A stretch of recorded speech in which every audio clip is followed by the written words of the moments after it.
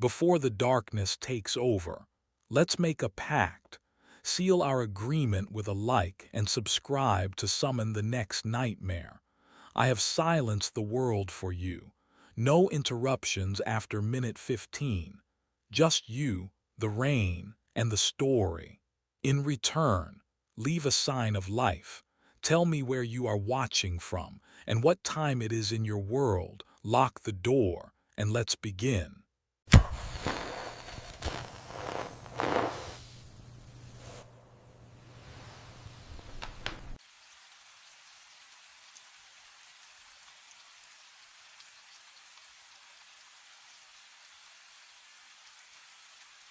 The tapping started at midnight.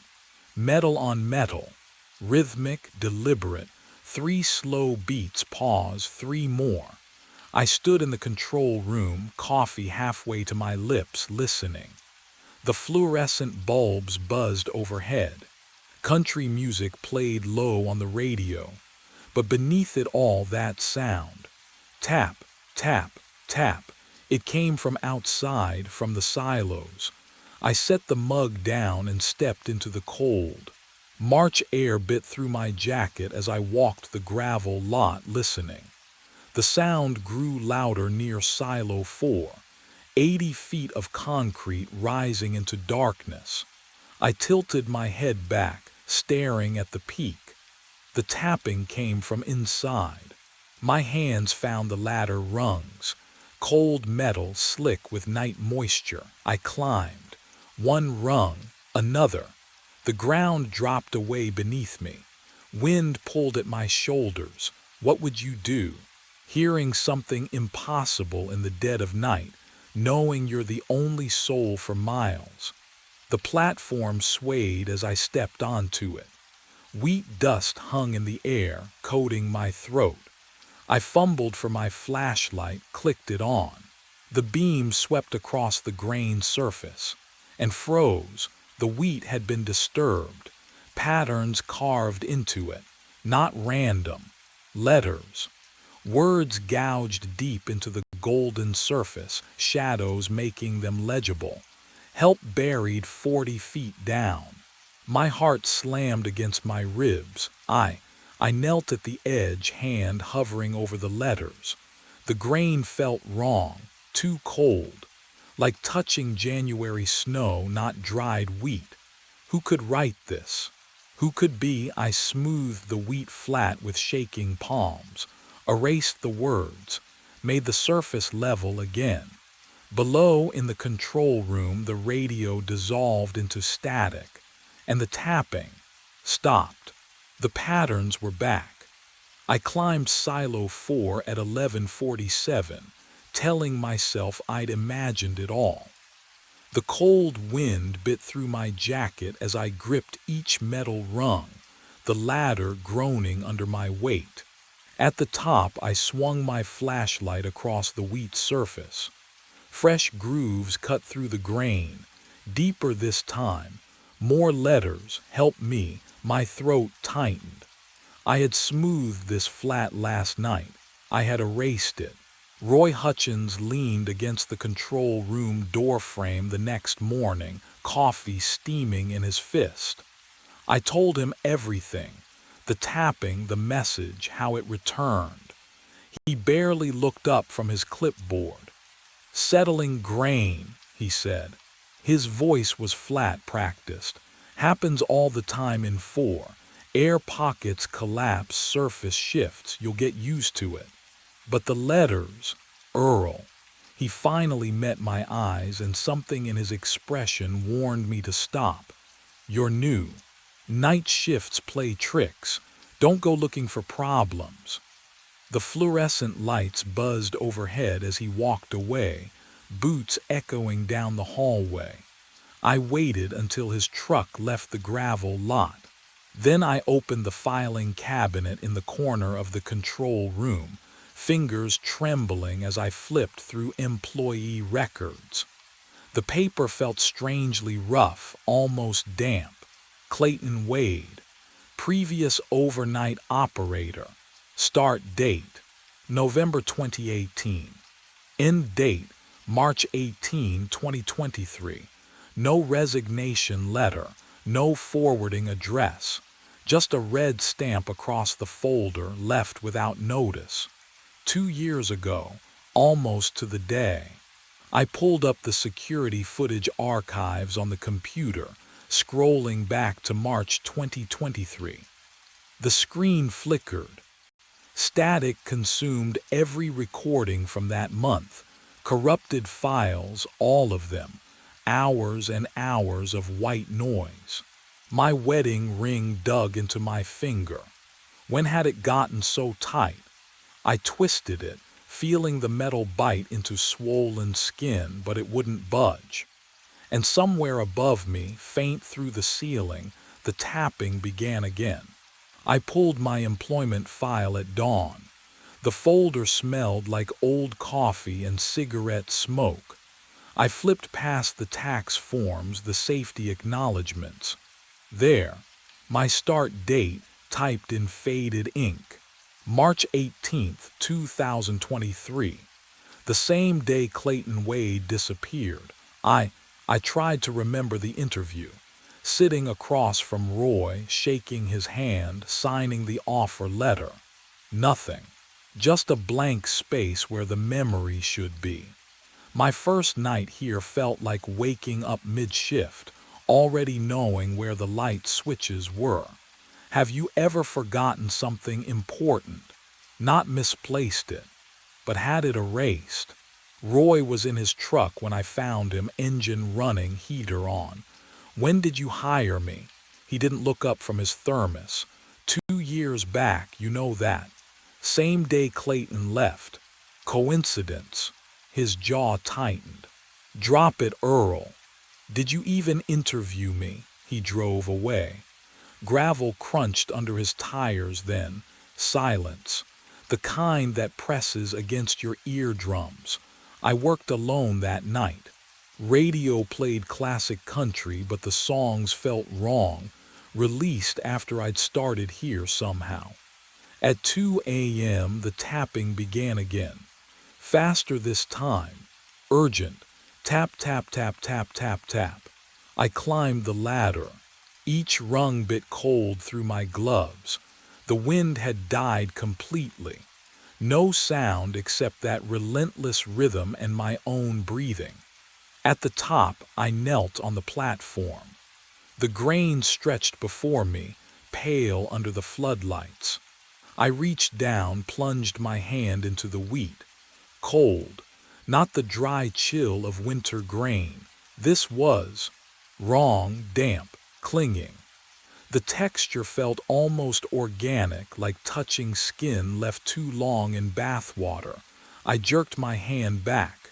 The tapping stopped, and in the sudden silence I heard something else, a wet, sliding sound, as if the grain itself was breathing. I blinked. The clock read 3:15. My coffee was cold, stone cold. I'd poured it fresh at midnight, hadn't I? I stared at the mug, ceramic smooth under my fingertips.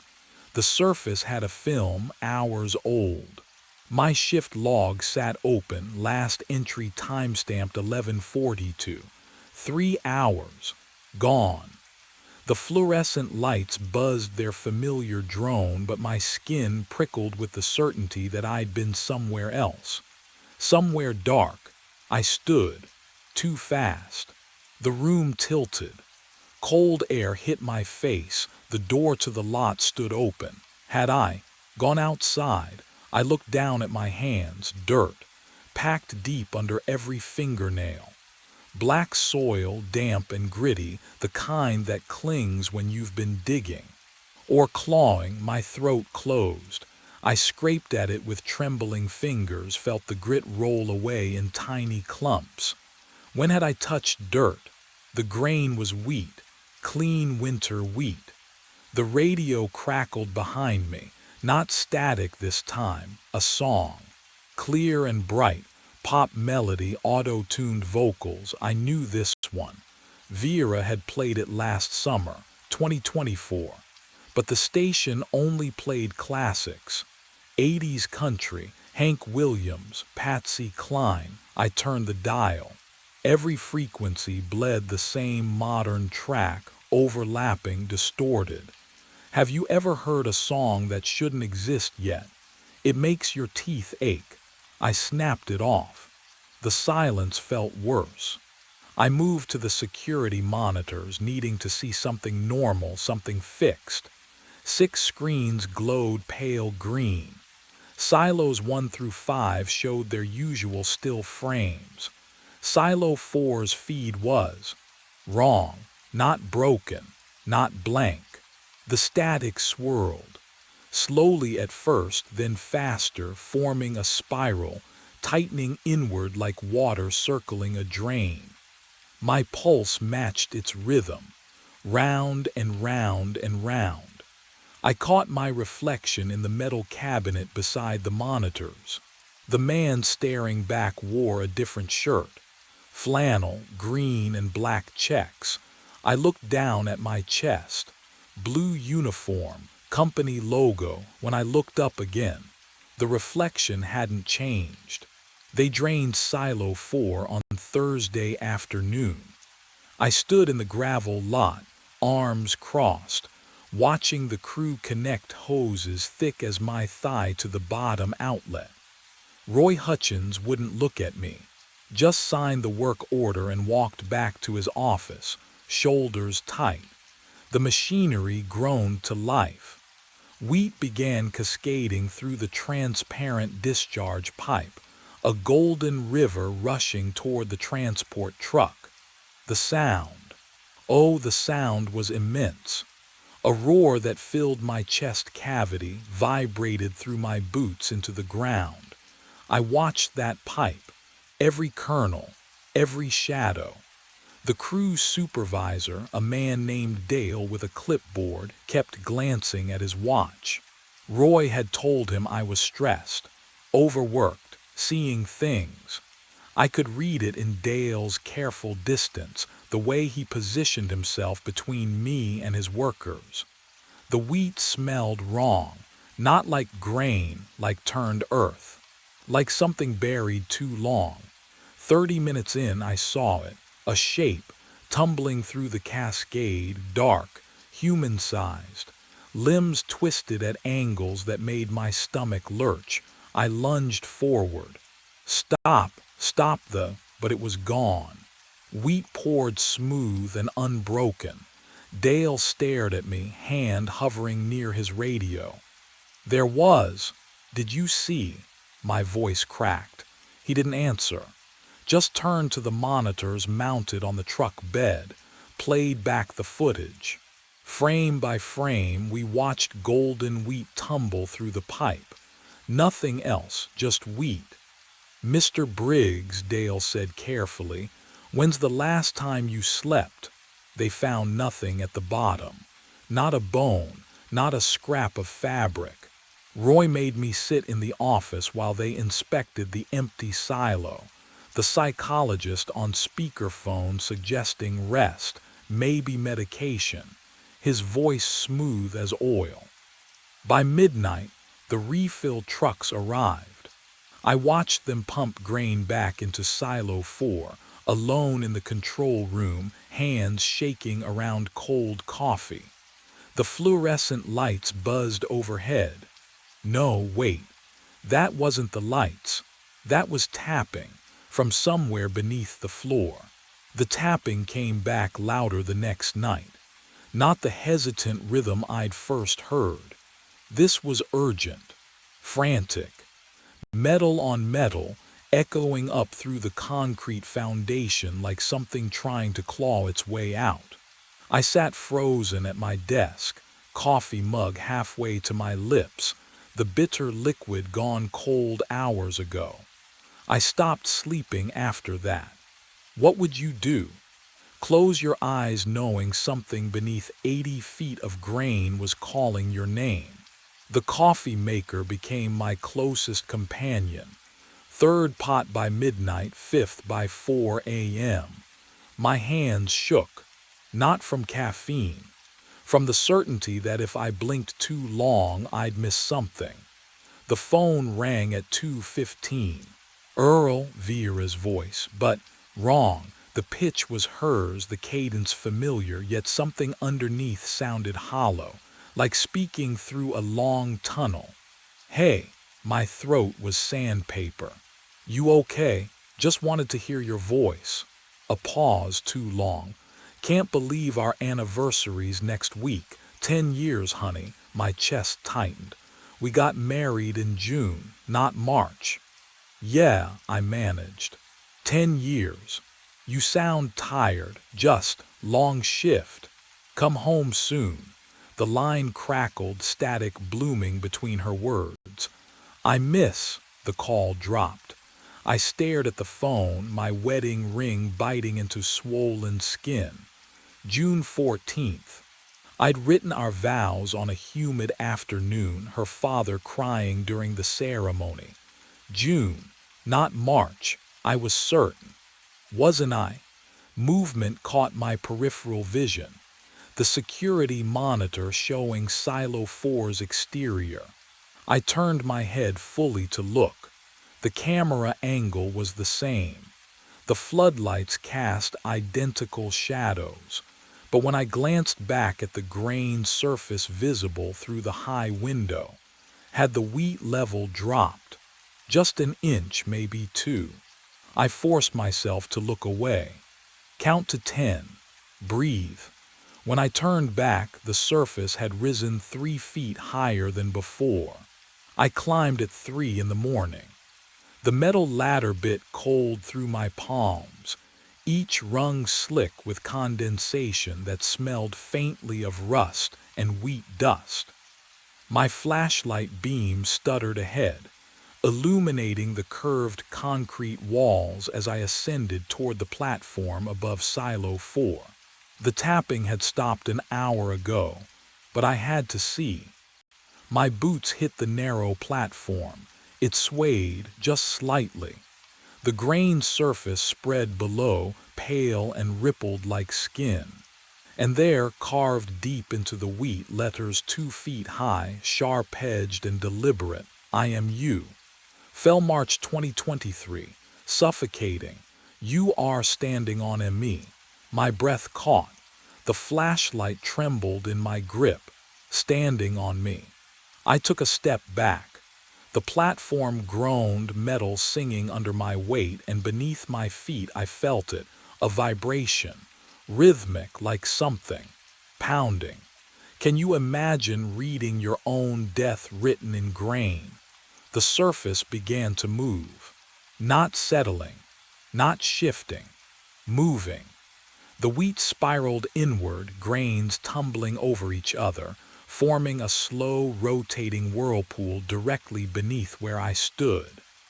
The sound was wrong, too liquid, too hungry, a susurrus that climbed the walls and filled my ears. I grabbed the railing.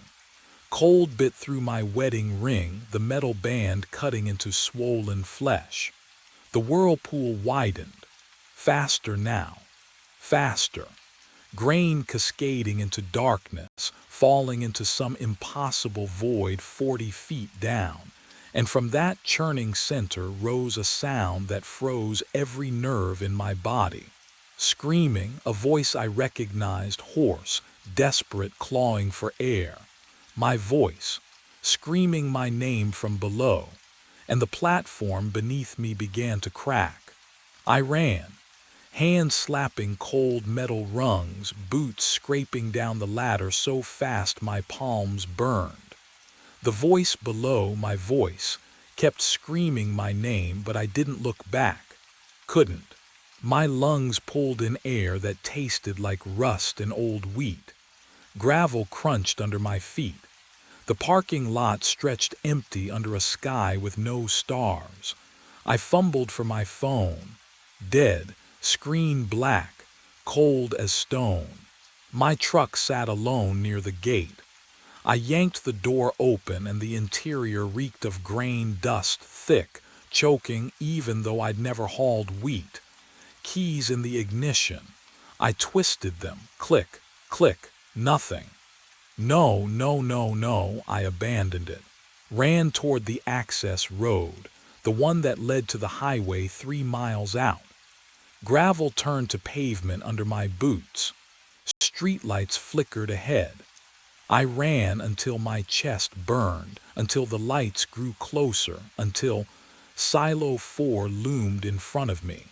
I spun around, the gravel lot, my dead truck, the same gate I just passed. Impossible. I tried again. Chose the eastern fence line this time, following the chain link toward the service road Roy used for deliveries. Ran past the equipment shed, past the maintenance bay, past the parking lot. Silo 4. Always Silo 4. The wedding ring bit into my finger, a band of fire-cutting circulation. I looked down and my breath caught. The skin beneath the gold had turned black. Not bruised black, necrotic. Dead tissue wrapped around a living hand. Can you imagine that? Seeing your own flesh rotting while your heart still beats. I staggered to the truck, wrenched the rearview mirror toward my face. Oh, the man staring back had sunken eyes, deep hollows carved beneath the cheekbones. Skin gray as winter fog, lips cracked and bloodless. I touched my face and felt cold meat, the texture all wrong, like touching someone else's corpse. I had been dead. Maybe still was. Time wasn't moving forward anymore. It was collapsing inward, folding back on itself like grain swirling down a drain.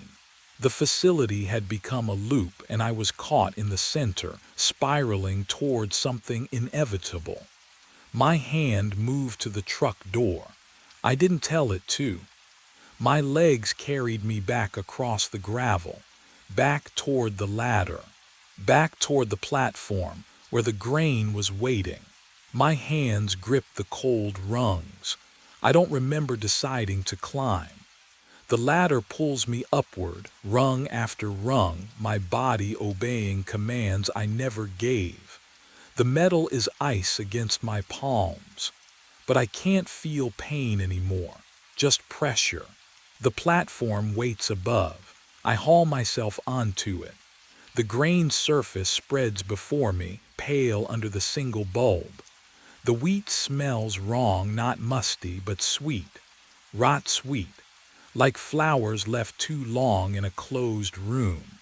The metal grate creaks beneath my weight. It shouldn't creak. I've stood here 20 times, maybe more. But tonight the bolts groan and the platform tilts, the world drops. I fall. Grain rushes up, swallows me. My mouth opens to scream and wheat pours in, dense and choking. The cold shocks through my chest. I thrash, kick. The grain compresses around my legs, my waist, a vice tightening with every movement. 40 feet down. How far have I fallen? My lungs burn. Wheat fills my throat. I claw upward, but the surface is gone, buried, suffocating, and then I hear it. Tap, tap, tap. Metal on metal, someone on the ladder above. Footsteps crossing the platform, the new platform, whole again, time resetting. A man's breath ragged with fear. He's looking down at the grain, at the patterns forming. I know that breathing. Oh, God, it's mine. The operator above me is Earl Briggs, arriving for his first shift, March 18th, 2023. And I am Clayton Wade. Have been Clayton Wade, buried for 2 years beneath 40 feet of winter wheat, tapping, writing, begging to be heard. The loop closes. Time collapses inward. I open my mouth to scream his name, my name, but only grain pours in, and the suffocation that will never end begins again. Roy handed me the keys on March 18th, 2025. The metal was warm from his palm, or maybe from something else.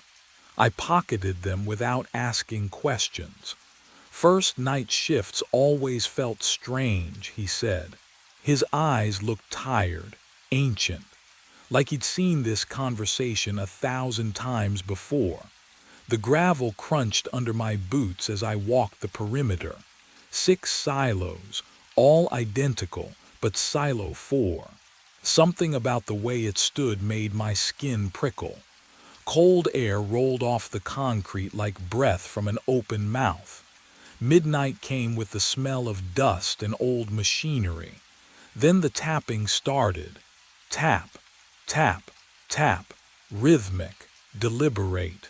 Metal on metal, echoing down from somewhere high above.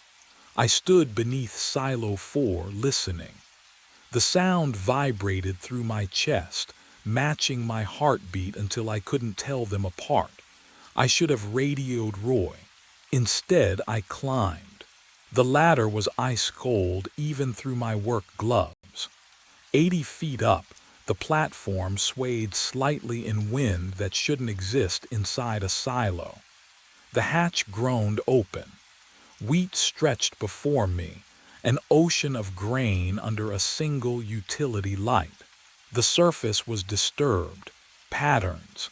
Deliberate furrows forming letters, words. Could you ignore something like that? Would you? My wedding ring suddenly felt wrong, too tight, cutting circulation. I twisted it absently, staring at the message carved in 10,000 kernels of winter wheat. Help buried 40 feet down. My breath fogged in air that had gone freezing. The grain smelled sweet, rot sweet, like something left too long in warm earth. I knelt, smoothed the wheat with both hands. The patterns disappeared beneath my palms, erased as though they'd never existed. Descended the ladder, returned to the control room, told no one. The coffee tasted like metal, and my ring wouldn't come off anymore, but those were small things. Explainable. The kind of details you convince yourself don't matter until they're the only things that do. Above me in Silo 4, the tapping continued. It always does. The sponge caught on something above the John Doe's left eyebrow. I paused, formaldehyde stinging my nostrils, and wiped away the dried blood. A scar. Half-moon shaped, the size of a dime. The fluorescent lights hummed overhead, steady as a heartbeat. I'd been cleaning bodies for 3 years, and you learn not to look too close. But this one pulled at something behind my ribs. I touched my own forehead. Same spot, same shape. Coincidence, had to be. I returned to the body, working methodically, jaw, neck, shoulders. His hands were limp and waxy cold, the skin already taking on that gray sheen. When I turned his palm up, I froze again. The calluses, index and middle finger of his left hand, hardened ridges where guitar strings press into flesh. Just like mine. My throat tightened. The drainage table gurgled softly as chemicals ran through the grooves, the only sound in the basement besides my own breathing. I glanced at the paperwork clipped to the end of the table. John Doe, unidentified, found in the parking garage sublevel. No, this was insane, but my hands moved on their own, reaching for the fingerprint kit. I rolled his thumb across the ink pad, pressed it to the card. Then I crossed to the computer terminal, fingers trembling as I scanned it into the system. The screen blinked. Match found. Name, Ethan Burke, that's my name. I stared at the monitor, pulse hammering in my ears. This had to be a system error, a glitch. I grabbed my phone and dialed Donna's extension, my supervisor 3 floors up in the warm, windowed world. Reeves. Donna, I need you to come down here. It's 2 in the morning, Burke. What's wrong? This body, my voice cracked, It's me, the prince match, everything matches. Silence. Then she laughed short, incredulous. You're alive, Ethan. You're talking to me right now. I know, but get some sleep when your shift ends. Seriously. The line went dead. I turned back to the table, legs unsteady. The corpse's left hand rested palm up where I'd left it. And there, on the fourth finger, a gold wedding band caught the fluorescent light. The same inscription Sophie had engraved 6 years ago. My hands shook as I reached for the personal effects bag. The plastic crinkled too loud in the silent morgue. I had to be wrong, had to be. The bag's seal broke with a whisper. Inside, oh God. My driver's license stared back at me. Same awful photo from the DMV 3 years ago. My apartment keys, the Wonder Woman keychain Sophie gave me as a joke. My wallet, I flipped it open, and there we were. Sophie and me at Montauk Beach, her hair whipping across both our faces. The photo I kept in my actual wallet, right now, in my locker upstairs. Can you imagine holding proof you're dead? My throat closed. The formaldehyde smell thickened, coating my tongue. This wasn't real, couldn't be real. I'd kissed Sophie goodbye 8 hours ago. I'd driven here.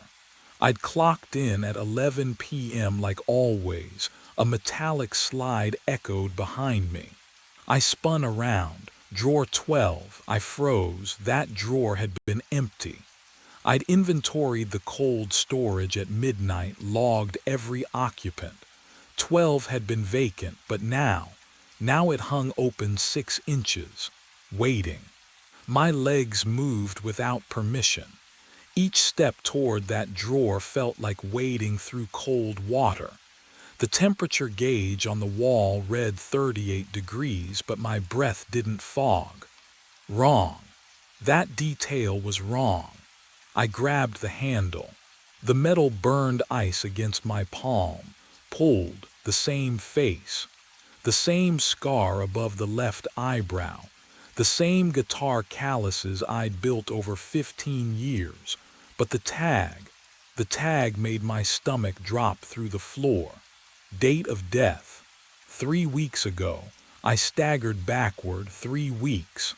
I'd worked every night shift for the past 3 weeks. I would have seen this body. I would have logged it, processed it, stored it. Wouldn't I? The fluorescent lights flickered once. Twice. In that half-second of darkness, I heard it. Another drawer sliding open somewhere deeper in the cold storage room. And I realized with creeping horror how many drawers I hadn't checked tonight. Metal scraped against metal. Another drawer, sliding open on its own. I spun toward the sound. Drawer 17. The steel face yawned wide, exhaling cold air that stank of formaldehyde and something underneath, copper, fresh and wet. Inside lay another me. Same scar above the eyebrow, same calloused fingertips.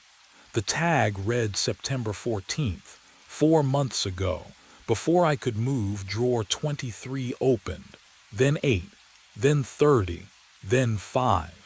Each one groaning on its track, each one revealing the same face, the same body, the same wedding ring catching the fluorescent light. I counted. 7 drawers, 7 bodies, 7 versions of Ethan Burke, tagged and logged across 6 months like some obscene inventory. The newest, drawer 12, the one I just opened, had died yesterday, Tuesday. The cut on its temple still looked fresh, too fresh. My hands shook as I checked the tags again. October 9th, September 27th, August 3rd, July 16th, June 30th, May 11th, and then I saw it, drawer 4, open, empty. The tag read today's date, Wednesday, October 23rd. What would you do? Stand there and wait to see what fills it. I ran. Shoes slapping tile, breath ragged in my throat. The elevator was 15 feet away. I slammed my palm against the button. Nothing, no light, no mechanical hum from the shaft. I hit it again. Again. Dead, the stairwell. I pivoted, crashed through the door. It stopped after 6 inches. Chain rattling on the other side. Locked. From the outside, the fluorescent lights above me flickered once, twice. The hum deepened to something that vibrated in my teeth. Behind me, I heard the sound of something shifting in drawer 4. Metal scraped against metal. The sound came from everywhere at once. 7 drawers sliding open in perfect unison. I pressed my back against the wall, ice spreading through my chest. The refrigerated units yawned wide and my bodies moved. They sat upright, sat up like waking from sleep. Legs swung down slowly, heels thumping against the drawer fronts. 7 identical movements. 7 copies of me wearing the pale gray skin of the dead. Their eyes opened. Oh God, their eyes. The pupils were wrong, blown wide and black, swallowing the irises until barely any color remained. They stared forward at nothing, unseeing but somehow aware. The fluorescent lights buzzed overhead, casting shadows that twisted across their faces. My faces. One of them turned its head toward me. "Tonight makes 8, it whispered. The voice was mine, flat, emotionless, like reading from a script I'd never seen. They stood together. All 7 rose as one, bare feet touching the tile floor without sound. The formaldehyde smell thickened, mixing with something underneath, something rotten and wet that hadn't been there before. I stumbled backward. My heel caught the door frame to the cold storage room. Every instinct screamed at me to run, to lock myself away. What would you do? When 7 versions of your corpse stand and speak your name, I yanked the door shut behind me, grabbed the handle, twisted the lock. It spun uselessly. Broken, the door drifted open an inch. Then I heard it, soft at first, then unmistakable, the wet slap of bare feet on tile, moving toward me, not walking, coming. And they weren't alone anymore. Something else moved with them, breathing in rhythm with my racing heart. I threw myself sideways through the embalming room doorway. My shoulder slammed into the metal desk. Hard. The impact sang up my collarbone, but I didn't stop. I dropped behind the stainless steel station, knees hitting cold tile. Bare feet slapped closer in the hallway. Breathing. 7 sets of lungs moving in perfect rhythm. I pressed my spine against the cabinet, tasting copper at the back of my throat. The overhead lamp swung slightly, casting shadows that stretched and contracted across the drainage grooves in the table above me. Formaldehyde burned my nostrils, but underneath rot, sweet and wrong. My hand brushed something on the floor. A logbook. Black leather binding, corners worn smooth. I pulled it into my lap, fingers trembling. The footsteps stopped just outside the door.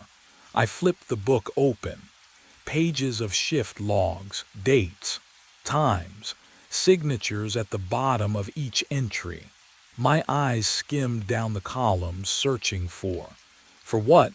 Proof I wasn't insane. Then I saw it, my signature. My handwriting, the way I looped the capital E, the sharp angle of the B. October 7th. October 14th. October 21st. Nights I don't remember. Nights I know I wasn't here because Sophie and I watched movies. We ate takeout. Oh God, had we, paper clipped to the back pages, 7 death certificates. I unfolded the first with shaking hands. Ethan Burke.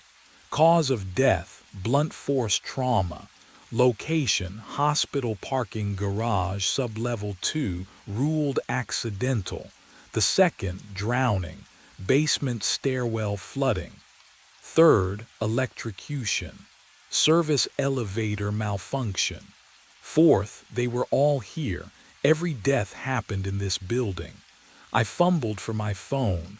No signal, not even one bar. A shadow fell across the logbook. I looked up. One of them stood in the doorway, head tilted, pupils swallowing the iris whole. It opened its mouth and my own voice whispered out, "You've read this before." The formaldehyde burned sharper now, like it was inside my lungs instead of the air. I backed against the metal cabinets, breath coming in shallow gasps. The creature, no, the thing wearing my face, tilted its head at the same angle I'd seen in mirrors 1,000 times. But I wasn't doing it. I wasn't moving at all. Then the smell changed. Rain, asphalt, wet leather. Oh God. The memory surfaced like a body rising from deep water. 6 months ago. Sophie standing in our kitchen doorway, arms crossed, her voice tight. "You're choosing this place over us." "It's one more shift," I'd said, grabbing my keys from the counter. "We need the money. We need you here." But I'd walked out anyway. Drove through rain that hammered the windshield so hard the wipers couldn't keep up. The parking garage ramp was slick. I remember descending into the sublevel, the fluorescent lights flickering orange and sickly. I remember pressing the elevator button. Then, nothing, not sleep, not unconsciousness, just absence. Like someone had cut that entire night from my memory and spliced the film back together wrong. Have you ever lost time like that? Not forgotten, lost. Where the hours just vanish and you wake up somewhere else with no idea how you got there. I pressed my palms against the cold metal of the cabinet behind me. The chill bit through my scrubs, grounding me in the present. The thing, the duplicate, remained motionless at the end of the hall, watching. If I couldn't trust my memory, maybe I could trust documentation. Donna's office. The personnel files were kept in there, locked in a gray filing cabinet behind her desk. I'd seen her pull them out before when the hospital auditors came through. Every employee, every hire date, every signature. I had to know. Moving slowly, I edged along the wall toward the corridor that led to the administrative wing. The duplicate didn't follow, it just watched, breathing in sync with me. The office door was unlocked. It shouldn't have been. Donna always locked it when she left the basement. Always. But tonight, the knob turned easily under my hand. Inside, her desk lamp cast a yellow pool across scattered paperwork. The filing cabinet stood open, just an inch. Like someone had been here recently. Like someone knew I'd come. I found the personnel drawer. Found the B section. Burke Ethan. The folder was thicker than I remembered. I pulled it out, spread it on the desk under the lamp. Start date 6 months ago. March 15th. No, that's wrong. I've worked here 3 years. 3 years of night shifts and formaldehyde and signing logbooks. I remembered my first week, training with the previous assistant before he transferred. I remembered, but the date stared back at me. Official. Typed. Stamped with Harold Chen's signature. My hands shook as I flipped through the pages. Orientation checklist, benefits enrollment, background check, then a photo paperclip to the inside cover. It showed someone in morgue scrubs, same height, same build, but the face wasn't mine. And beneath the photo, in handwriting I recognized as my own, was a note I didn't remember writing. Tonight you'll understand why you can't leave. The file slipped from my fingers. Paper rustled to the floor. A sound echoed down the hallway, metal sliding on metal. Once, twice, 7 times, the drawers. I backed out of Donna's office, pulse hammering in my throat. The fluorescent lights flickered overhead, casting jittering shadows along the basement corridor. Formaldehyde hung thick in the air, but underneath, oh God, something else. Rot, fresh rot, like meat left out in summer heat. The duplicates were moving. I pressed myself against the cold cinder block wall, straining to hear. Nothing. No footsteps. No breathing. Just the electric hum of the lights and my own ragged gasps. How could 7 bodies move without sound? Down the hallway at the junction near cold storage, one of them stood. My face. My posture. Head tilted at an angle no living neck should bend. It didn't blink, didn't breathe, just watched. I squeezed my eyes shut, counted to 3, opened them 5 feet closer. My stomach lurched. The thing hadn't walked. It had simply relocated like a skipped frame in a film. Can you imagine that? Seeing yourself erased and redrawn closer, with no movement between. I ran. My shoes slapped tile, echoing obscenely loud in the silence. Behind me, nothing. No pursuit sounds. Somehow that was worse. I risked a glance back. 4 of them now, spread across the corridor, all standing perfectly still, all watching with those 2 wide pupils. I shoved through the embalming room door, slammed it shut. My hands shook as I fumbled for the lock. There wasn't one. There had never been one, had there? The metal felt ice cold under my palms. A memory surfaced, sudden and drowning. Water. Cold water filling my lungs, burning like acid. My hand pressing the elevator button, over and over. The button that wouldn't light. The elevator that wouldn't come. I was falling. Falling through. The door handle turned. The door opened. They filled the autopsy suite doorway. 3 of them. No. 4. Shoulders pressed together, heads tilted at the same angle. Their eyes reflected the overhead fluorescence like coins at the bottom of a well. I backed toward the steel table, nowhere else to go. My hip struck the edge. The cold metal burned through my scrubs. The polished cabinet doors behind the sink caught my reflection. I saw myself standing there, chest heaving, face pale. And, oh God, my shirt had ridden up. A thin red line traced from my sternum to my navel, barely healed. The edges still pink and puckered, a Y incision scar. Can you imagine looking down and seeing proof that you've already been opened, already been emptied? My hands trembled as I touched it. The skin felt wrong, too smooth, like melted wax. I've embalmed hundreds of bodies. I know what that scar means. The duplicates moved closer, not walking, just closer. Their bare feet made no sound on the tile, but I heard their breathing, all in perfect unison. Inhale, hold, exhale. They formed a circle around me. The formaldehyde smell thickened, mixed with something underneath, copper and spoiled meat. One of them stood directly in front of me now, close enough that I felt the cold radiating from its skin.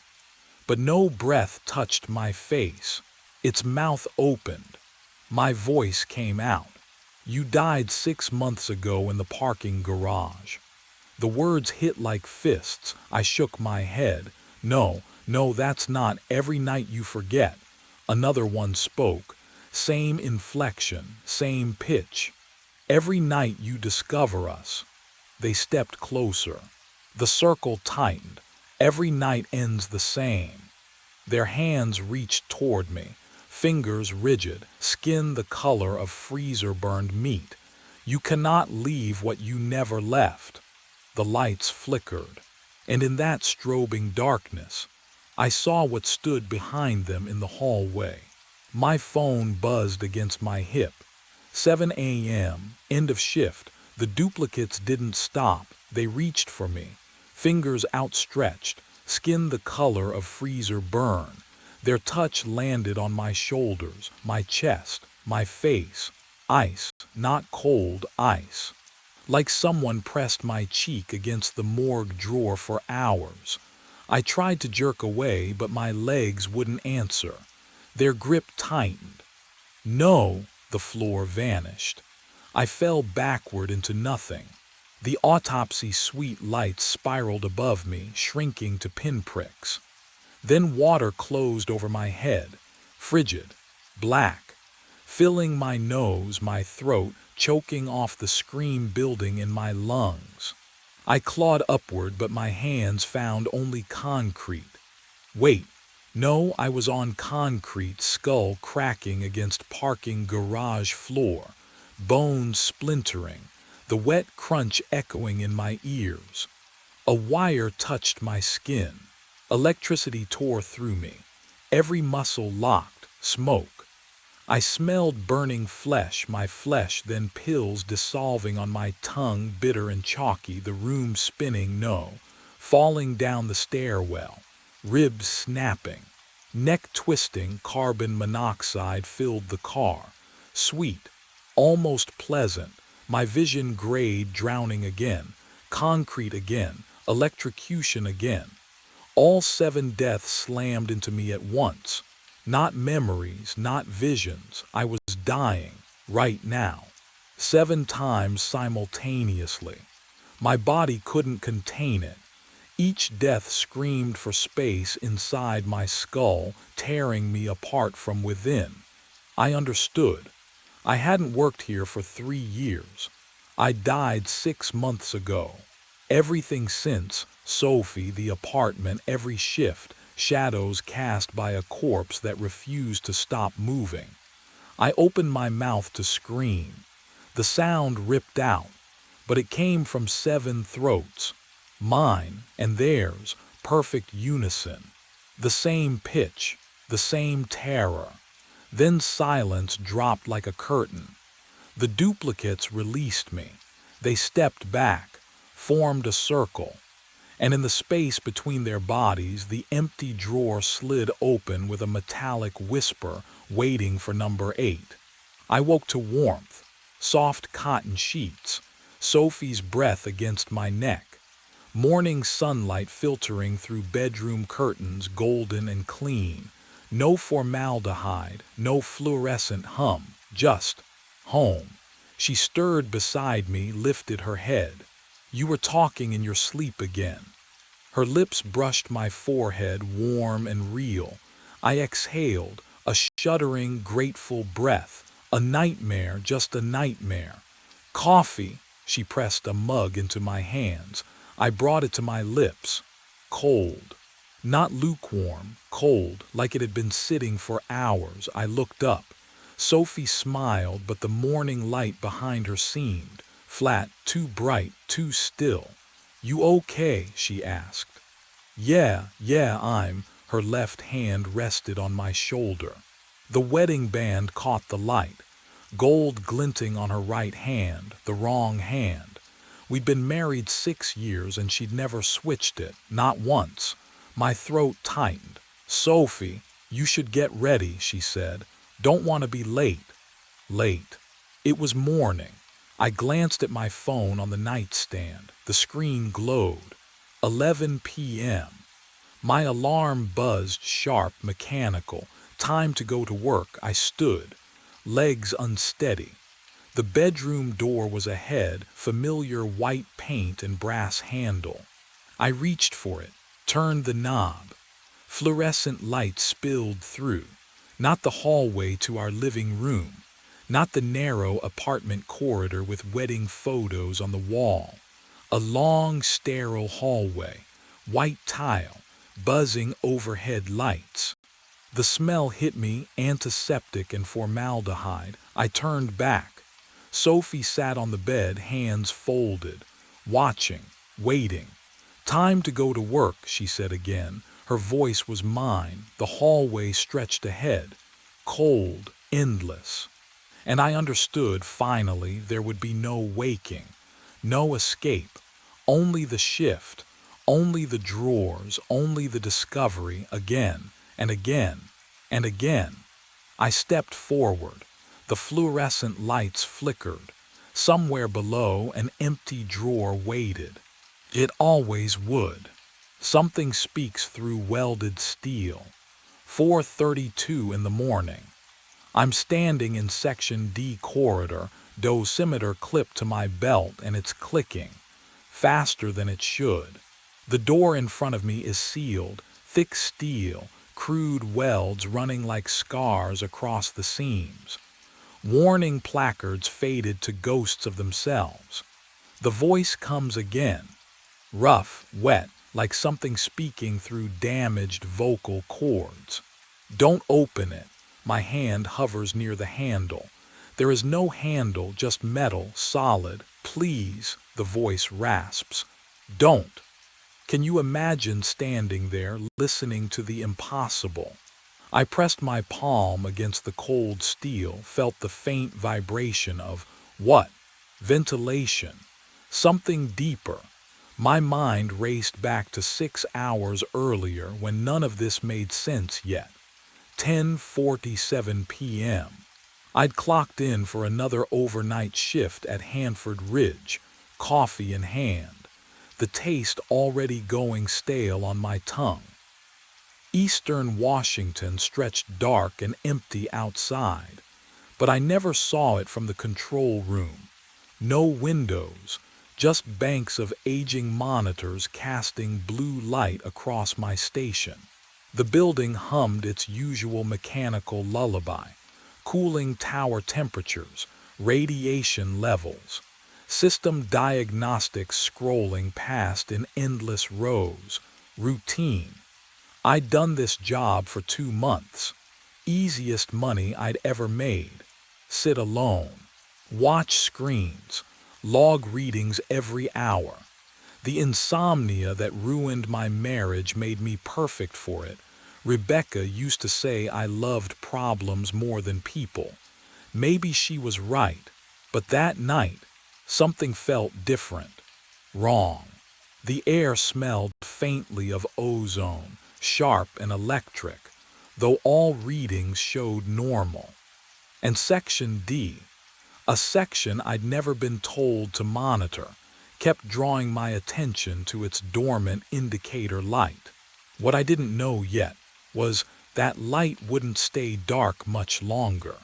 I forced my attention back to the monitors. Temperature readings for cooling Tower 3, pressure valves, the ordinary rhythm of a night that would end at 6 a.m. with nothing in the incident log. The ozone smell faded after 20 minutes, and I convinced myself it was the ventilation system. Nothing more. My coffee went cold in the styrofoam cup.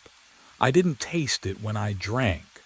At 1:14 a.m., the alarm tore through the silence. Not the general radiation alert. This one came from a specific sector, a piercing mechanical shriek that made my teeth ache. The control panel lit up red. Section D, radiation spike, 0.7 millisieverts and climbing. My hands moved before my brain caught up, pulling up the sector logs on screen 3. The blue glow reflected off my face as I scrolled through decades of entries. March 1991 was the last notation. Contamination incident. Permanent seal authorized. No entry permitted. 33 years. Sealed. Welded shut according to the notes. I switched to the camera feed, fingers slipping on the keys.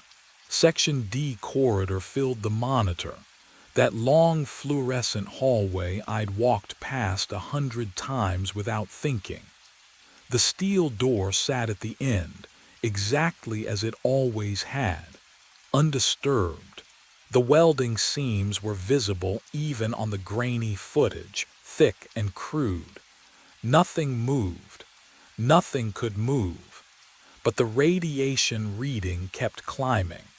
Can you imagine sitting there, watching impossible numbers rise while the camera shows you nothing's wrong? I checked the dosimeter on my belt. Normal, the spike was localized, contained, inside a sealed room. At 1:22 a.m. the alarm stopped, just stopped. The readings dropped to baseline within seconds, as if someone had flipped a switch. I logged it as equipment malfunction, typed the words with steady hands. The keyboard was warm under my fingers, warmer than it should have been. And in the sudden silence I heard it, a sound from down the corridor, metal groaning, once, then nothing. I'd rewound the archive to March. Third night back and I couldn't leave it alone. The groaning from Section D had faded by dawn 2 shifts ago, but the timestamp in the alarm log kept pulling me back. 1:14 a.m. Equipment malfunction. That's what I'd written. I scrolled through weeks of footage, the monitor's glow washing my hands blue. The hum of the ventilation system filled the gaps between my breathing. Stale coffee smell hung in the air mixed with something metallic I couldn't place. March 5th, 4:17 a.m. The Section D camera flickered, and the door opened. I stopped, rewound, watched again. The welded steel peeled back like foil. A figure in a radiation suit stepped through, walked to my console, the same desk where I sat now, and began working. 8 minutes. I checked the timestamp. At 4:25 a.m. the figure stood, returned to Section D, and the door sealed behind it. My throat tightened. March 12th, 4:17 a.m. Same thing. March 19th, 4:17 a.m. Identical, every 7 days, for months. Always the same timestamp, the same 8-minute window, the same mechanical movements. I cross-referenced the dates against maintenance logs. No one had reported anything. No alarms in the records except I pulled up recent files. My alarm from 2 nights ago, 1:14 a.m. Wrong time, different pattern. I checked tonight's date, March 26th, 7 days since the last occurrence, 4:16 a.m. now. Can you imagine sitting there knowing what you're about to see, knowing you should walk away, call someone, do anything but watch? I pulled up the live feed. Split screen. Section D corridor on the left, my empty chair on the right, captured by the control room camera behind me. 1 minute. The temperature dropped. I felt it on the back of my neck, cold and wrong for a climate-controlled facility. The ventilation hummed louder, or maybe that was blood rushing in my ears. 4:17 a.m. The door opened, not on the recording, in real time. Steel peeling back in utter silence while my monitor showed it still sealed. The figure emerged, but, oh, something was wrong with the way it moved. Too smooth. each step identical to the last, like frames repeating in a loop. It walked past the camera and I heard footsteps behind me. I didn't turn around. The keyboard began clicking. On the monitor showing my station, I watched gloved hands typing at my console. The same desk where my own hands rested, trembling now. I could hear each keystroke echoing in the empty room, but when I glanced down, the keys weren't moving. The figure typed for 8 minutes. I counted every second. At 4:25 a.m., the clicking stopped. On screen, the figure stood, turned, walked back toward section D. I heard the footsteps passing behind my chair, felt the displacement of air, smelled ozone and something else, something like burnt copper and decay. The door sealed. My dosimeter hadn't made a sound. I finally looked down at my keyboard. The keys were warm. And there on my screen, a new entry in the containment log I hadn't written. Observation confirmed. Saturation increasing. But what terrified me most was the timestamp on the entry. It was dated 7 days from now. I couldn't look away from the screen. The log entry glowed in the darkness, time-stamped 7 days ahead. My hands were still on the keyboard, but I hadn't typed those words. The ventilation system hummed its endless rhythm overhead, indifferent to the impossible. I needed answers. The incident database sat buried in the system architecture, 4 layers deep in archived personnel files. Most operators never accessed it. Why would they? We monitored temperatures, logged readings, went home. But I'd always been the type to dig. Rebecca used to say it was compulsion, not curiosity, that I couldn't let anything rest. She was right. My fingers clicked across keys, each tap sharp in the silence. Section D incident reports. Query, all entries since facility commissioning. The search bar blinked, waited, then flooded with results. 5 names. 5 overnight operators, all dead. I felt the cold air from the ceiling vent wash over my neck as I opened the first file. Michael Torres, March 2003. Cause of death, acute radiation syndrome.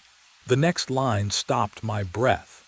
Body discovered inside Section D during routine inspection. Inside. But Section D had been sealed since 1991.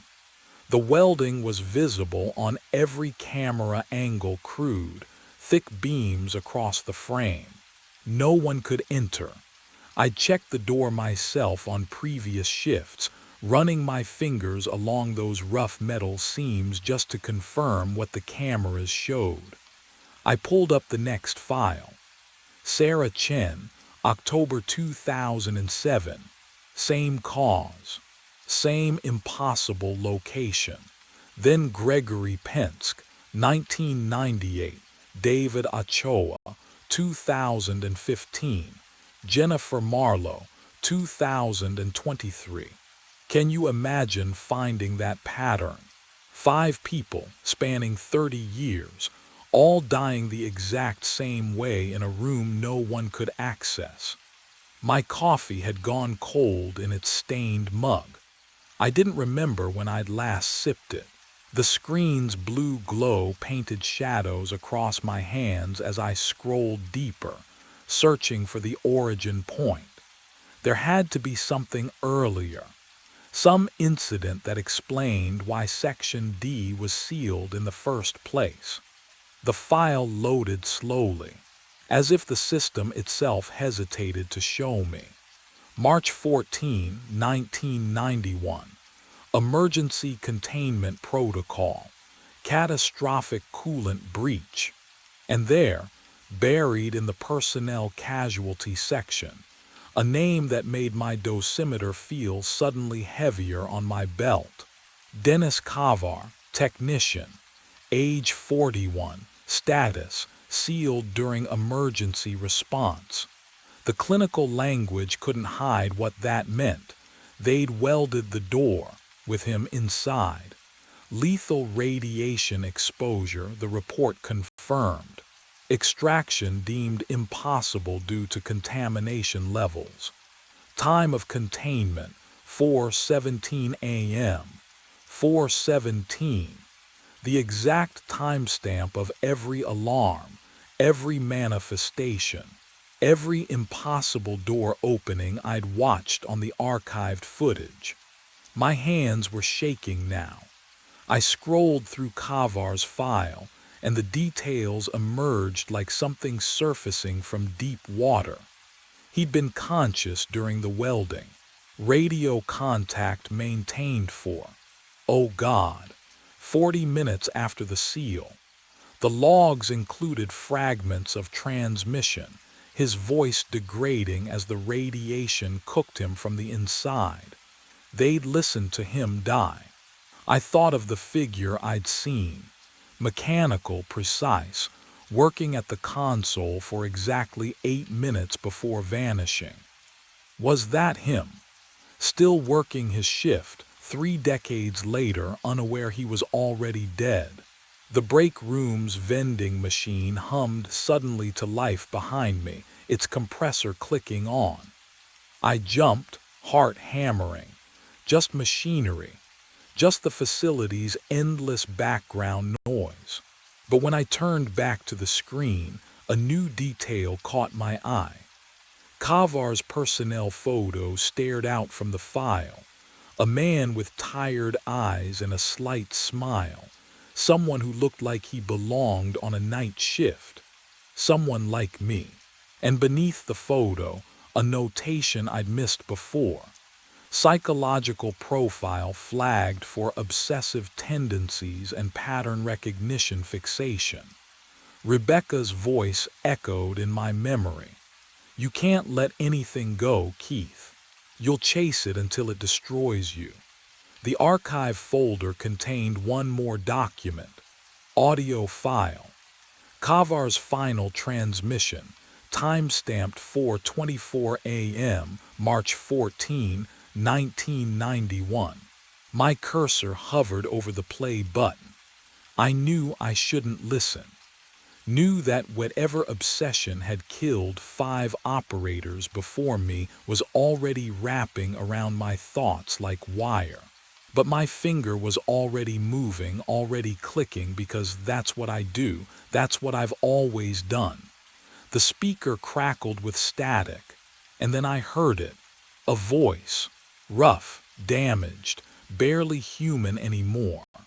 And I realized with ice flooding my veins that I'd heard that voice before, just hours ago, warning me through the welded door, which meant whatever was happening in Section D hadn't started tonight.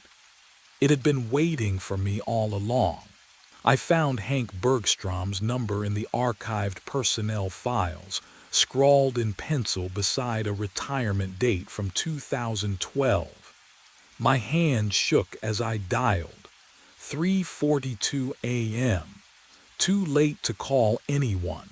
I called anyway. He answered on the first ring. You're calling about Section D. His voice crackled with static I couldn't explain. My phone was digital. Night shift operator, am I right? How did you? Because they always call. He exhaled, long and rattling. What's your name? Keith Randall. Keith. A pause. Request a transfer tomorrow. Don't ask questions, just do it. I need to know what happened to Dennis Kavar. The silence stretched so long I thought he'd hung up. Then, we welded him inside while he screamed. My coffee turned cold against my palm. Reactor went critical at 4:17 a.m. Cooling system failed. Someone had to manually override the failsafe from inside Section D. Hank's breathing grew uneven. Dennis, he volunteered, went in, stabilized it. Saved 200 lives, but the contamination, we couldn't open the door. Protocol, 1 life or 200. I tasted bile. We welded it shut while he begged us not to. Took 8 minutes to seal it properly. He was still conscious. Hank's voice cracked. Still talking to us over the radio. 40 minutes, Keith. 40 minutes before he went silent. 4:25 a.m. The ventilation hummed above me, too loud, too regular. 5 operators since then, Hank whispered. Every single one started like you, curious, obsessive, couldn't leave it alone. Found them all inside Section D with radiation burns, door still sealed. That's impossible. That's what they all said. I should have hung up. Should have walked to my supervisor's office right then. Instead, I asked, what did they see? Whatever it was, Hank's voice dissolved into static. They followed it inside. The monitor behind me flickered. 4:16 a.m. 1 minute until the door opened. The phone clattered from my hand at 4:17 a.m. On the monitor, the Section D door swung open. Smooth. Silent. The figure emerged in its radiation suit, moving with that mechanical precision I'd watched for 3 nights. It turned toward the camera, visor reflecting fluorescent light, then disappeared from frame. I stood. My chair scraped against linoleum. This time I'd see it myself, confirm it was real, that I wasn't losing my mind like Rebecca always said I would. The corridor stretched ahead, bathed in that sick fluorescent glow. My footsteps echoed too loud against concrete. The ventilation system hummed its constant note, but underneath, was that another sound? Metal groaning? I couldn't tell anymore. Section D's door waited at the corridor's end. 30 feet. 20. 10. I reached out, palm meeting cold steel. The welded seams felt crude under my fingertips. Thick ridges of metal fused 33 years ago while a man screamed on the other side. The door was sealed. Completely sealed. No hinges that could move, no mechanism that could turn. Yet on the monitor I'd watched it open. My dosimeter hung silent at my hip. No radiation. No breach. The air smelled wrong, metallic, sharp. Like ozone after lightning strikes. Something made me turn. Down the corridor, through the control room window, I could see my station. The monitors glowed. And there, in my chair, the figure sat hunched over my keyboard, working my console. Its suited back blocked the screens, but I watched its helmet tilt as if reading temperature logs I'd written myself. I ran, burst through the control room door, empty, just humming monitors and coffee-stained logbooks. But my keyboard, oh God, when I touched the keys they were warm, still warm from someone else's hands.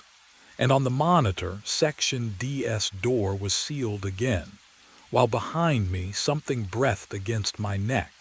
I stood before Section D at 4:15, 2 minutes early. My fingers traced the welded seams, cold and rough beneath my touch. The faint ozone smell lingered in the corridor, had lingered since I'd first walked this hall nights ago. Or had I only noticed it now? I know you're in there, I said to the steel. My voice sounded small, foolish. What would you do? Speak to a sealed door in an empty facility at 4 in the morning? But the warmth of my keyboard still haunted my fingertips. Something had touched what I'd touched. Silence answered. The ventilation hummed overhead. Then 4:17 exactly, the typing started, keys clicking, methodical, precise. The sound came through 6 inches of steel, through welded seams that hadn't moved in 33 years. Impossible, but I heard it. Each keystroke distinct, deliberate. I knocked 3 times. Sharp raps that sent vibration up my knuckles. The typing stopped. Don't. The voice scraped through the door like metal on bone, rough, damaged, as if the throat producing it had been ruined by screaming. Don't watch anymore, my breath caught. Who? You're in the loop now, the voice rasped. Hallucination, contamination, 5 others. They came looking, opened the door, found nothing but radiation. The operators, I whispered. The 5 who died, seeking truth. A wet, rattling sound, laughter or sobbing, I couldn't tell. Please, stop watching. Every time you see, it gets stronger. I pressed my palm flat against the cold steel. Why does it happen? Silence stretched. Then quieter, desperate. Because you keep asking that question. The corridor lights flickered once, and behind me I heard my console keyboard begin to type. The keys depressed under invisible fingers. Click, click, click. I jerked back from my console, but the typing continued, steady, methodical. The screen filled with radiation exposure logs. My logs. Data I'd never accessed. Stop, I whispered. The voice from Section D crawled through the steel again. You wanted to understand. Tell me. A sound like breathing through damaged tissue. March 14, 1991, 4:17 a.m. Containment breach. They sealed me. With the source. Particles bonded to consciousness. Observer-dependent decay. The words made no sense, and yet, every technician who watches strengthens the entanglement. You see me because I need to be seen. The observation itself completes the reaction. My hands trembled. The typing stopped. I fled to the archive terminal, pulling research papers buried in classified folders. Quantum entanglement. Schrödinger's observation collapse. Radiation-induced coherent states. The theory was there. Fringe physics from the 80s. Experiments abandoned because the math suggested consciousness could bind to radioactive decay patterns. If an observer died during exposure, could the observation itself become trapped? I glanced at my dosimeter. 0.03 microsieverts. Yesterday it read 0. The fluorescent lights buzzed overhead, but the pitch was wrong, half a tone too low. That uncanny hum burrowed into my skull. I hadn't entered Section D, hadn't touched the door. But the readings climbed anyway because watching was the contamination. Seeing was the exposure. I should have logged off. Should have walked to my car, driven until the sun rose, requested immediate transfer like Hank begged. Rebecca always said I couldn't let mysteries go, that my compulsions would destroy me. She was right. But can you imagine knowing something impossible is real and choosing to look away? My fingers opened the live camera feed. Section D corridor, 4:16 a.m., 1 minute until manifestation. I leaned closer to the screen and realized I'd already made my choice. 4:13 a.m. I killed the monitors. The break room door locked from inside, single deadbolt, flimsy but real. I dragged the vending machine across the entrance. It scraped linoleum with a sound like grinding teeth. My hands shook as I wedged a chair under the handle. No cameras in here. No screens. Can't watch if there's nothing to see. The room smelled like stale coffee and plastic, familiar and suffocating. I sat on the cold floor back against the wall, dosimeter clipped to my belt. The vending machine hummed its low monotone. My breath came too fast in the stillness. Rebecca used to tell me I couldn't leave things alone, that I'd pull at loose threads until everything unraveled. Maybe if I just stopped looking, broke the pattern. What would you do knowing the watching itself was killing you? Could you resist? 4:15. I counted heartbeats. The ventilation system whispered overhead. My dosimeter stayed quiet. Maybe this would work. 4:17. Somewhere down the corridor, metal groaned. Low, distant. The sound of massive hinges moving. No. Section D was 300 feet away, through 2 security doors. I couldn't possibly hear, but I did. The welded door opening, slow, deliberate. The echo reached me through walls and sealed corridors, impossible and undeniable. My dosimeter clicked, once, twice. Then the light appeared, orange glow beneath the break room door. Wrong color, too warm, the kind of light that comes from burning isotopes, from contaminated air ionizing. It crept across the floor toward me like liquid. The metal sound came again, closer now, though that made no sense. Groaning, scraping, as if massive steel was moving just outside my thin door. Click, click, click, click. My dosimeter accelerated. The sound filled the tiny room. The smell hit next. Burning metal, sharp and chemical. Ozone like lightning striking concrete. And underneath, decay, organic, sweet and wrong. The vending machine lurched backward. Something pushed from the other side. The door swung open. He stood in the doorway.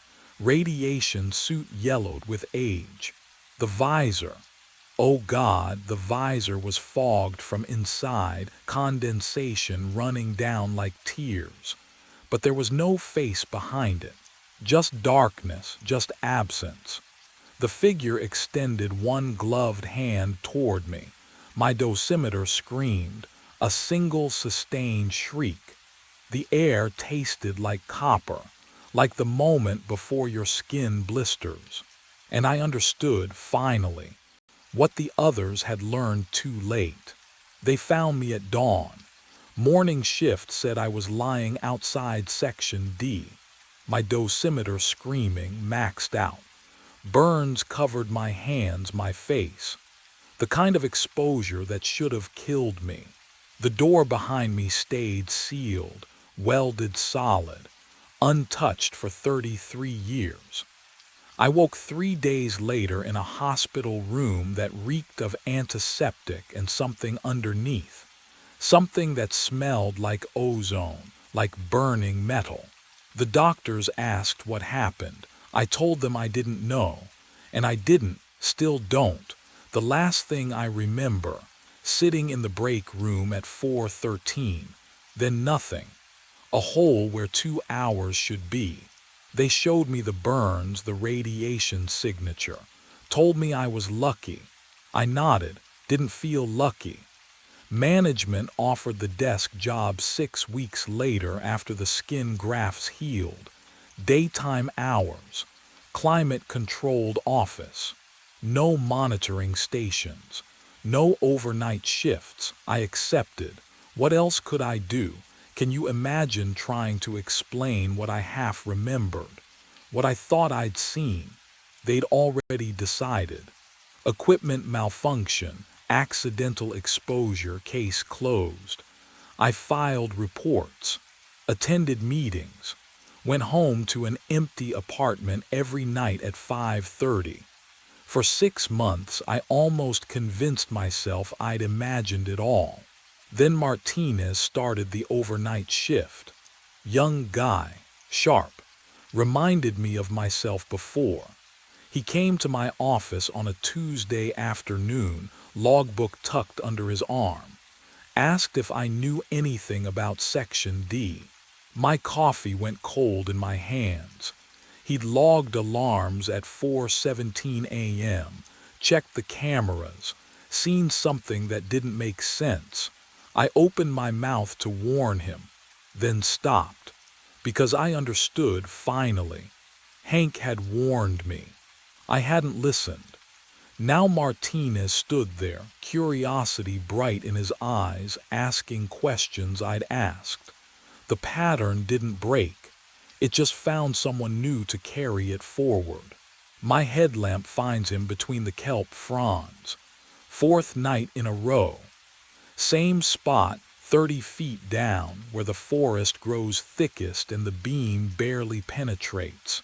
My regulator hisses with each breath, bubbles racing past my ears toward the surface. The cold has seeped through my wetsuit into my bones, but I kick harder. Closer. The figure doesn't move. Just hangs there in the current, suspended like he's waiting. Kelp sways around him, casting shadows that twist and writhe. I can hear my own heartbeat now, pounding against my eardrums, louder than the water pressure.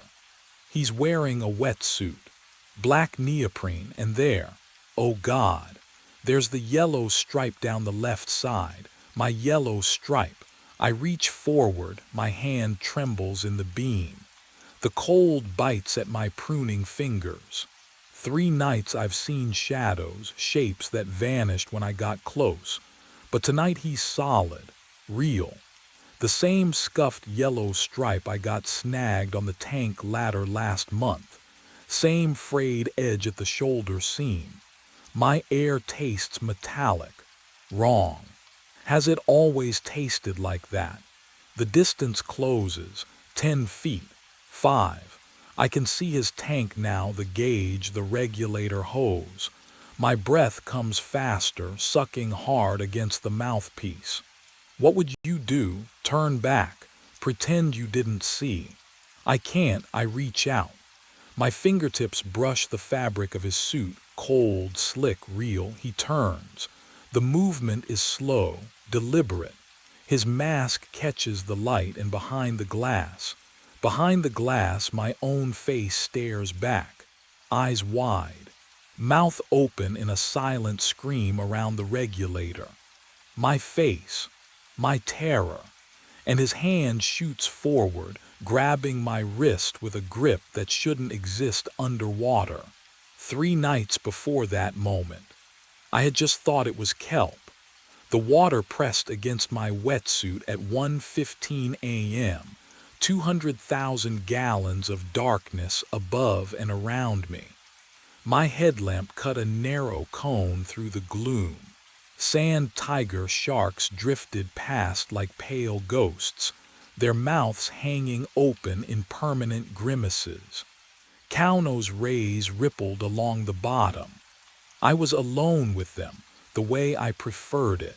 My scrub pad rasped against the acrylic viewing panel.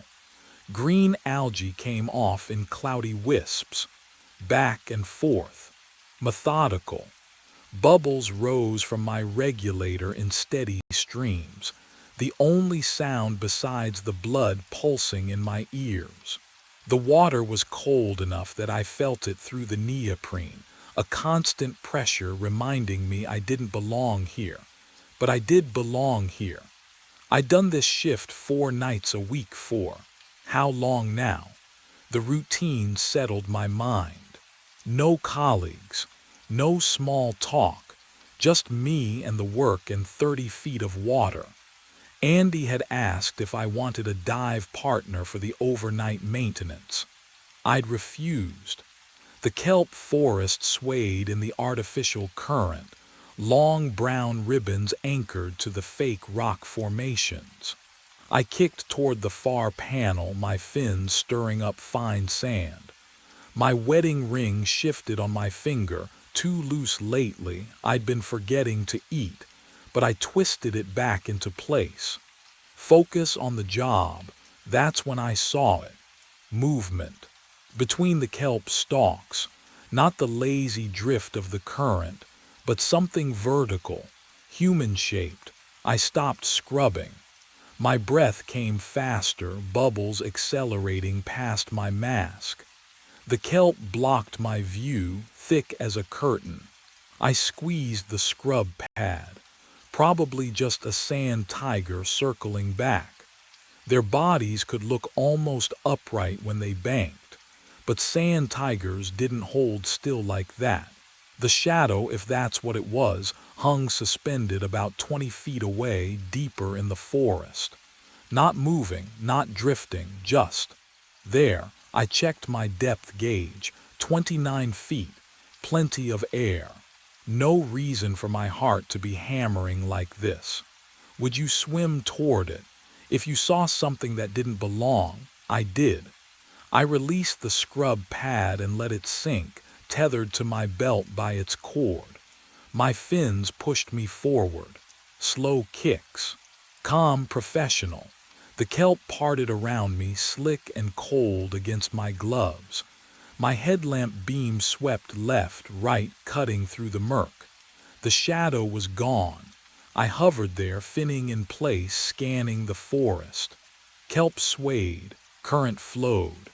A ray buried itself in the sand below, sending up a small cloud.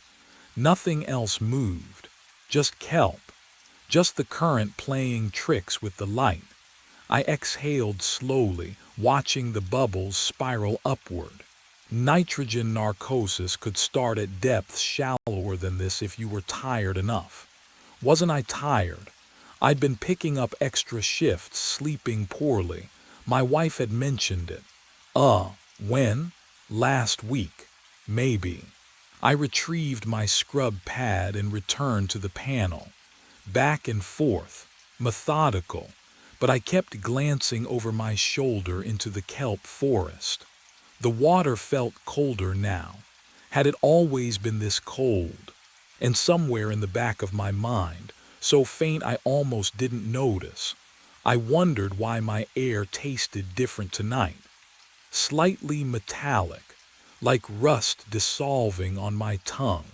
But I had 3 panels left to scrub, and I'd never left a shift unfinished. The metallic taste wouldn't leave.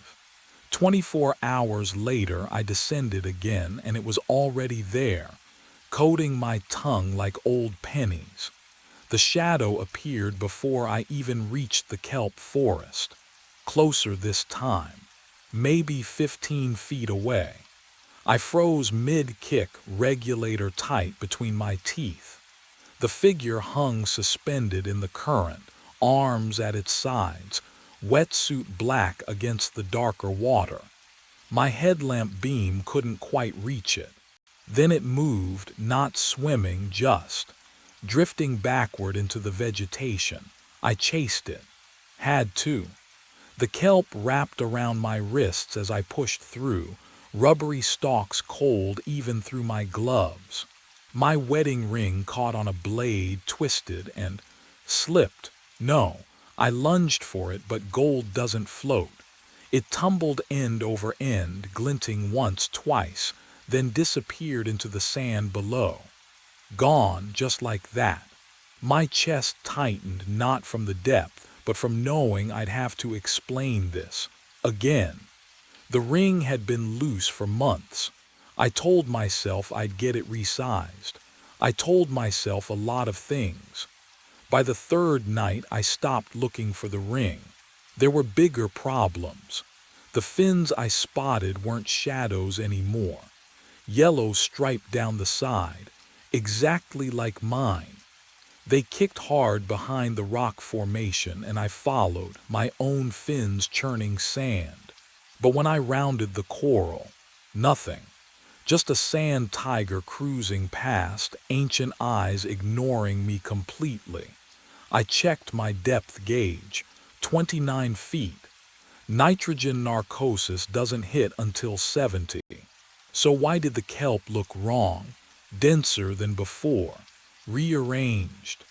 like someone had redecorated while I wasn't watching. The metallic taste intensified, rust and copper flooding my mouth with every breath.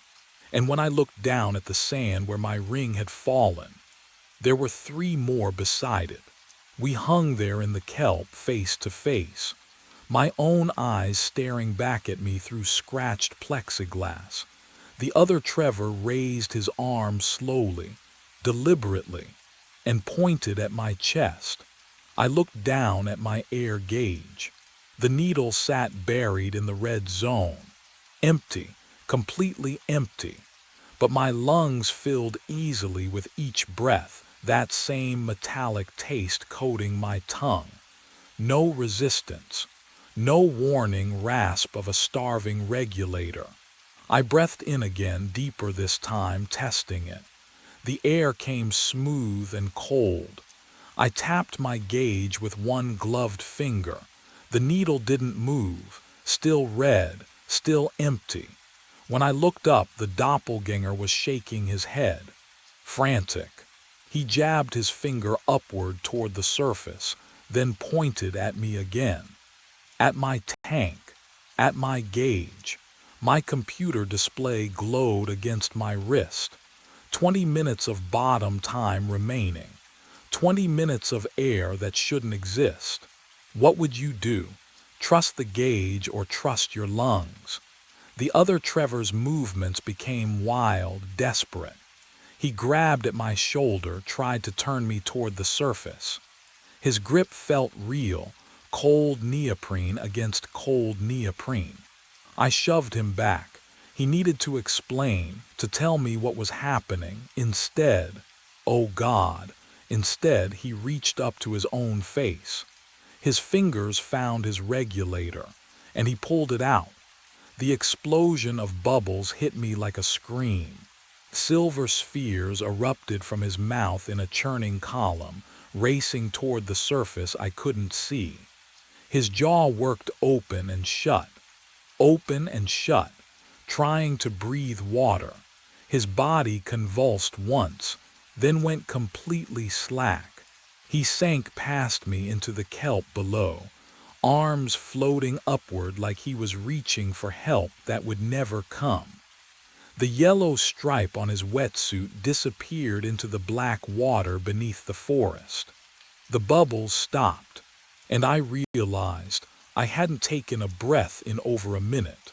I kicked hard, fins churning water into foam. Up, I needed up.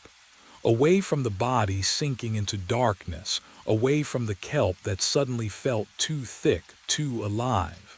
My regulator hissed in my mouth, each breath tasting like copper and salt and something else, something wrong. The surface shimmered above me, 20 feet, 15. I didn't stop to decompress. Didn't care about nitrogen bubbles forming in my blood. My limbs burned as I clawed through the water, watching that silver membrane grow closer. 10 feet. The kelp brushed my ankle and I thrashed away from it, heart hammering against my ribs. Or was it hammering? I pressed my palm to my chest. The wet suit was cold, my skin underneath even colder, 5 feet. I burst through the surface with a gasp except, oh God, I hadn't been holding my breath. The air in my lungs was already there, stale, recycled. Trevor, hands grabbed my BCD, hauling me toward the metal platform. The grating scraped against my knees as I was dragged from the water. Fluorescent lights blazed overhead, so bright after the darkness that I squeezed my eyes shut. Easy, easy, Phil Vargas's voice.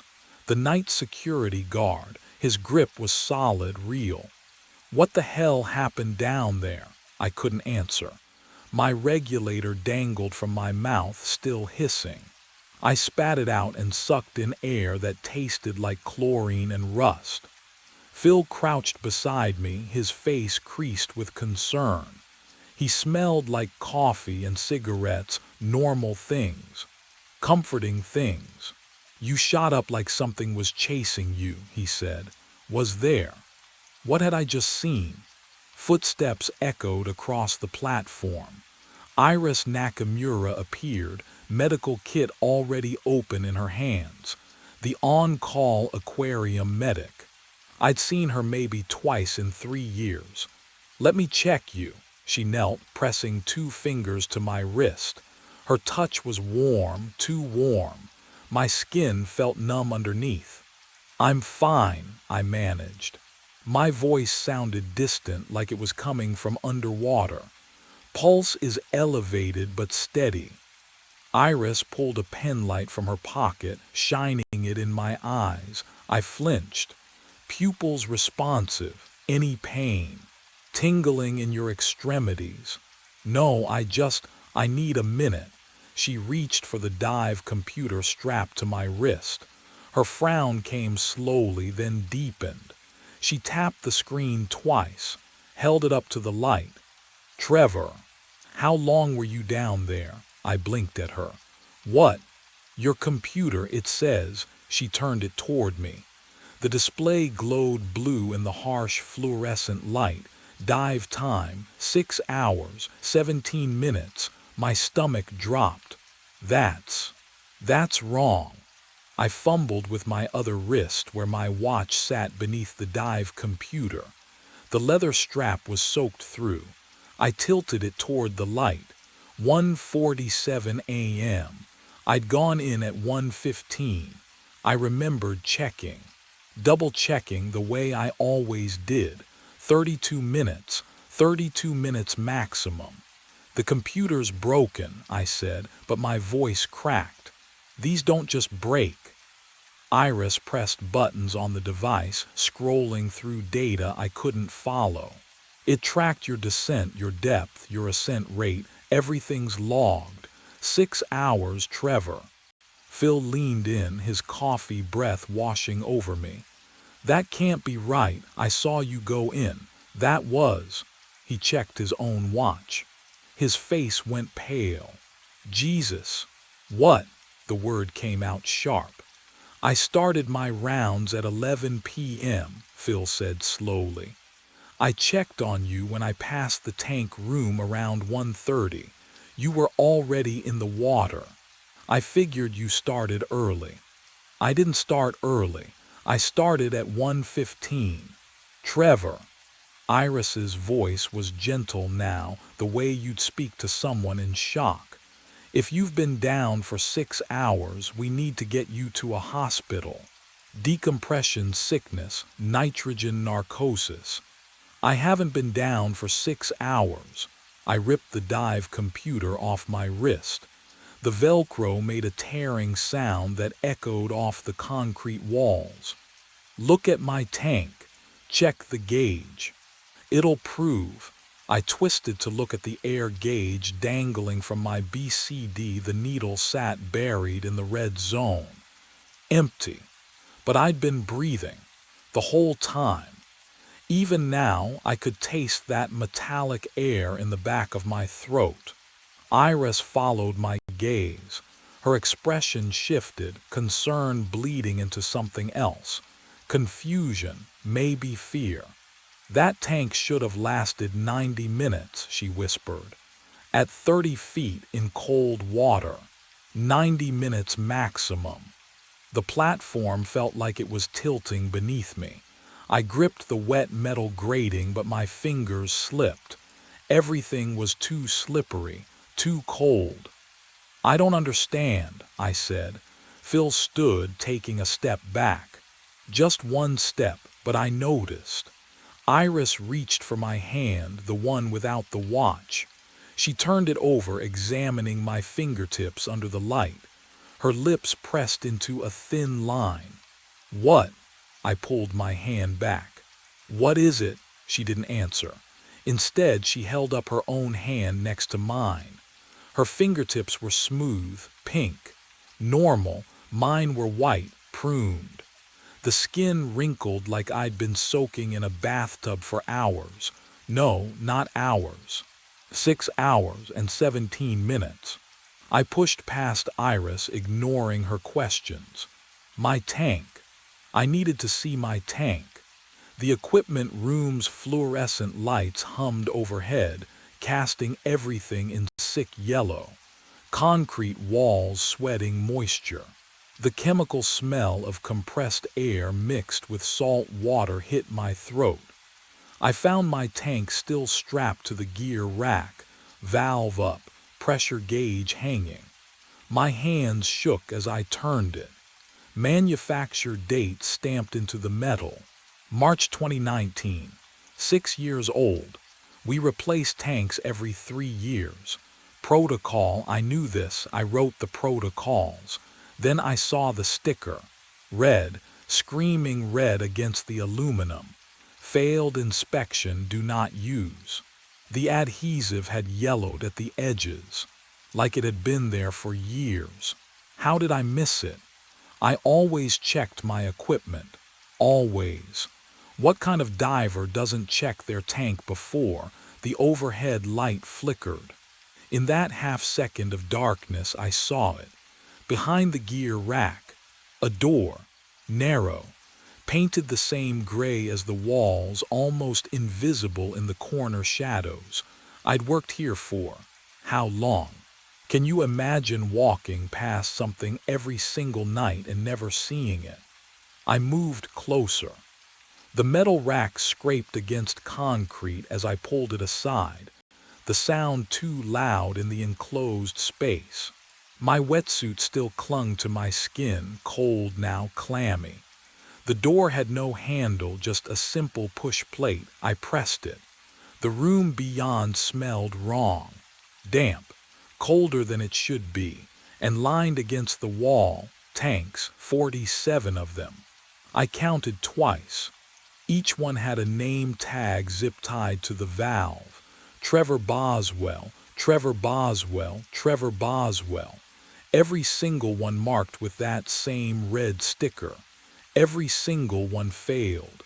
And taped to the nearest tank, a handwritten note. The paper trembled in my grip as I leaned closer to read it. I peeled the note from the tank. The paper felt damp, cold. The handwriting was mine. I keep trying different tanks, hoping one will work. I drowned in 2019. You're still drowning. Stop coming back. My fingers went numb. The concrete floor beneath me felt suddenly insubstantial, like I was standing on water pretending to be solid. I read it again, then again. The words didn't change. What would you do if you found your own handwriting telling you you're already dead? I left the tanks behind, fled, really, and headed to Andy's office. The incident report binder sat on the shelf where it always did. Dust coated the spine. I flipped through pages that smelled like mildew and old coffee. March 23, 2019. Maintenance diver found deceased in main exhibit tank. Equipment malfunction. Probable cause. Regulator failure, contaminated air supply. Name redacted per family request. The date blurred. I blinked hard. My employee file was in the cabinet. I'd never looked at it before. Never had reason to. My hands shook as I opened the folder. Hire date, April 9, 2019. 2 weeks after, and no, that's wrong. I've worked here for years, haven't I? I remember my first day. Don't I? The orientation video. Andy showing me the equipment room. My first solo dive in the memory stuttered like a scratched disc. Started over. Same footage. Same words. Oh God, I pressed my palm against the wall. It felt wet. Everything felt wet. My shirt clung to my skin, cold and heavy. How long had it been damp? Since I surfaced tonight. Since yesterday. Since. But I realized something far worse as I stood there, water dripping from my hair onto the incident report. My skin feels wrong. Not cold, not wet. Wrong. Like fabric soaked too long, fibers swelling beyond their natural shape. I press my thumb against my forearm. The flesh gives too easily, holds the indentation. Water. Waterlogged. The word surfaces from nowhere, and I know it's true. I'm standing in the equipment room. The fluorescent lights hum overhead. But that metallic taste, I've been tasting it since I came up. Since Phil pulled me onto the platform.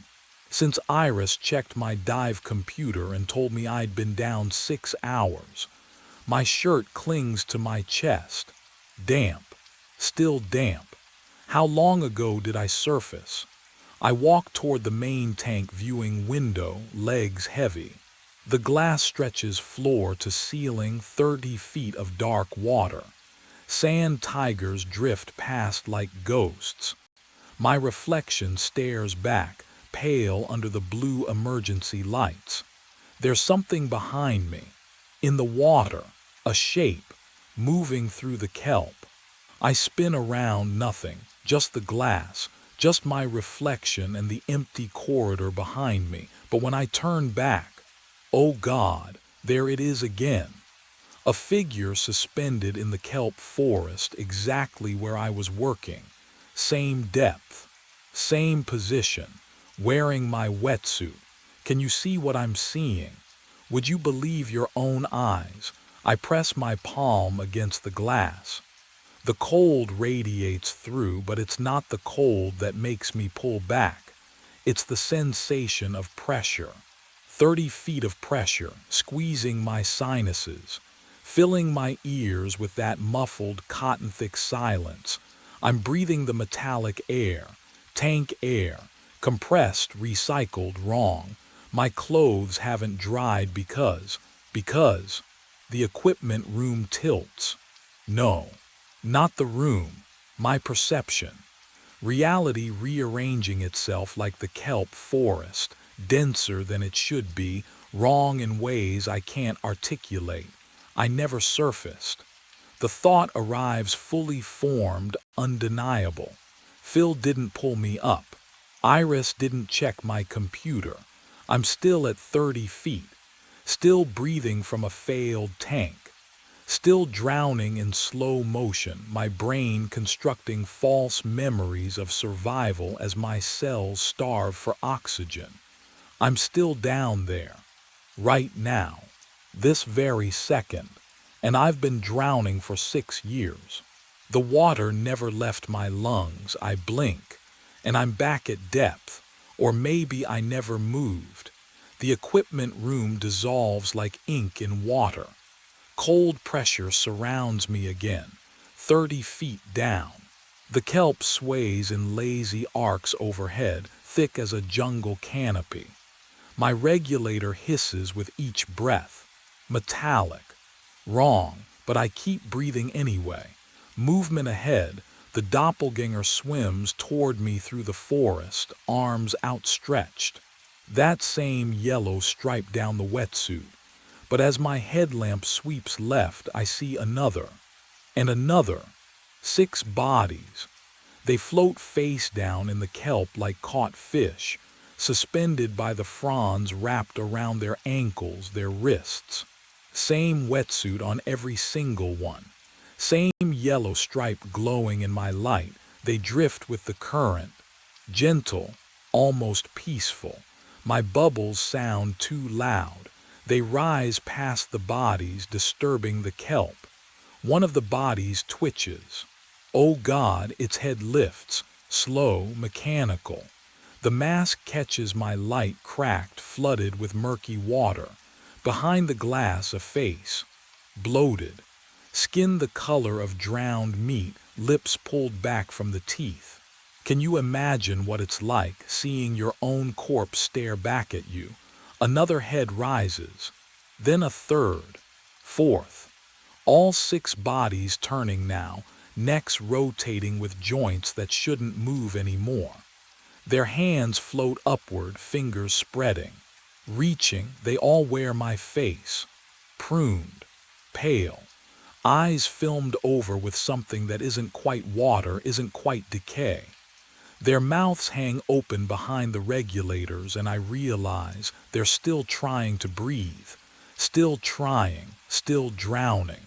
All of them, they drift toward me through the kelp, slow as a nightmare.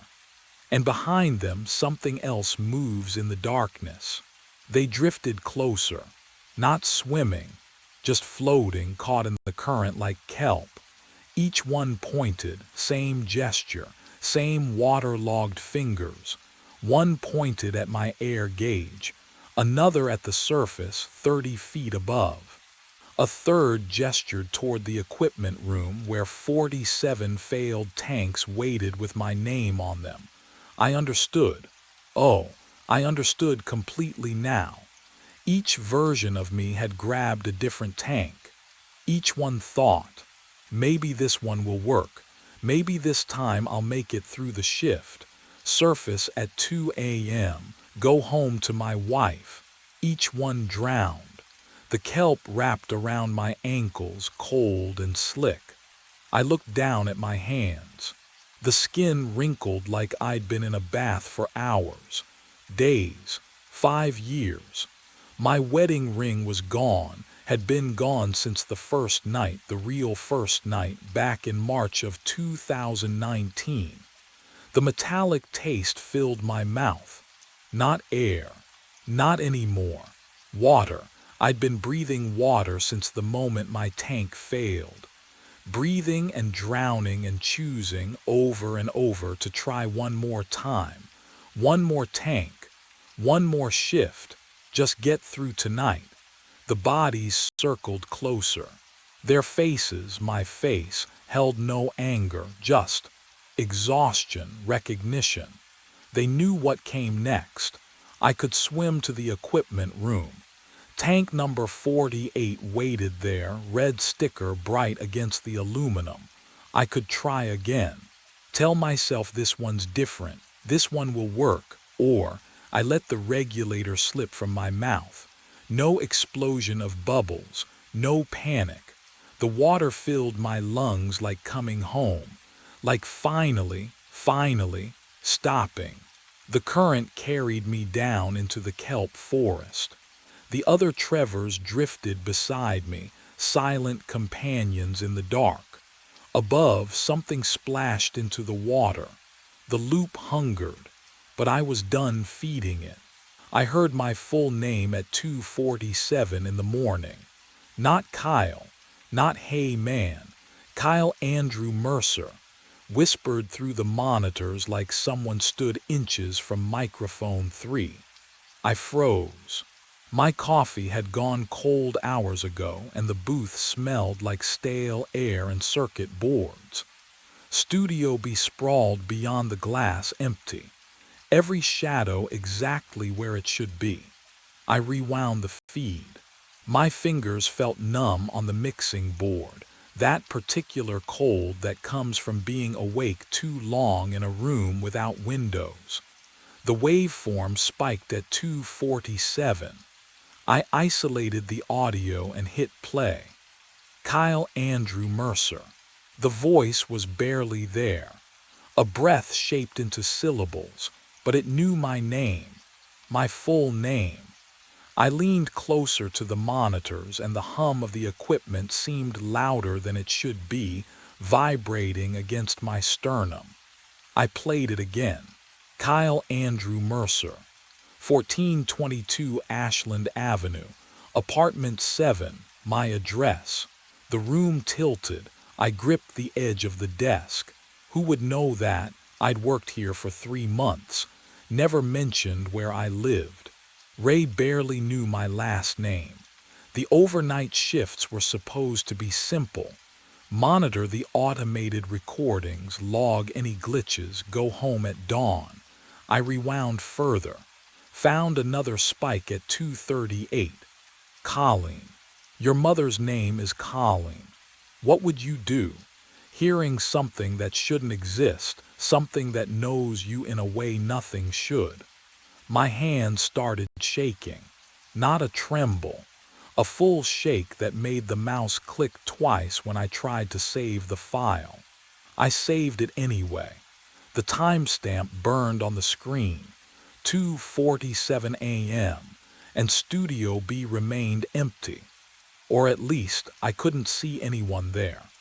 But when I looked at microphone 3, I swear the shadows around it seemed darker than before. I tore through the studio office like a man possessed. Filing cabinets lined the back wall, gray metal doors hanging open as I yanked drawer after drawer. The fluorescent light above me buzzed with a frequency that made my teeth ache. Dust spiraled through the stale air. Each folder I touched left grime on my fingertips. Ray kept records. He had to. Maintenance logs, equipment reports, something. And I found it, tucked behind outdated tax forms, a stack of engineer logbooks bound with cracked leather. The pages exhaled a musty scent when I cracked the first one open. My hands still trembled from the recording session, from hearing my mother's name whispered through microphone 3. I needed answers. I needed to know if this had happened before. The entries were mundane at first, signal tests, calibration notes. Then I flipped to 2019 and saw the name, David Ames. His handwriting was tight, controlled, professional, but 3 pages in, the letters grew jagged. Desperate, Studio B equipment malfunctions after midnight. Audio artifacts in unoccupied room. Voices where there should be silence. I stopped breathing. The next entry was dated a week later. Recommend retiring microphone 3. Something's wrong with the signal path. I keep hearing. The sentence ended mid-thought. The page after it had been torn out, ragged edges still clinging to the binding. David Ames never wrote another entry. No resignation letter in his file. No forwarding contact information. He just vanished. My phone vibrated against the desk. Sarah's name lit the screen. 3rd call tonight. I let it go to voicemail, my eyes locked on that torn page.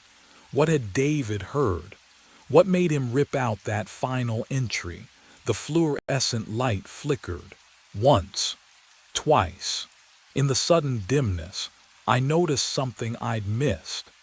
David's last visible words were written in ink that looked too fresh for 6 years old, almost wet in the half-light.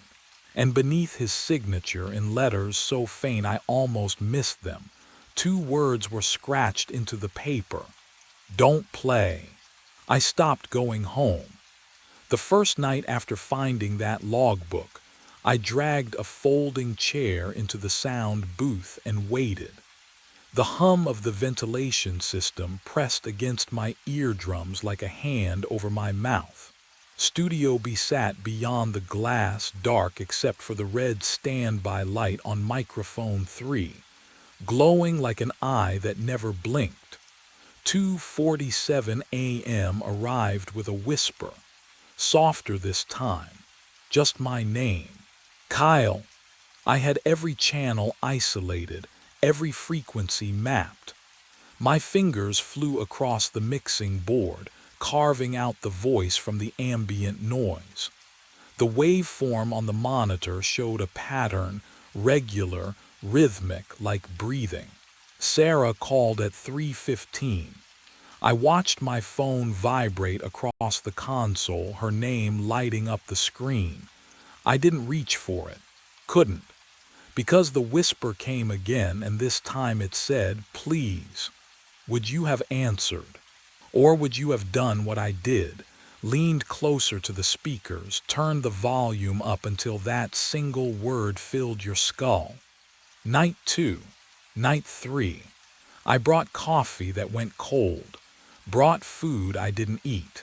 The studio smelled like stale air and my own sweat, sharp and sour. Sarah stopped calling, started texting instead. "Are you okay? I'm worried." "Kyle, please." The whispers grew teeth. They came earlier each night. 2:50, 2:49. Louder, more desperate, clawing through the static. I mapped every occurrence, built a database of fragments, syllables that almost made sense. Then, on the seventh night, at exactly 2:47 a.m., microphone 3 captured a complete sentence. My blood went cold as I played it back. "Release me from the playback loop." The voice wasn't asking, it was begging. And I realized, oh God, can you imagine? Someone was trapped inside the recording itself. But what I didn't know yet was that David Ames had written those warnings for a reason I couldn't escape. I spent the next 4 hours isolating frequencies. My fingers moved across the mixing board until they cramped, pulling the voice out of the static layer by layer. The hiss peeled back like dead skin. The booth smelled like burnt coffee and the ozone tang of overheated equipment. I hadn't opened a window in days. At 5:30 a.m., the voice came through clean. "My name is David Ames." The words were crisp, cold. "If you're hearing this, you've gone too far already." I froze. The voice that had been whispering my name for 7 nights now spoke in full sentences, clear as someone sitting beside me in the dark. I was working overnight in 2019. Session glitch at 2:47 a.m. I tried to fix it. A pause. Static breathed underneath. I looped my own voice into microphone 3. Didn't realize what I'd done until the audio distorted. Screaming erupted through my headphones. I ripped them off, but the voice continued through the monitor speakers. "Trapped inside the playback. 6 years, Kyle. 6 years of cycling through the same moment. Over and over, you have to release me." My hands shook. He knew my name. Of course he did. He'd been whispering it all week. But hearing it now in this calm, desperate plea, "Play the file at 2:47 a.m. Route it through the main speakers. That's the only way out." The recording ended. Silence pressed against my eardrums like water. I sat there, staring at the waveform on the screen, watching it pulse with each breath I took. Could a consciousness really be trapped inside a sound file? What would you do if someone begged you for help from inside a machine? I should have walked away. Called Ray, called Sarah, hell, called anyone. But I didn't. Something in David's voice hooked into my chest, a loneliness that mirrored my own. I thought about him cycling through that same instant for 6 years while the world moved on without him, while people forgot, while his warnings in the logbook gathered dust. I queued the file for 2:47 a.m. The timestamp glowed green on my monitor. 20 hours and 17 minutes until playback. I leaned back in my chair and the leather creaked in a way that sounded almost wrong, too wet, too organic. My phone buzzed. Sarah's name lit the screen. I let it go to voicemail. Outside, dawn crept through the parking lot, but I didn't leave. I couldn't. The file sat there in the queue, waiting. David Ames waited inside it, counting down the seconds until I freed him. I just had to press play. But something about the way the booth smelled now, like copper beneath the coffee, made me wonder if freedom was really what waited at 2:47.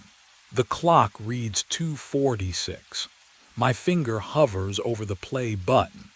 20 hours of waiting collapse into 60 seconds. The booth smells like stale coffee and ozone. Something electric beneath the familiar. I can hear my own breathing through the headphones, too loud, too fast. 2:47. I hit play. The speakers erupt. Not David's voice. Mine screaming, begging. Words I never spoke tearing through the air. Please, no, please, God, someone help me. I've been here for years. I can't get out. I can't. My throat is dry. I'm not speaking. But that's my voice. My exact inflection. The way I swallow between words. The mixing board vibrates under my palms. The overhead lights flicker. Studio BS soundproof door rattles in its frame like something is trying to escape. Or get in. Can you imagine hearing yourself beg for mercy when your mouth is shut? The monitors flash white. One by one they blow out with wet pops that smell like burning plastic. Smoke curls from the center screen. Silence. Total. Absolute. The kind of quiet that presses against your eardrums. Then, footsteps. Soft. Deliberate. Coming from inside Studio B, I press my face against the booth window. The glass is ice cold despite the summer heat. Through the dim emergency lighting, I see a figure standing at microphone 3. Same height as me. Same build. The air around it shimmers like heat waves over asphalt. My hand finds the window. Breath fogs the glass. The figure turns. Oh, it's wearing my face. It started walking toward me. Each footstep echoed through Studio B. Deliberate, measured, like someone remembering how legs worked. The burnt plastic smell still clung to the air, mixing with something else now, something metallic and sharp that coated the back of my throat. I should have moved, run, locked the door. I couldn't. My muscles had turned to stone, every nerve ending screaming contradictions at my brain. That was my face crossing the studio floor. My gait, my height. The way my left shoulder dipped slightly when I walked. A habit from years of hunching over mixing boards. The double reached the booth window. It stopped inches from the glass, head tilted at an angle that felt wrong. Too far, too curious. Like it was studying me, learning me. I watched its chest rise and fall, breathing in perfect sync with mine. When I exhaled, it exhaled. When my heart hammered against my ribs, I swear I could see its pulse jump in its throat. Then it raised its right hand, pressed it flat against the glass. The cold hit me first. A shock of winter air that shouldn't exist in the temperature-controlled booth. I looked down at my own right hand, still gripping the edge of the mixing board, knuckles white. But on the glass, oh God, on the glass, a handprint appeared on my side. Perfect. Aligned exactly with the double's palm, moisture beading at the edges. The whorls of fingerprints I'd know anywhere because I'd seen them every day of my 28 years. I hadn't moved my hand. The realization crawled up my spine like ice water. Have you ever felt your body betray you? Felt yourself somewhere you shouldn't be? I was looking through the glass, but I wasn't on the right side anymore. Somehow, impossibly, I was inside. Trapped in the audio system, the playback loop, the recording that had screamed my future in my own voice. The double was free. And then, the door handle turned. Metal grinding against metal. The booth door, the one I'd locked hours ago, swung open on hinges that suddenly refused to squeak. The double stepped across the threshold, its shoes making no sound on the floor I'd walked across 1,000 times. I tried to scream. My mouth opened. My lungs pushed air. Nothing came out but silence. My mouth opens. No sound, I try again. Nothing. Not even breath because I don't have lungs anymore. Just awareness. Formless. Trapped inside the hum of circuits and copper wire. The booth smells like burning ozone, sharp and chemical, like the air after lightning strikes too close. The double, my double, stands 3 feet away. It moves with my gait, my slight limp from the torn meniscus 2 years ago. It rolls my shoulders the way I do after sitting too long.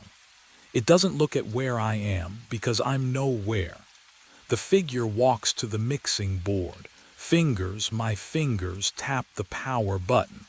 The monitors die. One by one, click, click, click. Methodical, calm.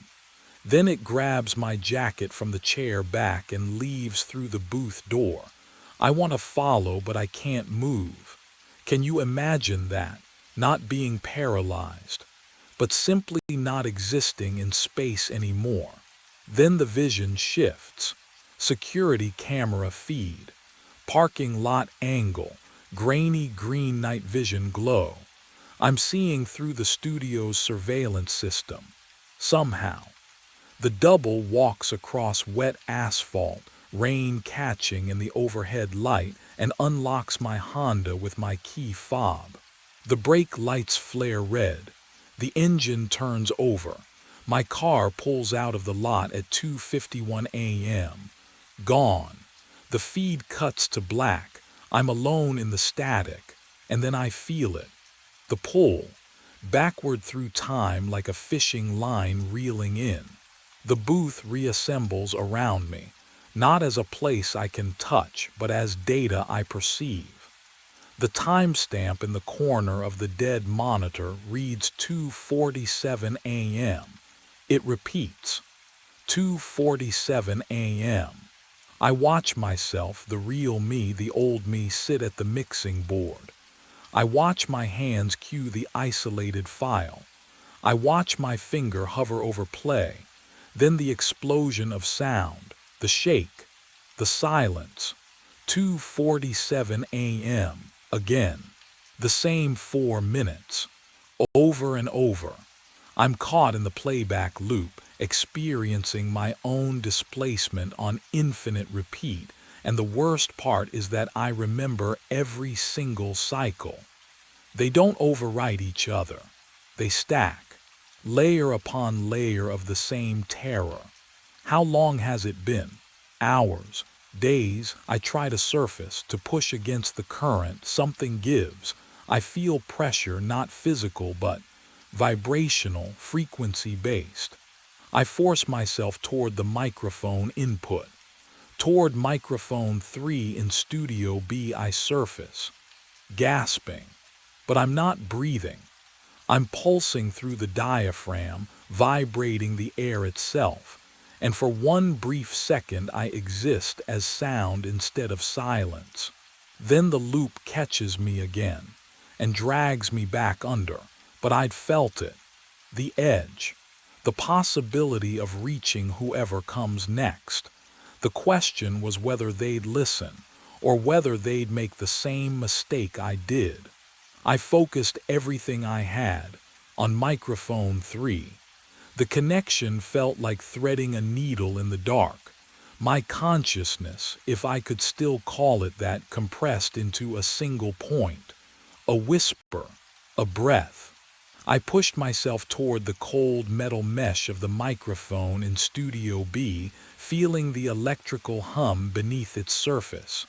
My voice crackled through, static first, then words. Kyle Mercer. It came out wrong. Hollow. Like air escaping from something already dead. I tried again. 15:03 Brennan Street. The words scattered across the frequency spectrum. I had to hold them together, keep them coherent. But the loops made it difficult. Time folded back on itself every few minutes, and each cycle took something from me. A memory, a sensation, pieces I couldn't afford to lose. Mothers, Maiden name, C. Caldwell. My voice trembled through the speakers. Would anyone hear? Would they believe? Can you imagine losing yourself one word at a time? I repeated the information. Address, mother's maiden name, my employee ID number, anything to prove I was real, that I existed. That Kyle Mercer wasn't the man who drove home in my car, but something felt off.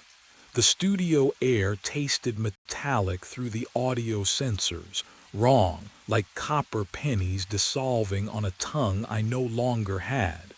And my memories, they weren't sitting right anymore. David Ames, the logbook entry, the warnings he left behind. Wait, I surfaced again at 2:47, whispered my name, my address. The loop reset. I tried to remember David Ames's handwriting in that logbook.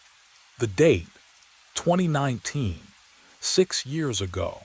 But the memory shifted when I touched it. David Ames hadn't written those warnings as an engineer documenting strange sounds. The handwriting was too desperate, too fragmented, just like mine would be now if I still had hands to write with. Oh, no, David Ames hadn't quit. David Ames had been trapped here, before me, inside this same loop. And if he'd been here since 2019, then who had he replaced? The realization tore through me like feedback screaming through blown speakers. This wasn't a 6-year-old glitch. The loop was older. How much older? How many voices were cycling through Studio B right now? All of us whispering our names into the void, hoping someone would listen. The footsteps were different. I'd looped through 2:47 a.m. so many times that I knew the rhythm of silence. How the air conditioning cycled, how the walls settled. But this was new, heavier, purposeful. Someone had arrived. Hope surged through my fragmented consciousness like electricity through dead wires. I pushed toward microphone 3, dragging myself through the audio system's circuitry. The metal casing hummed cold beneath what used to be my awareness. I could taste copper, smell old dust trapped in foam padding. When you exist as pure sound, you feel everything the equipment feels. The door to Studio B opened. Sneakers squeaked against tile. A woman's voice, young, muttered something about the thermostat. I heard the rustle of a jacket being removed, the hollow thunk of a coffee mug on the mixing board. She sat down in my chair. I gathered every scrap of myself and whispered her name through the diaphragm. Maya, the chair creaked. She'd heard something. I knew that pause, the head tilt, the breath held, the finger hovering over the rewind button. I'd done it myself, hadn't I? How long ago? Days, years? Hello, she called out. I pushed harder. Maya Foster, help. Her fingers flew across the keyboard.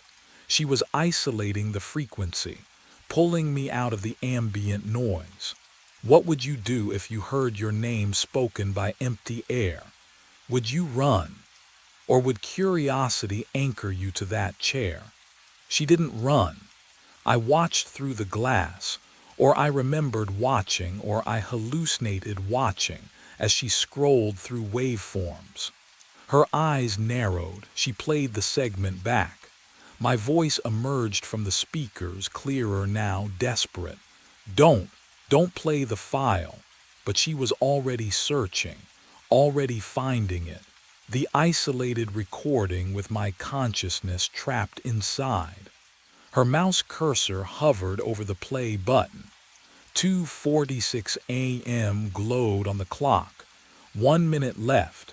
She clicked load. She clicks play. The sound erupts, my voice, my scream, my desperate plea broadcast through speakers at maximum volume. I feel it. Oh God, I feel the pull, like hooks buried in my chest, dragging me forward through layers of static and digital haze.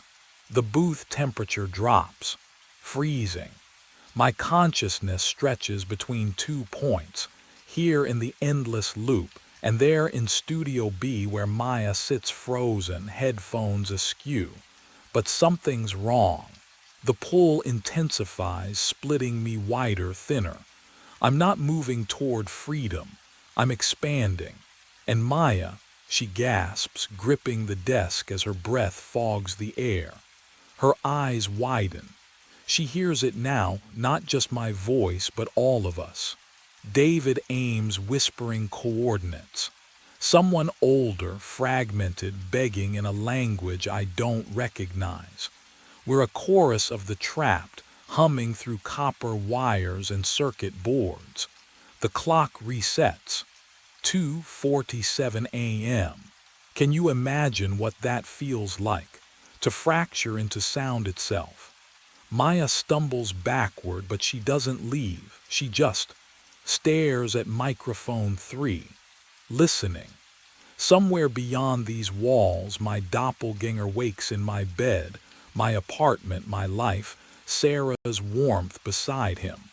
He'll brush his teeth with my toothbrush, drive my car, live, and I'll surface again next week, next month, whispering names to the next curious engineer who works the graveyard shift. Studio B hums, the loop tightens. We wait in the frequency between silence and sound, trapped in the 247 that never ends. The steam in the mirror was clearing. I stood frozen in the bathroom, knuckles white against the porcelain sink. The shower had been running when I walked in, still running. That hissing, endless sound filling the small space with wet heat that clung to my skin like a second layer. My reflection stared back at me through the fog, and behind it something moved, a figure in the shower, standing motionless behind the curtain of my own reflection. No, not behind the glass, inside it. I watched my mirror self just stand there, mouth slightly open, as the figure raised one dripping hand. Water streamed down its arm. Its finger touched the glass from the other side. It began to write, S-T-O-P. The letters appeared backward from my perspective, carved through condensation by something that shouldn't exist. Stop delivering here. My breath caught. I spun around so fast my hip cracked against the counter. The shower was empty. Curtain pulled back. Tiles bone dry. Not a single drop of water anywhere except, the mirror.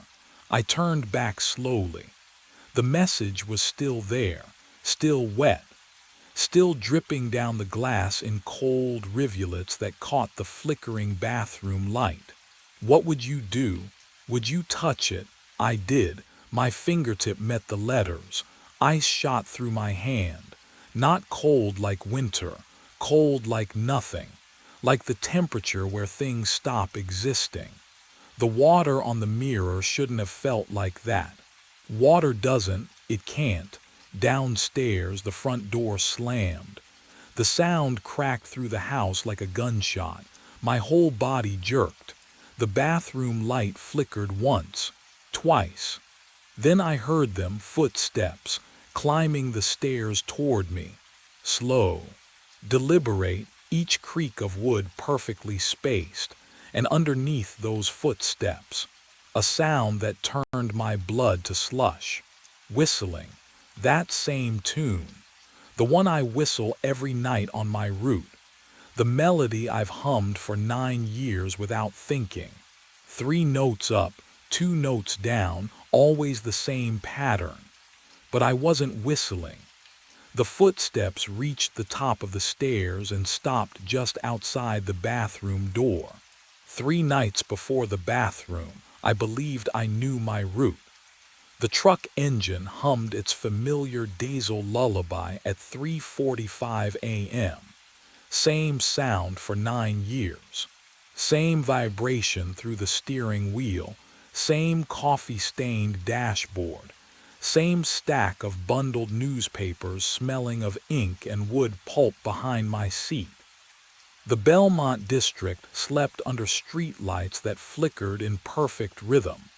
I'd memorized which ones buzzed, which stayed silent. House 82, sprinkler timer broken, always leaves puddles on the driveway. House 109, porch step creaks on the left side, never the right.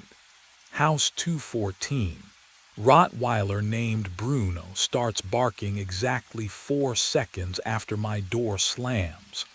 I wasn't just familiar with the route, I was woven into it. Can you understand that kind of knowing? When your body moves through space without thought, when every turn is muscle memory, when you could drive it blind. I should have been able to. At 4:06 a.m., I rolled past House 345, the Kowalski place with the crooked mailbox and garden gnomes. Then came the empty lots, 2 of them side by side, nothing but dirt and scattered gravel under the streetlight's orange glow. I'd driven past that gap 5,000 times, give or take. Same empty stretch. Same darkness between 3:45 and 3:49. I glanced at my dashboard clock. 4:07 when I looked back at the road. The house was there, not half built, not under construction, there, fully formed as if it had always existed and I'd simply failed to notice for 9 years. 2 stories, pale gray siding, windows blazing with warm light despite the hour. The lawn was flawless, not the patchy brown of the lots surrounding it, but deep green, manicured, glistening with fresh dew that shouldn't exist in October's dry cold. The mailbox stood at the curb, pristine white, no name, no number. Just waiting, my foot eased off the gas. The truck slowed. I should have stopped, should have backed up, confirmed what I was seeing, but routines have gravity. 9 years of muscle memory don't break for one strange house. I grabbed a newspaper from the stack. The bundle's rubber band snapped against my palm, sharp, real, grounding. I rolled down the window. Cold air poured in, carrying no scent at all.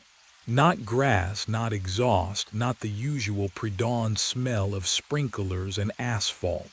Just absence. I threw the paper. It landed on the porch with a soft thump. The sound felt wrong, too muffled, like the house swallowed it. Every light inside remained on. No movement behind the windows. No shadows, no flicker of a television, no sign anyone lived there. But the lights blazed as if the house was awake, waiting for me to acknowledge it.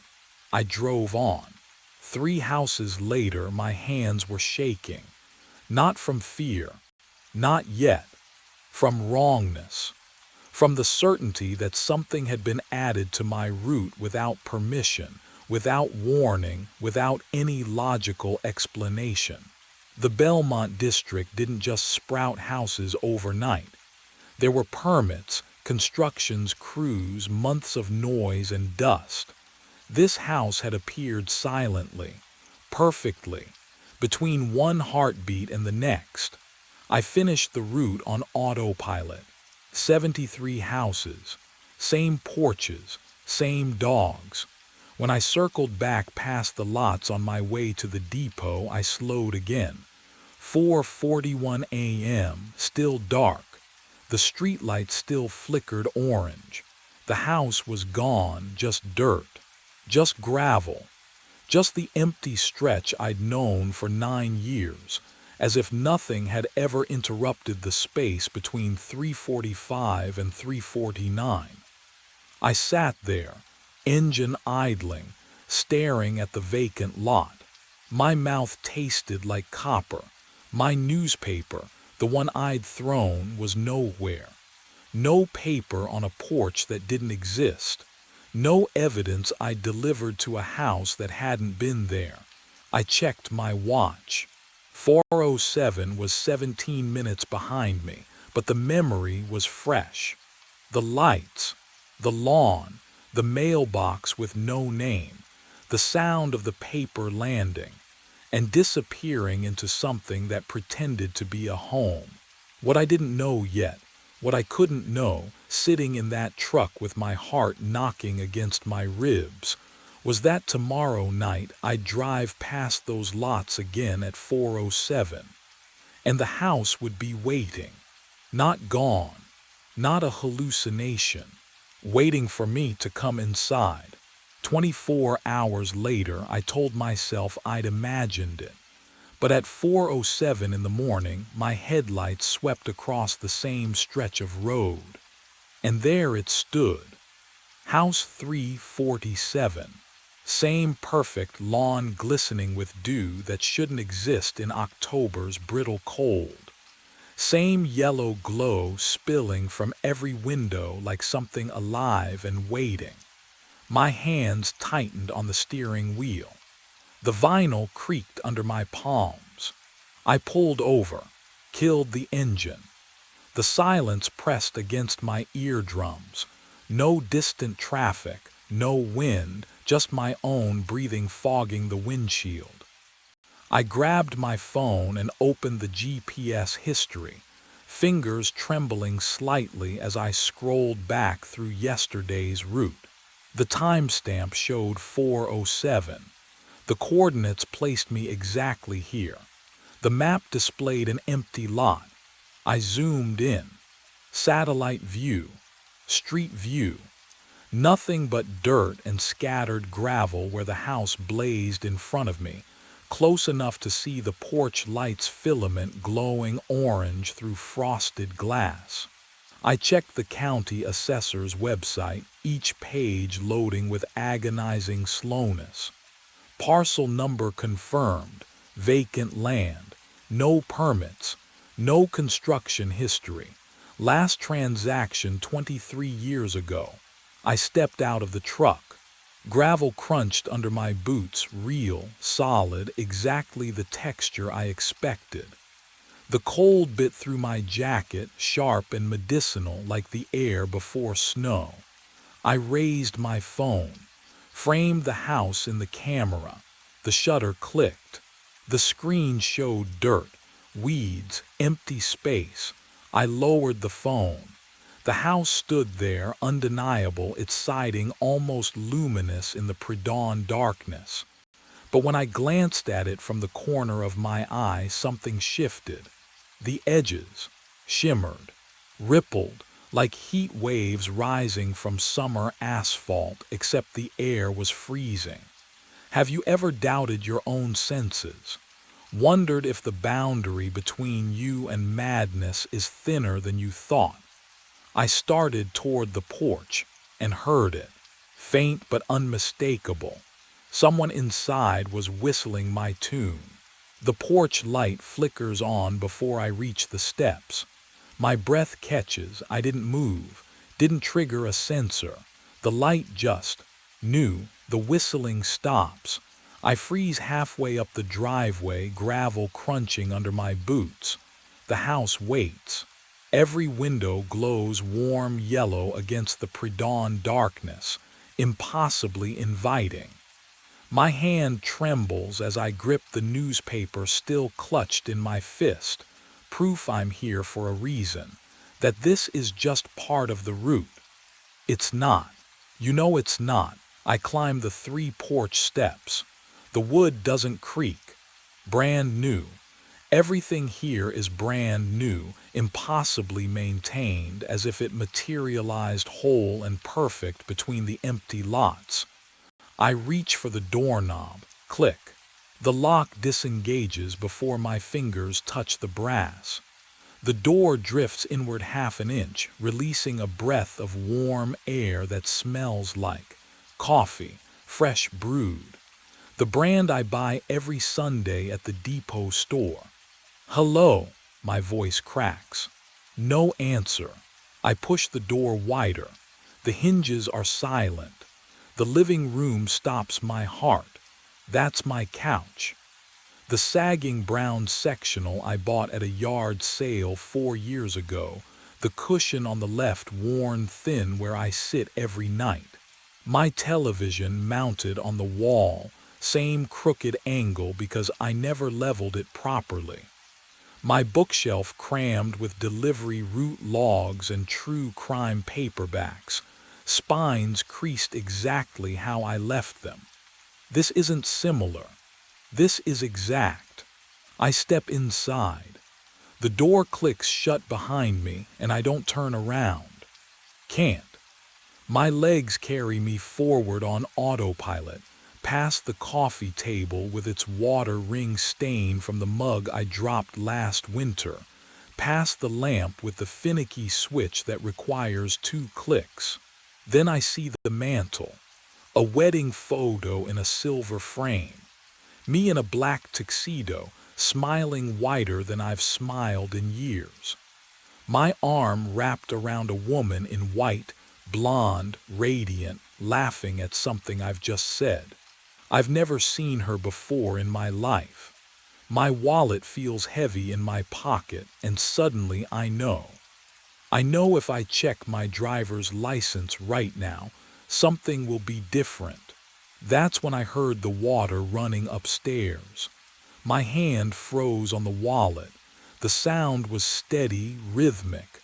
A shower at full pressure. I hadn't touched anything. Hadn't been up there yet. The leather felt slick with sweat as I dropped it back into my pocket. The sound pulled at me, a hook behind my sternum. What would you do? Stand there in that stranger's living room wearing your face, or climb those stairs? I climbed. Each step creaked under my weight, the same protest as the stairs in my real apartment. The sound grew louder. Steam billowed from the open bathroom door at the top, thick and warm against my skin. It smelled wrong, though. Not soap or shampoo, just heat, wet air. The bathroom was mine.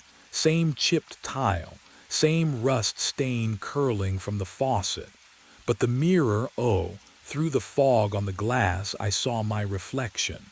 And behind it, standing motionless in the shower, eyes closed. Me, another me. Water cascading over his shoulders, steam rising from his skin. I spun around. The shower was empty. My heart slammed against my ribs. I turned back to the mirror. The figure was still there, but now he stood directly behind my reflection. Dripping, eyes open, staring. I stumbled backward. My spine hit the door frame.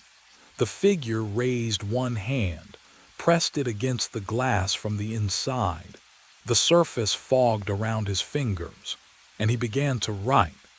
Stop. The glass under his touch was ice cold. I could feel it radiating outward, freezing the steam into rivulets. Delivering. I couldn't breathe, couldn't move. Here, my hands shook as I fumbled for my wallet, flipped it open. Driver's license behind the plastic window. Lyle Carpenter, 347. The house number stared back at me.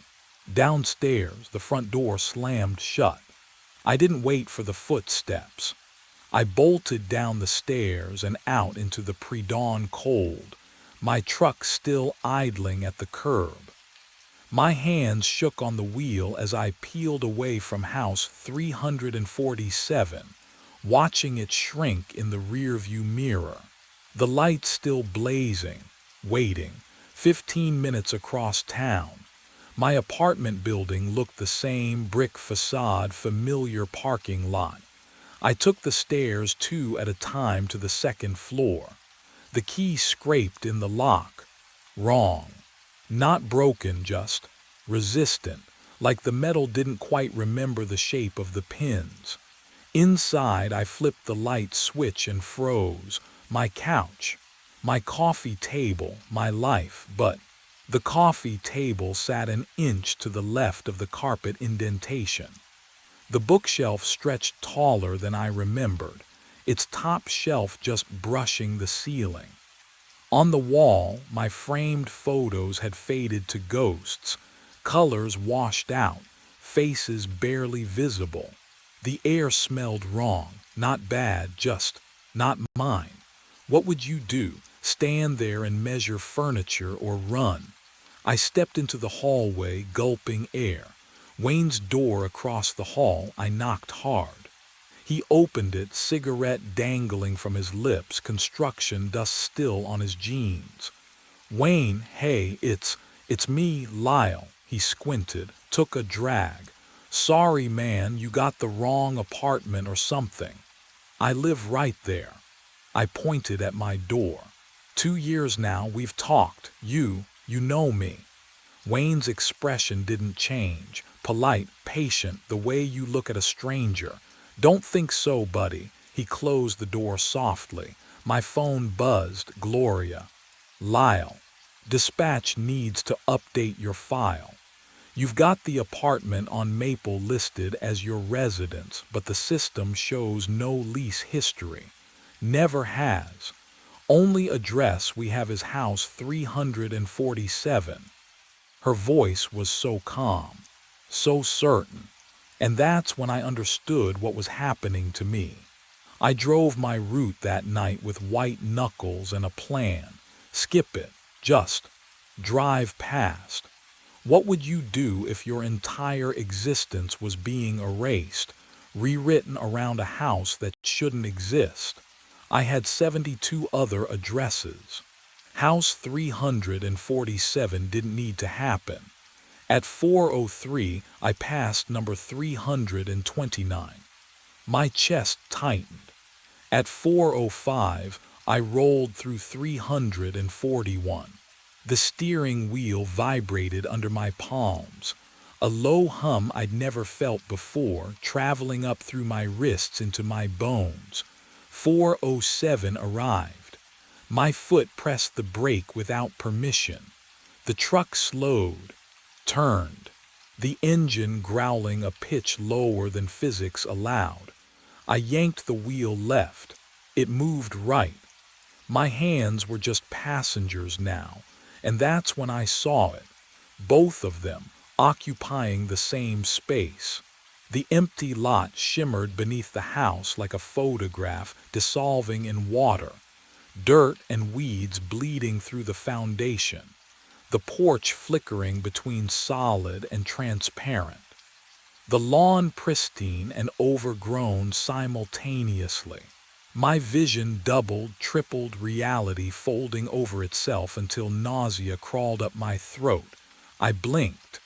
The newspaper was in my hand, cold, heavy. The porch board solid beneath my boots. How did I? The air smelled wrong. Not unpleasant, just backwards, like coffee brewed with yesterday's grounds. I hadn't walked here, I hadn't left the truck, but here I was, the door drifted open. No creak, no resistance, just opening. And from inside, oh God, from somewhere deep in that warm-lit hallway, I heard it, my voice, not shouting, not angry, gentle, tired, familiar as my own heartbeat. Come home. The newspaper slipped from my fingers, hit the porch with a wet slap. I didn't hear myself drop it. What was waiting for me inside? I ran, my own voice still calling behind me. I stumbled off that porch and into my truck. Engine screaming, tires shrieking. I didn't stop until dawn broke gray and cold over the depot parking lot. Gloria found me there, slumped against the steering wheel. She asked if I was sick. I told her I needed the day off. First time in 9 years. The public library opened at 10. I was waiting at the doors. Inside, the smell hit me first. Old paper and dust and someone's forgotten coffee going cold at a reading desk. My hands shook as I approached the reference librarian. I asked for newspaper archives. Belmont District, missing persons. 9 years back. She led me to a humming microfiche machine in the basement. The fluorescent tube overhead flickered with a rhythm that matched my pulse. I scrolled through months of local headlines, bake sales, school board meetings, noise complaints. Then, there, October 9th, 9 years ago, delivery driver vanishes mid-route. The photograph showed a man about my age, thin face, tired eyes, Marvin Schaefer. My chest tightened. Can you imagine finding your own ghost in the archives? The article stated he'd worked the graveyard shift for the same newspaper depot. Same route I drove now. Disappeared at 4 in the morning. Truck found idling on an empty street, driver's door open, papers scattered across the pavement. No signs of struggle. No body ever recovered. But here's what made my blood go cold. The follow-up article 3 weeks later had a photo of a house being demolished. The address printed beneath, 347 Rosewood Lane. The machine whirred as I zoomed closer. The house in the grainy image looked identical to the one I'd been delivering to. Same porch, same perfect lawn, same lights blazing in every window despite the demolition crew standing in the yard. How could they tear down something that hadn't existed yet? I printed the article. The paper came out warm, but when I touched the image of that house, the ink felt ice cold under my fingertips. The final piece was buried in the police report summary. An interview with Marvin's wife, dated 2 days before he vanished. He kept saying the route was wrong, she told investigators. That it was building something, taking pieces of him every night. He couldn't sleep, couldn't eat, he said. He said it was building something with his memories. Then he never came home. I sat there in the basement, fluorescent light buzzing, that cold printout trembling in my hands.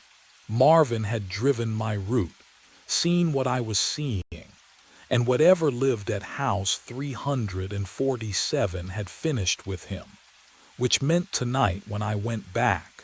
They both exist at the same time now. I stand in the middle of the street at 4:07 in the morning, and reality has split down the center.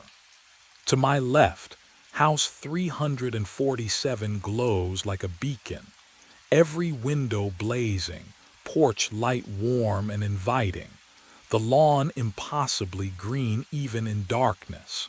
To my right, 3 miles across town, but somehow right here, my apartment building sags against the pre-dawn sky.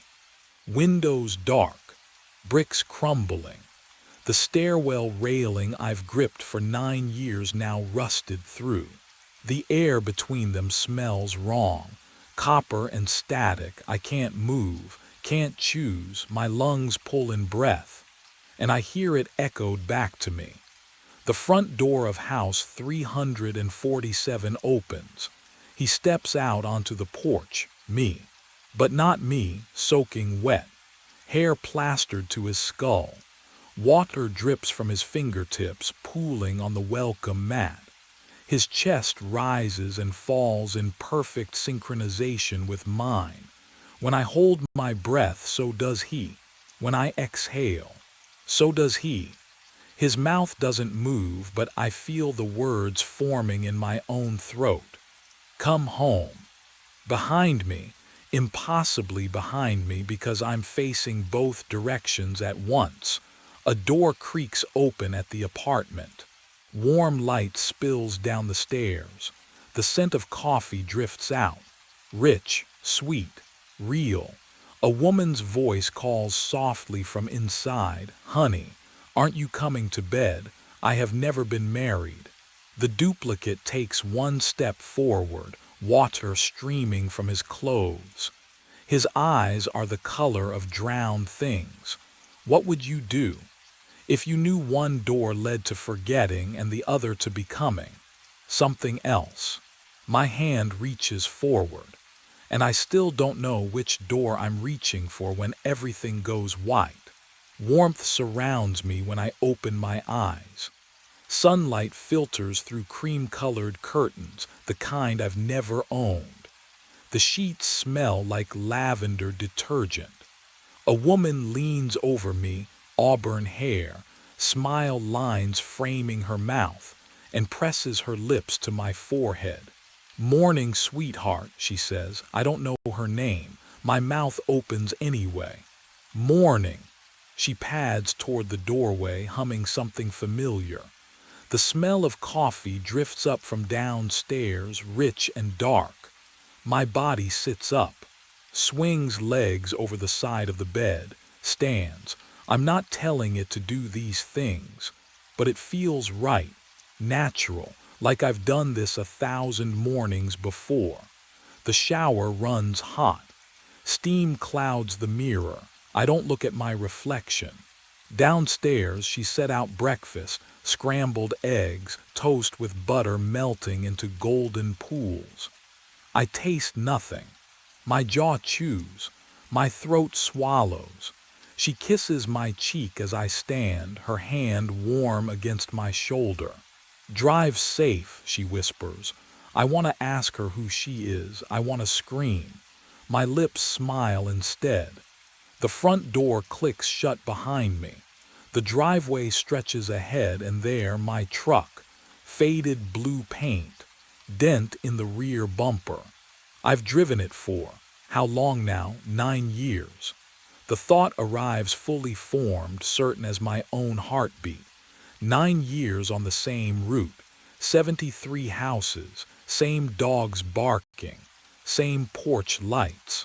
Same empty lot between 345 and 349. Except, it's not empty anymore, is it? My hand reaches for the door handle. The metal is cold beneath my palm, but my fingers don't flinch. I slide into the driver's seat. The newspaper route map is taped to the dashboard, addresses circled in red ink. My handwriting. The key turns in the ignition. I am so tired. Can you imagine? This exhaustion that lives in your bones, that makes every movement feel like wading through water. I've been driving this route since. I can't remember when I started. The engine hums. My foot presses the gas. The truck rolls forward, and I know exactly where it's taking me. 4:07 in the morning. House 347. The paper goes on the porch. The door unlocks. I walk inside. I have always been walking inside. The route continues. It always has. It always will. And somewhere deep in the part of me that still remembers standing between two doors, choosing white light over darkness, or was it darkness over light? I understand. I never left. Dirt filled my mouth when I woke. I spat, tasted grit and iron. The concrete was cold beneath my cheek, rough against my skin. I tried to move, couldn't. Something held me tight around my chest. My harness, clipped to what? I blinked into darkness, vision swimming. The carabiner was locked to a safety ring bolted into the turbine foundation. When had I done that? I couldn't remember clipping in. Couldn't remember lying down. The wind howled across the Iowa flatland, cutting through my work jacket like it wasn't even there. 2 a.m. cold. October cold. The kind that makes your bones ache. I sat up slowly. My hands. Oh God, my hands were shaking. Not from the cold, from something else. something that sat in my chest like a stone, heavy and wrong. I looked down at my palms. They were pale in the darkness, trembling so hard I had to clench them into fists. The wind turbine loomed above me. Turbine 7. White paint glowing faint in the moonlight, tower stretching 200 feet into the black sky. The blades weren't turning. Silent, still. And then I remembered falling. The memory hit me like a fist. My boots slipping on the platform edge. The rail too far away. My fingers grasping at empty air. The ground rushing up, not down, because when you fall everything inverts, and the impact that should have, my radio crackled, static hiss, then a voice. Nina's voice, my supervisor, tinny and distant through the speaker clipped to my shoulder. Owen, we need you at Turbine 7. Emergency repair. Generators offline. Winds picking up. Can you get up there tonight? Tonight. I stared at the radio. My throat was dry. I tried to speak, but nothing came out at first, just a croak. I swallowed and tried again. I'm already here. Static. Long, hissing silence. Copy that, Nina said finally. Get it done. We're bleeding money every hour that turbine's down. The radio went dead. I looked up at the tower again. The ladder rungs disappeared into shadow, climbing and climbing until they vanished into the nacelle platform at the top. The generator room. The place where I'd spent 1,000 shifts doing maintenance, tightening bolts, checking oil levels, running diagnostics. The place I'd fallen from. But I hadn't fallen, had I? I was here, alive, breathing. My chest rose and fell, lungs pulling in the night air that smelled like machine oil and distant rain. Can you imagine waking up like this? Not knowing if you're alive or dead or stuck somewhere in between. The wind shifted, and I swear it sounded like breathing. Not the normal whistle through the turbine blades. Not the moan of air moving across the plains. This was different. Rhythmic, deliberate, in and out, like lungs filling and emptying. Like something massive and patient waiting for me at the top of that ladder. Every instinct screamed at me to unclip the harness, walk to my truck, drive away from this place and never look back. But I couldn't. You have to understand, I've never left a job unfinished in my life. Never walked away from a repair half done. It's not who I am. Sarah used to say it would kill me someday, this obsession with completing every task, crossing every item off the list. Turbine 7 needed fixing. Nina was waiting. The job wasn't done. My fingers moved to the carabiner. Muscle memory.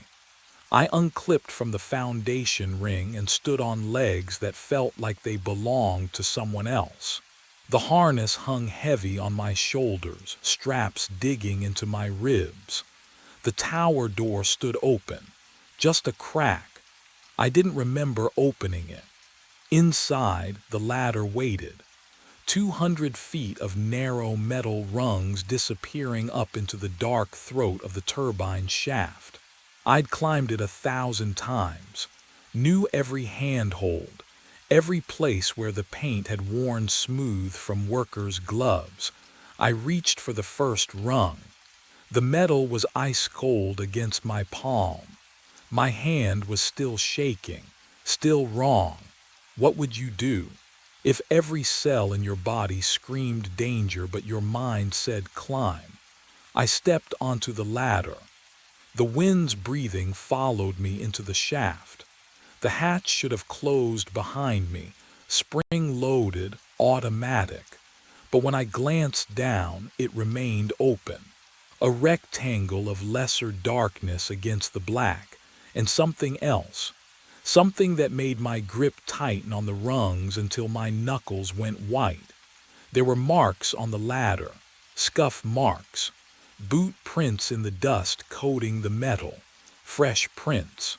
Going up, I was alone on shift tonight.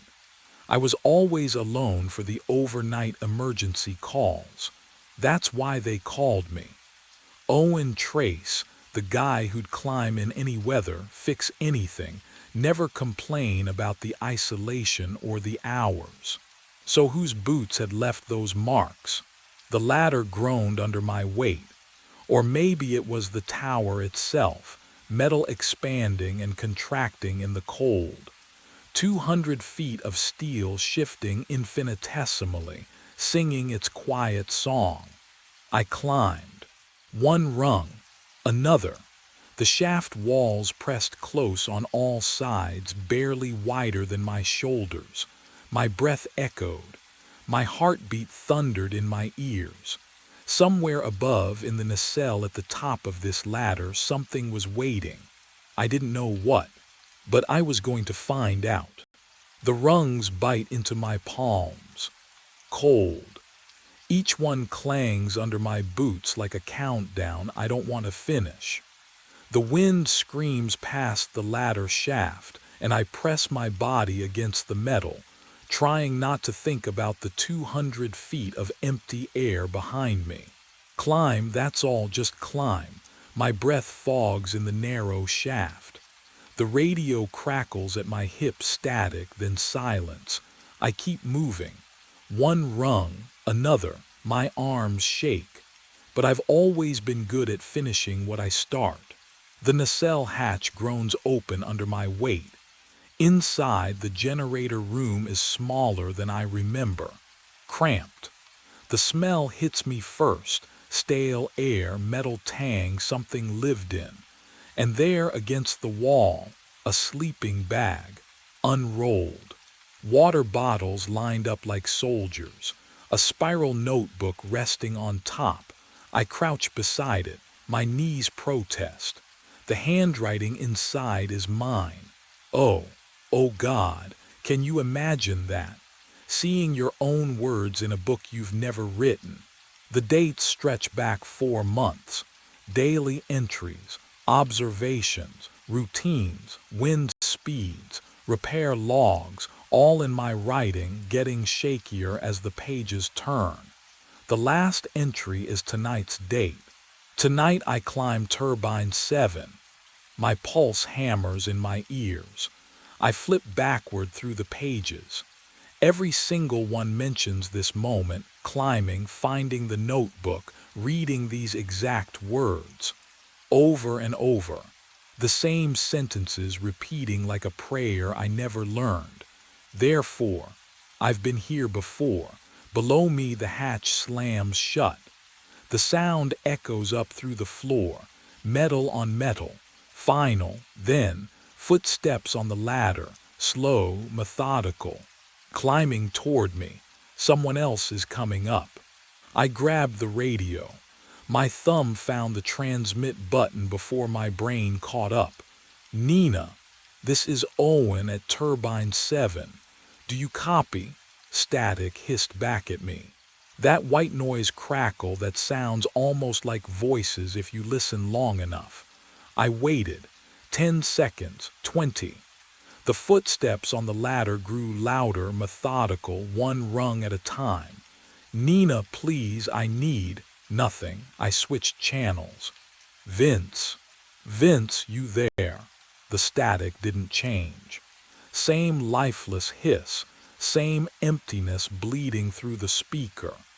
My hand tightened around the radio until the plastic casing creaked. Have you ever called for help and realized no one's listening? That the void doesn't even bother to answer? Anyone, please. The footsteps stopped. I held my breath, listened. The wind outside screamed through the turbine blades, but inside the nacelle, silence. Whoever had been climbing, whatever had been climbing, was gone. Or waiting. I stayed pressed against the cold metal wall until my legs cramped. until the darkness outside the narrow window began to thin. Dawn crept across the Iowa plains in shades of gray and rust, and I finally moved to look outside. The wind farm stretched empty beneath me. 50 turbines stood in perfect grid formation across the flatland, their blades turning slow and synchronized. But no trucks moved between them, no workers, no lights in the distant office trailer. The parking lot sat 200 feet below. Gravel, oil stains. My truck was gone. I pulled out my phone. The screen glowed harsh against my face, and the numbers there made my stomach drop. 2:03 a.m. The same time I'd woken at the turbine base. The same time on every page of that notebook. My phone had been showing 2 a.m. for how long? Hours. I'd watched the sun rise, but the clock, it had never moved forward at all. I had to get out. The ladder rungs bit cold through my gloves as I descended, 200 feet of vertical metal trembling with every gust. Each handhold echoed up the shaft, a hollow, rhythmic clanging that made my teeth ache. The wind howled outside the tower, but inside I could hear my own breathing bouncing off steel walls. Down, just keep going down. My boots found the rhythm, hand, foot, hand, foot. The darkness below felt safer than the nacelle above with its impossible notebook and frozen clocks. Whatever was happening up there, I needed ground beneath me, solid earth, real. Then I heard it, footsteps climbing up. I froze, one hand locked on a rung, vertigo pulling at my gut. The sound grew louder, steady, mechanical, exhausted. Someone was ascending toward me through the shaft. "Hello," my voice cracked. "Vince, Nina." No answer, just the footsteps. Closer now. The beam of a headlamp cut through the darkness below. I squinted against the glare, trying to see past it. A figure emerged from the shadows, climbing with the slow determination of someone who'd made this journey 1,000 times. The light hit his face. My face. What would you do? Would you scream? Run? I couldn't move, couldn't breathe. He looked. Wrong, hollow-eyed, skin too pale, like something drained of color. His work jacket hung loose on his frame. My frame. And his hands gripped the rungs with a tremor I recognized from my own exhausted nights. He climbed past me without a word, without even a glance, his breath coming in shallow gasps that didn't match the rhythm of his movements. Too fast. He was breathing too fast for someone climbing so slowly.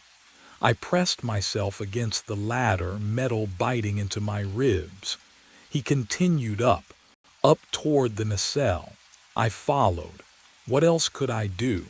The questions burned hotter than my fear. Inside the nacelle, he moved straight to the notebook, flipped it open with shaking hands, and began to write. I crept closer, reading over his shoulder in the dim glow of his headlamp. The words appeared in my handwriting. I saw myself today. He paused, pen hovering. I am not alone in the loop. I stepped back from the duplicate, the cold metal wall biting through my shirt. The figure kept writing, pen scratching paper in steady rhythm, not acknowledging me at all. My breath came shallow, fast. The nacelle air smelled wrong, metallic and stale, like old copper. Then I heard it. Another set of footsteps on the ladder below. The hatch groaned open. Someone else climbed into the cramped space, and the temperature seemed to drop 10 degrees. He wore my face, my work jacket, but his eyes, hollow, empty. He moved to the far corner, sank down against the wall, and went still, catatonic, staring at nothing, I pressed myself tighter against the generator housing. Hey, hey, can you? He didn't blink. The wind outside howled, and the whole nacelle vibrated with a low-frequency hum that rattled my teeth. I could feel it in my chest, that awful thrumming like the turbine itself was breathing. More footsteps. A third version of me appeared through the hatch, frantic energy radiating off him. He went straight to the equipment panel, fingers flying over switches and gauges. Checking, rechecking. His lips moved silently, counting something I couldn't hear. Sweat darkened his collar despite the freezing air. Then a fourth. This one climbed onto the exterior platform. I watched through the small window as he stood at the railing, 200 feet above the ground, and stared down into the darkness.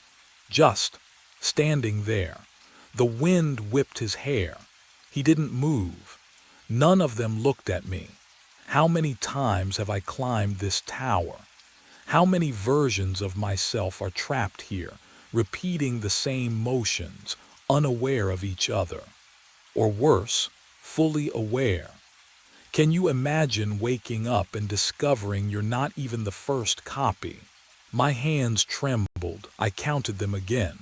One writing, one catatonic, one checking equipment, one outside, 4 of me. But the hatch was opening again. I couldn't stay.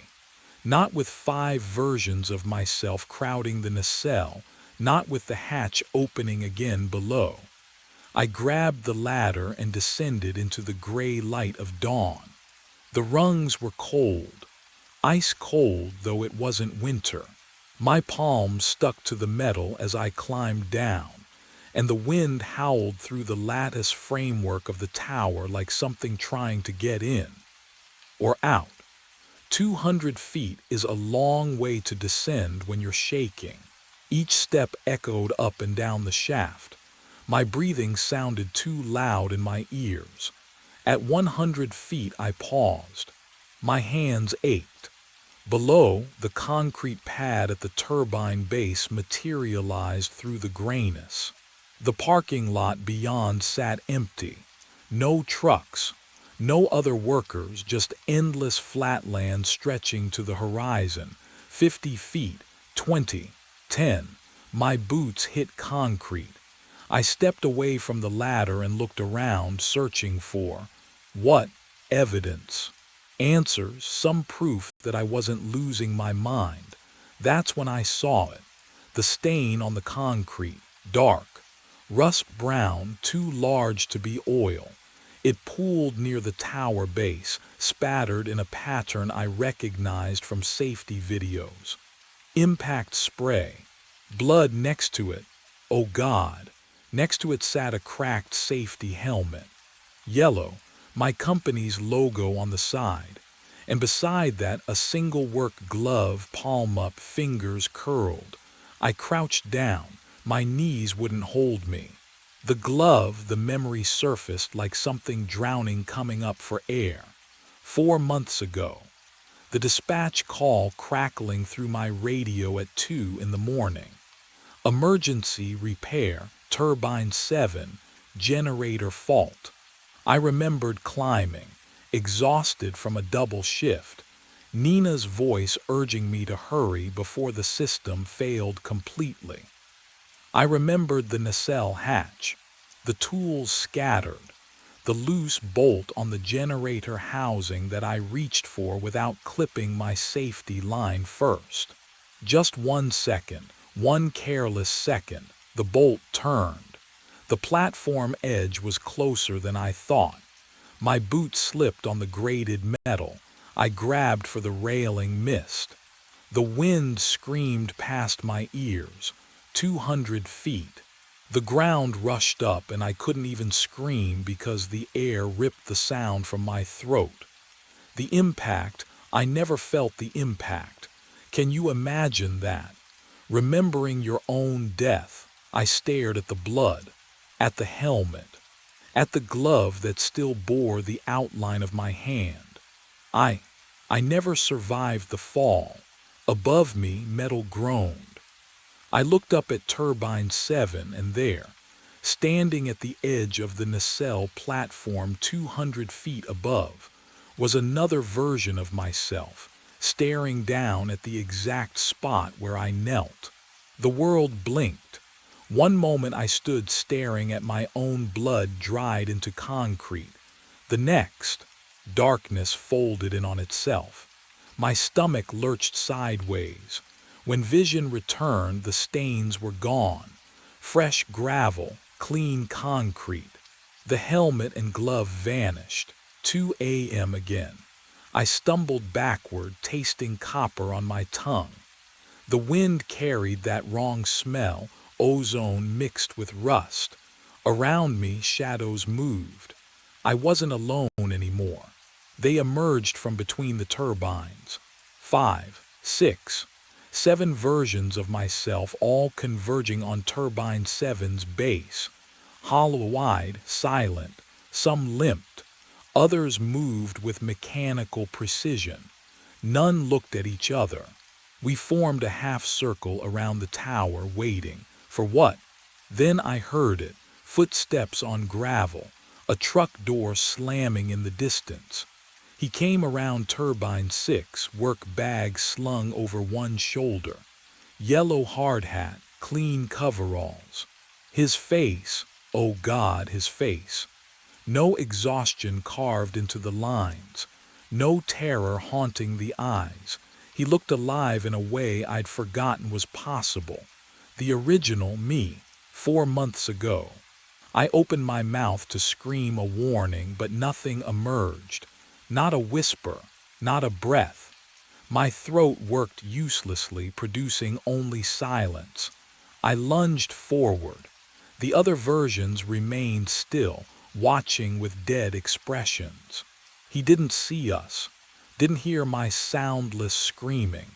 He checked his radio, muttered something about the emergency repair, and gripped the ladder. Started climbing. No, no, no, no. I followed, my boots clanging on rungs he'd touched seconds before. Below, the other versions began their own ascent, a procession of ghosts climbing toward inevitability. The wind howled through the shaft, but I could hear his breathing above me. Steady, confident, alive. The 200-foot climb passed in agonized silence. At the top, the hatch swung open. He pulled himself into the nacelle. I followed. The generator hummed.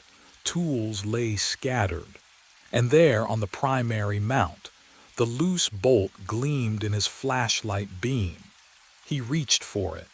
I lunged forward, hand outstretched toward my own wrist. My fingers passed through flesh like smoke through wire mesh.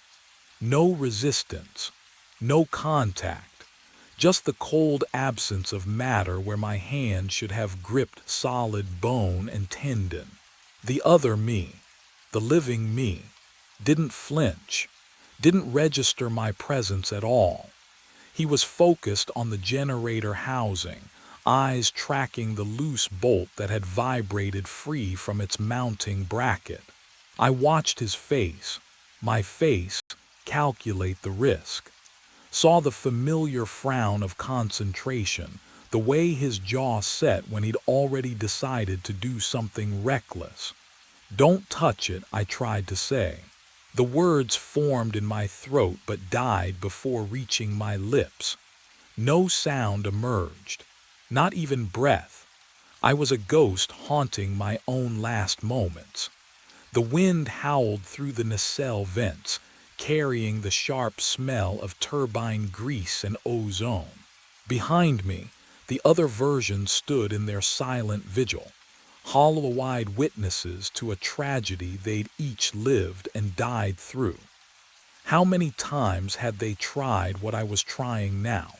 How many desperate, futile attempts to change what couldn't be changed? My living self reached for the bolt. I threw my body between him and the generator housing, passed straight through, tried to knock the wrench from his hand. My fingers slipped through metal like it was made of fog. I grabbed for his shoulders, his arms, his tool belt. Nothing. I couldn't touch the physical world any more than a reflection could reach out from a mirror. What would you do if you could see yourself walking toward death but couldn't make a sound, couldn't move a single object, couldn't change anything at all? The bolt came free in his hand. The vibration hit immediately. The housing lurched sideways, throwing him off balance. His boots scraped metal. I heard the screech, felt the echo of panic that must have flooded his veins in that instant. He grabbed for the safety rail. Missed. His body tilted backward. Legs kicked empty air. The wrench tumbled from his fingers, clattering against the platform grating. Time stretched and compressed simultaneously, the way it does in nightmares when you're falling and can't wake up. He dropped through the open hatchway. The impact, oh, God. I felt it in my own chest. Not a memory, not an echo. The actual sensation of concrete slamming into ribs, vertebrae compressing, skull fracturing against the turbine base 200 feet below. Every bone breaking in sympathetic harmony across whatever thin membrane separated my existence from his. I collapsed to my knees, gasping. The nacelle spun around me. The other versions remained motionless, watching with expressions I finally understood. Not indifference, exhaustion. The world dissolved into static. I woke at the base of Turbine 7, dirt filling my mouth, harness clipped tight around my chest. The taste of soil and copper. My radio crackled to life with Nina's voice issuing the same emergency repair order. 2 a.m. again. Always. I pushed myself upright, spitting grit from between my teeth. Looked up at the tower rising into darkness. The wind sounded like breathing through broken lungs. But this time, something felt different. This time, I could still feel the phantom warmth of where my hand had passed through my own wrist. And beneath the static on the radio, buried under Nina's voice, I heard another sound. Footsteps. Coming from inside Turbine 7. Descending. Someone was already up there, waiting for me to climb. I push up from the concrete, but I'm also still falling. My stomach lurches, 200 feet of empty air rushing past, wind screaming in my ears. At the same time, my knees grind into gravel. Dirt crusts my tongue. I taste copper. Blood, my blood. The harness digs into my ribs, or maybe it doesn't exist at all. I can't tell anymore. I blink. And the sky flickers. Night, day, night. The turbines strobe between shadow and blazing sunlight. My hand presses against cold concrete, but phantom warmth bleeds through from somewhere else, some other wind. The footsteps I heard descending. They're ascending now, or always were. Time folds in on itself like wet paper. I stand, I climb. I fall, all at once. My boot finds the first rung inside Turbine 7. The metal hum vibrates through my bones, but it's layered. Dozens of identical vibrations stacked atop each other, slightly out of sync. I hear my own breathing echo down the shaft, except it's not an echo. It's me climbing below me, above me, beside me in moments that haven't happened yet or already passed. The hatch opens. I'm in the nacelle. Oh, God, they're everywhere. Versions of myself fill every inch of space, overlapping like double-exposed photographs. Some crouch in corners. Others claw at the walls. One stands at the platform edge, teetering. Their mouths stretch wide, screaming, but no sound emerges. Just the hollow whistle of wind through broken teeth. I try to speak. My jaw moves. Nothing. We are all screaming silently. The sleeping bag materializes and vanishes. The notebook flips open, pages covered in handwriting that shifts between ink and blood. My handwriting, except whose hand actually wrote it? Which version of me? Which loop? I can't remember falling anymore, or maybe I never stopped. I stop screaming. The other versions of me. They flicker, fade, dissolve into the cold metal walls. My breath steadies. The nacelle smells like oil and rust and something older, time itself maybe gone stale. I can feel the floor beneath my boots again. Solid, real enough. I tried fighting this for so long, tried understanding it, tried escaping. But what would you do when the only way forward is to stop running backward? I kneel beside the sleeping bag and smooth out the wrinkles. My hands remember the motions. I line up the water bottles against the wall, labels facing out, the way I always did during maintenance shifts. The notebook sits open, pages covered in my handwriting, frantic at first, then measured, then accepting. I pick up the pen. Daily observations I write, schedules, routines. The words flow easier now. No panic. No questions I cannot answer, just the work, the task. Unfinished things demand completion, and this is what remains. Therefore, I stay. The wind howls outside, but it does not sound like breathing anymore, just wind. The nacelle hums with the turbine's rotation, a lullaby of grinding gears and spinning blades. I cap the pen, set it down beside the notebook. Below me, a metallic clang echoes up the shaft. The hatch, footsteps on the ladder, slow, exhausted. Climbing, I stand, smooth my jacket. My hands are steady now, strange how calm feels heavier than fear. I face the entry point and wait. Someone is coming. Someone who needs to see that he is not alone. The loop continues, and I am finally home. The light appeared where no light should be. I press the cold binoculars against my face, hands trembling despite the calm I tried to project. 7,200 feet up in Pinnacle Watch, surrounded by nothing but wind and pine and someone. Something was burning below in the unmapped valley. No permits issued. I checked twice. My breath fogged the glass. I lowered the binoculars and reached for the radio, the static crackling to life before I even pressed the button. "Base, this is Pinnacle, you copy?" The response came after 3 seconds too long. Dale's voice, familiar but stretched thin across the distance. "Copy, Pinnacle, what have you got?" "Light source in the Western Valley. Grid reference." I fumbled for my map, the paper rustling loud in the silence. November 7/8, no permit on file. November 7/8, Dale's voice crackled. "We'll hike down at first light, probably kids." You know how it is. I did know. And yet, "Copy that," I said.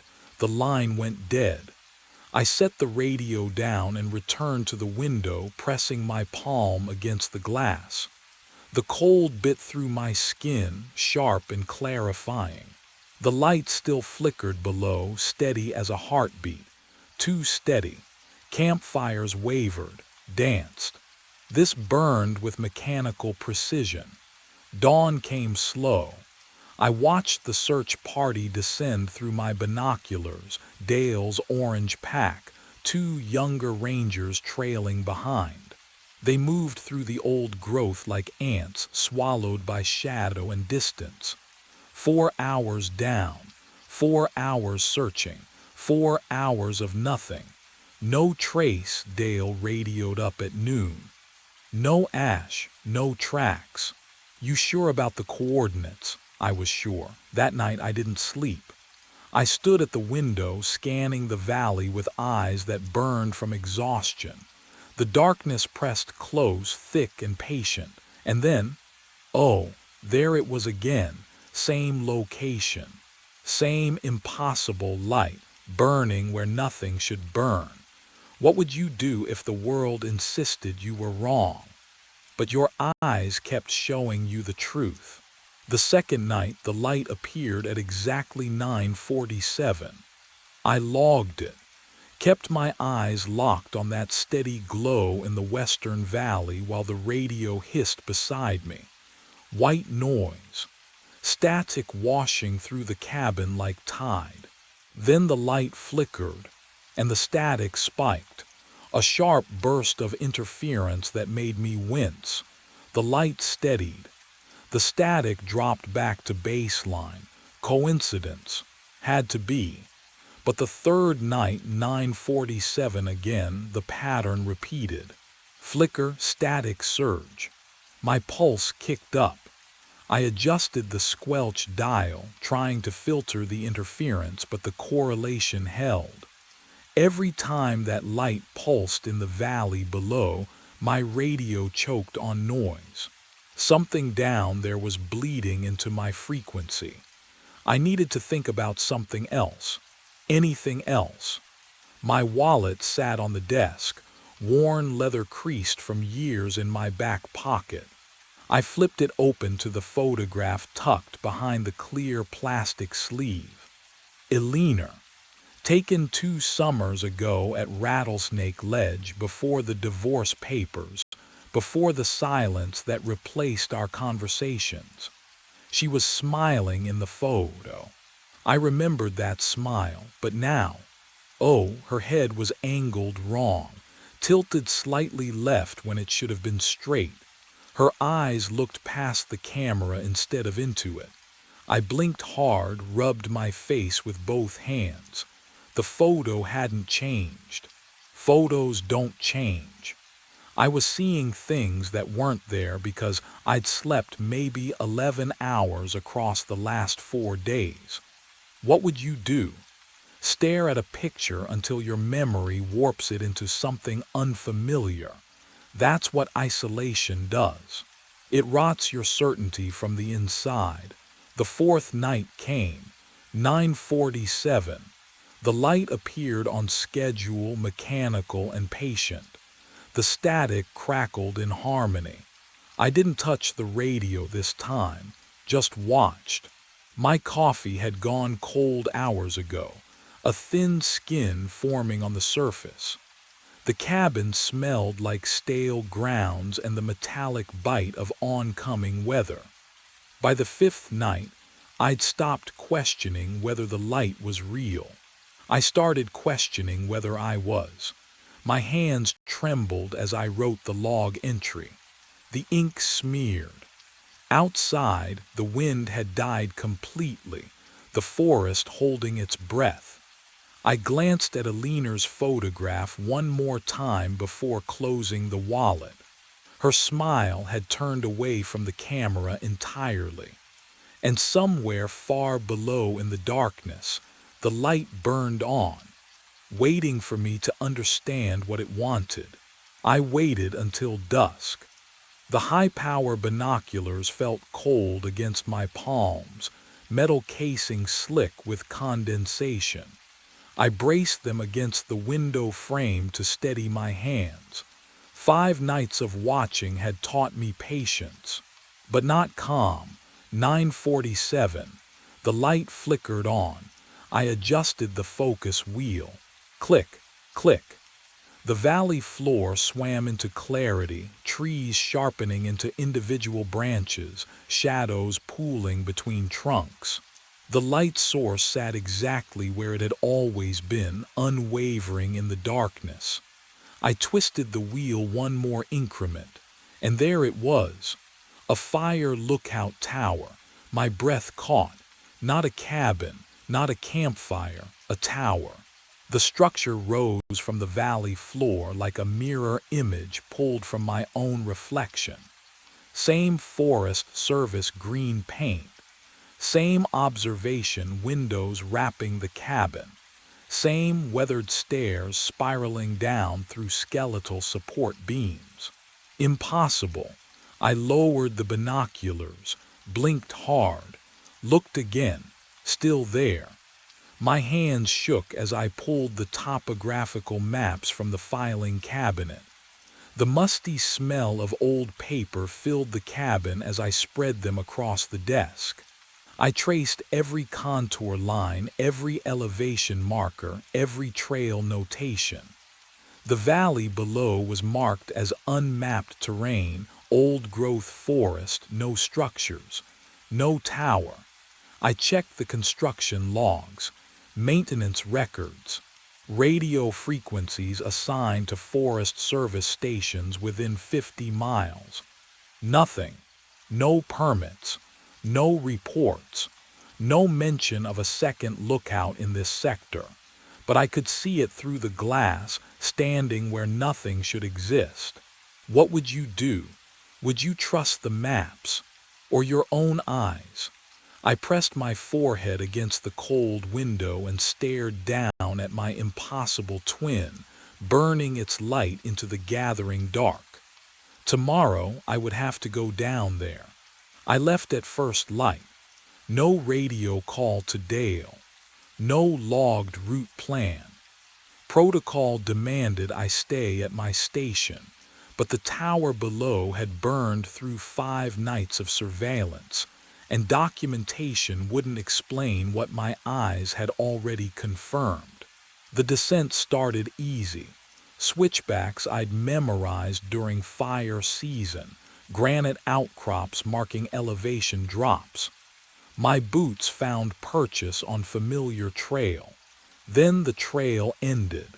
I pushed into old growth where no path existed, and the forest swallowed sound like water absorbing ink. My breathing should have echoed. It didn't. The snap of a branch under my weight produced only muffled pressure against my eardrums, as if the air itself had thickened into something that refused to carry vibration. Fog clung to the undergrowth, cold and stationary, defying even the slight morning breeze that should have moved through these elevation bands. The temperature dropped with each step, not the gradual cooling of descending altitude, but sudden, localized cold that raised goosebumps along my forearms despite my jacket. I tasted metal on my tongue, copper and ozone, the flavor of old batteries corroding in a drawer. Would you keep walking, knowing something fundamental had shifted, that the forest no longer obeyed the rules you'd learned across 5 years of rangering? I kept walking. 4 hours dissolved into timeless trudging. My watch hands seemed to stutter between minute marks. The compass needle drifted lazily, never quite settling on magnetic north. But the tower grew closer with each labored step, rising through the canopy like a monument to my own deteriorating certainty. Then I stood at its base, neck craned upward and my breath caught. The structure mirrored my station exactly. Same weathered planks, same Forest Service green paint faded to sage along the southern exposure. Same rusted hinges on the observation shutters, but the wood grain, the wood grain ran backwards. Every knot, every crack, every age ring flowed in perfect reverse of what physics allowed. The stairs waited. 63 steps. I knew the count without climbing because I climbed 63 steps every day to reach my own cabin. My hand gripped the railing, ice cold despite the morning sun now filtering through fog, and the wood groaned under my weight. Creak, Creak, creak. Each step sang with sound the forest had refused to carry. The wrongness of it prickled across my scalp. Noise existed only here, only on this structure, as if the tower claimed exclusive rights to vibration in this dead valley. 50 steps, 55, 60. The cabin door stood slightly ajar, and through the gap I saw the corner of a desk I recognized. But from inside that sliver of darkness, something else waited.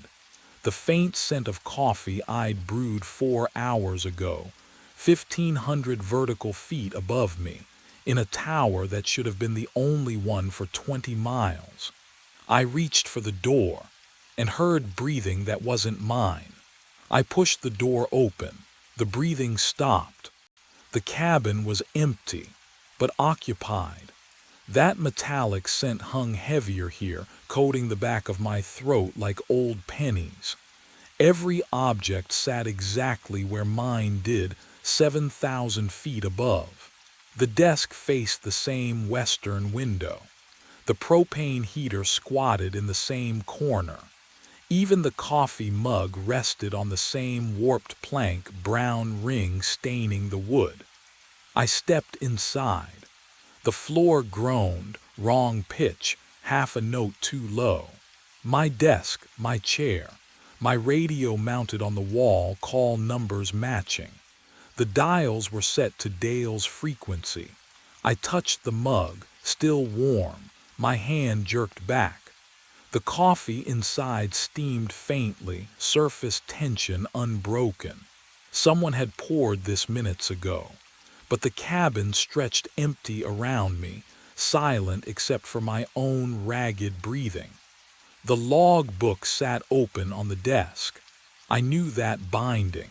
Forest Service issue, olive drab canvas, corners reinforced with brass. I'd filled 3 of them over the years. This one looked newer, pages still crisp, but the handwriting. Oh, no, my handwriting. The cramped capitals I used for dates. The way my capital R looped too far left. Entry after entry marching down pages in ink I recognized from my own pen. March 15th. Clear skies. Patrol route Alpha complete. No smoke. I'd never written those words. March 15th, I'd been at my tower, the real one, documenting the same clear skies in my own log book. My fingers trembled as I turned pages. April 9th, May 22nd, June 3rd, all in my hand, all impossible. The dates stretched back exactly 6 months, and the final entry written this morning read, "If you are reading this, you have 4 hours before you become me."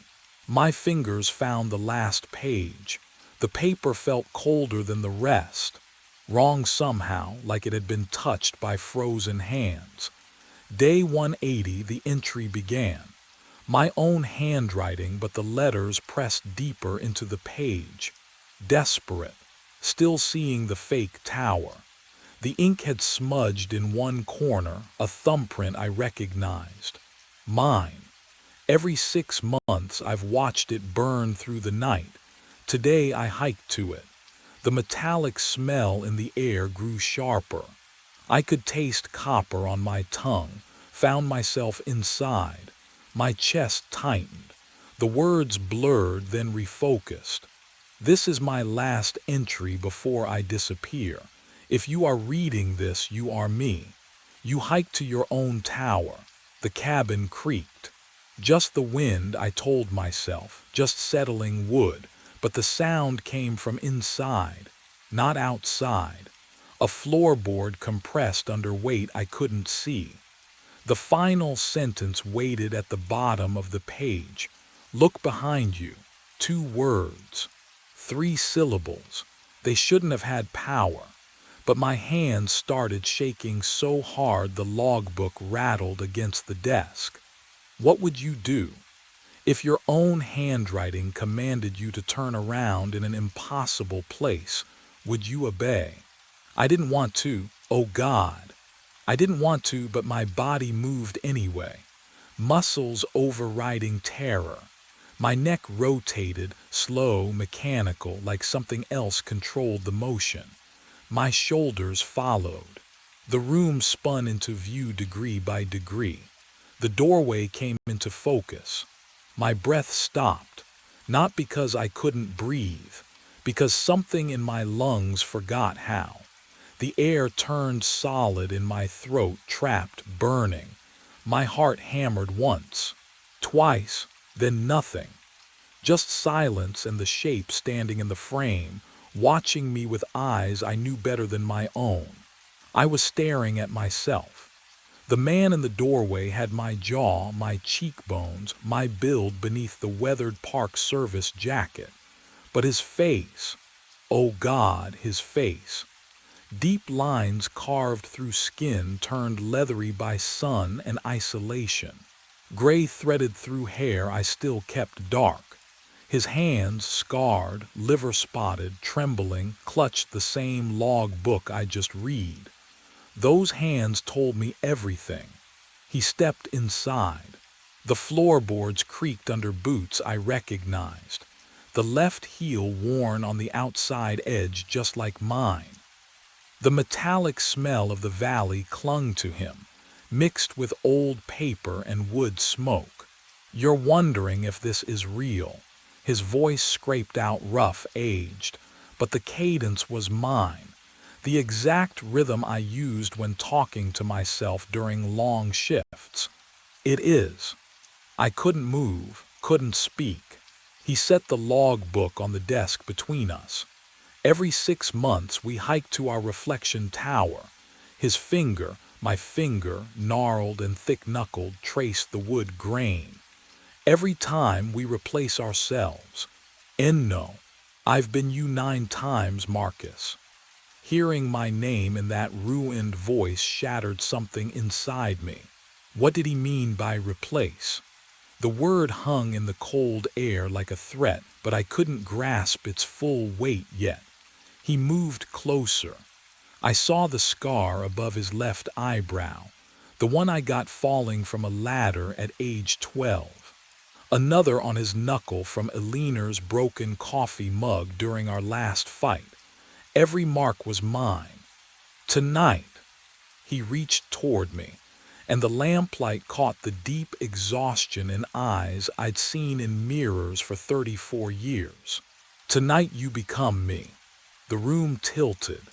I looked down at my hands and felt the first cold prickle of change crawling beneath my skin. He extends the log book toward me, and I take it. The leather cover feels cold, too cold. Wrong temperature for skin contact, like holding something that's been buried underground. My fingers close around it. Oh no. The hands gripping the spine aren't mine. They can't be mine. Liver spots bloom across the knuckles like bruises spreading under time-lapse photography. The skin sags, papery thin, revealing blue veins that map decades I haven't lived.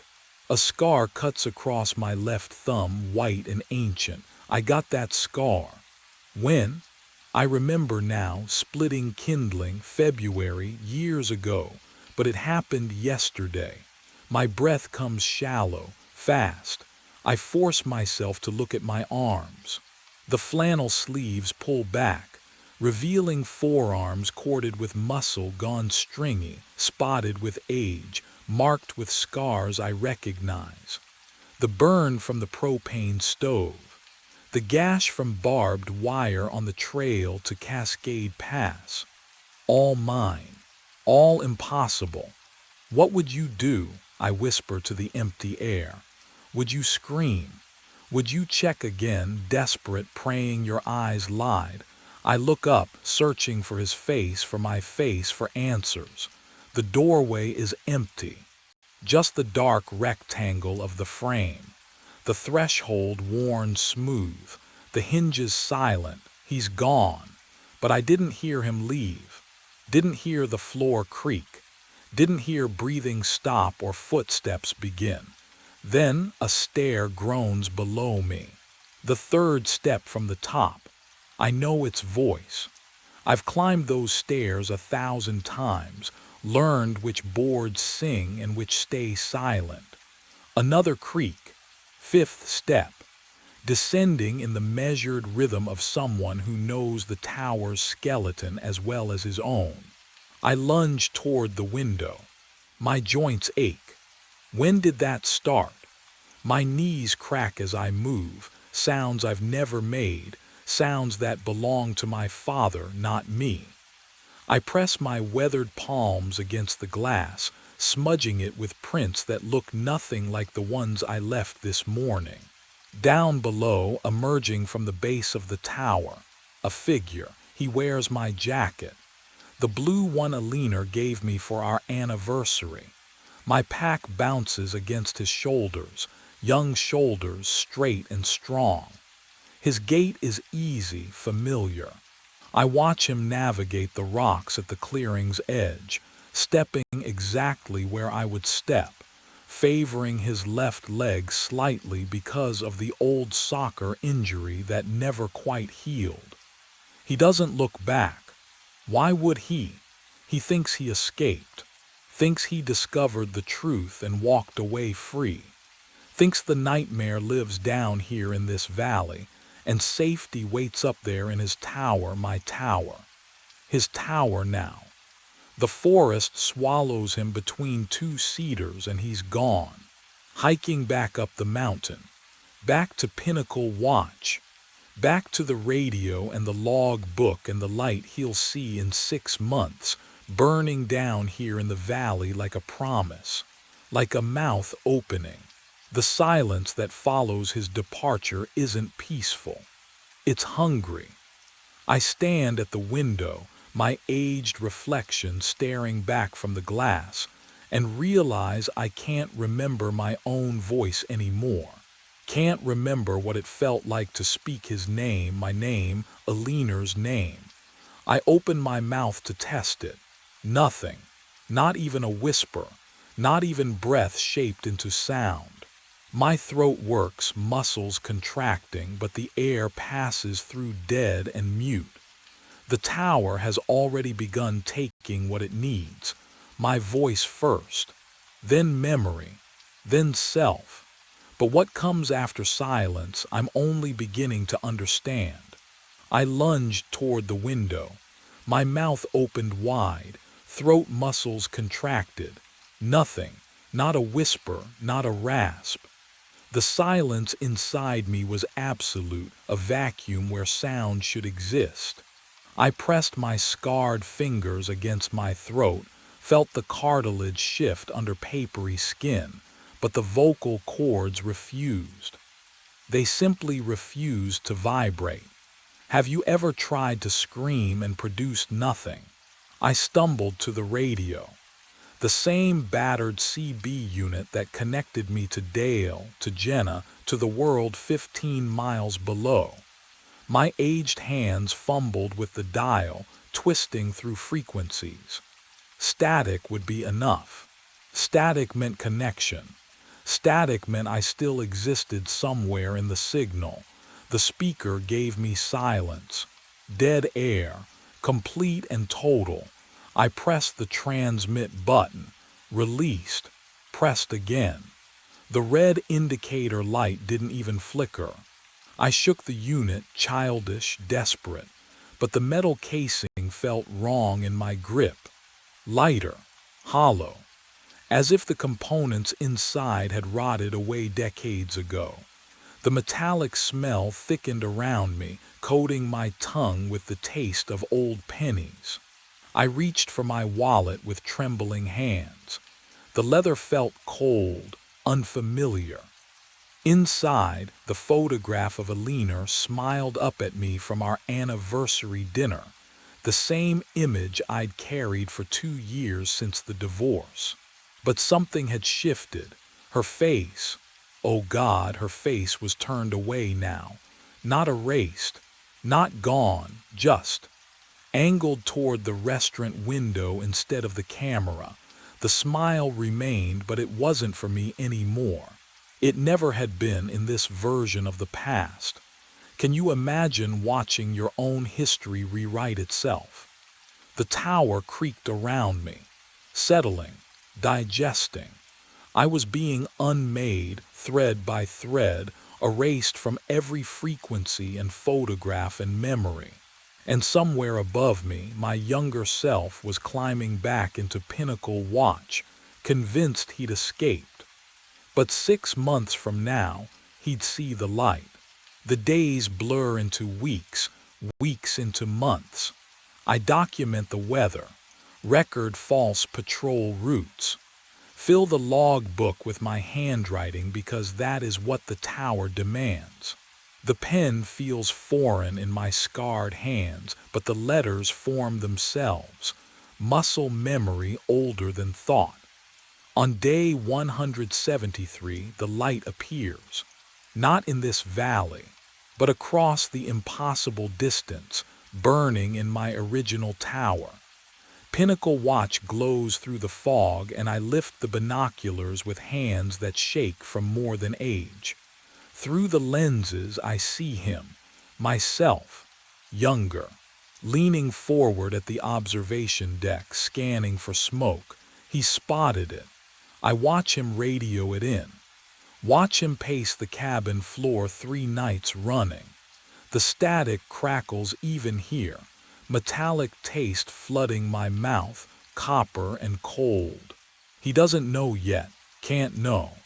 The tower protects its secret until the moment of replacement. On day 180, he descends. I track his progress through the old-growth forest, his pack bobbing between trees. 4 hours. The same route I took. The same certainty driving each step. I lower the binoculars when he reaches the valley floor, because I cannot watch him climb these stairs. Cannot witness the moment his hands touch this railing, still warm from my grip. Instead, I open the log book, write the final entry. If you are reading this, you are me. You hike to your own tower, look behind you. The ink dries, footsteps creak on the stairs outside. I stand, turn toward the doorway. He'll need the log book. He'll need to understand, though understanding changes nothing. The door swings open and I see my own face, younger and terrified, staring back at me. The cycle completes. I hand him the book and step toward the stairs, toward the forest, toward 6 months of forgetting. The tower has always been patient. The phone screamed at 3:33 in the morning. Line 2. The red light pulsed in the dark office like a heartbeat. I reached for the receiver, plastic cold against my palm, and pressed it to my ear. Answering service, this is Cameron. Silence, then breathing, measured, shallow breathing that matched my own rhythm exactly. Hello, I tried again. Cameron. The voice hit like ice water. Listen carefully. You're going to die at 6:33 a.m., 3 hours from now. I straightened in the chair. Prank call had to be. But something about the cadence, the coffee in the break room is poisoned. Don't drink it. Don't. Don't touch it. The voice cracked on the last word, and my throat tightened in response. Because I knew that hitch. That exact way my voice breaks when I'm scared and trying not to show it. Can you imagine hearing yourself speak when your mouth isn't moving? Who is this? I'm calling from 6:41 a.m. I'm you, Cameron, Oh God, I'm looking at the body right now. I slammed the receiver down. My hand shook. The office felt smaller suddenly. The 4 phone lines coiled like snakes on the desk. The single security monitor casting blue light across stacks of message pads. Prank. Obviously. Some kind of voice modulation app. Maybe Todd from building security, bored on his rounds, messing with the overnight operator. I forced a breath, let it out slow. The fluorescent lights hummed overhead, that endless electrical whine that fills the skull after midnight. I stood joint stiff from 6 hours at the desk and walked to the break room. The door swung open.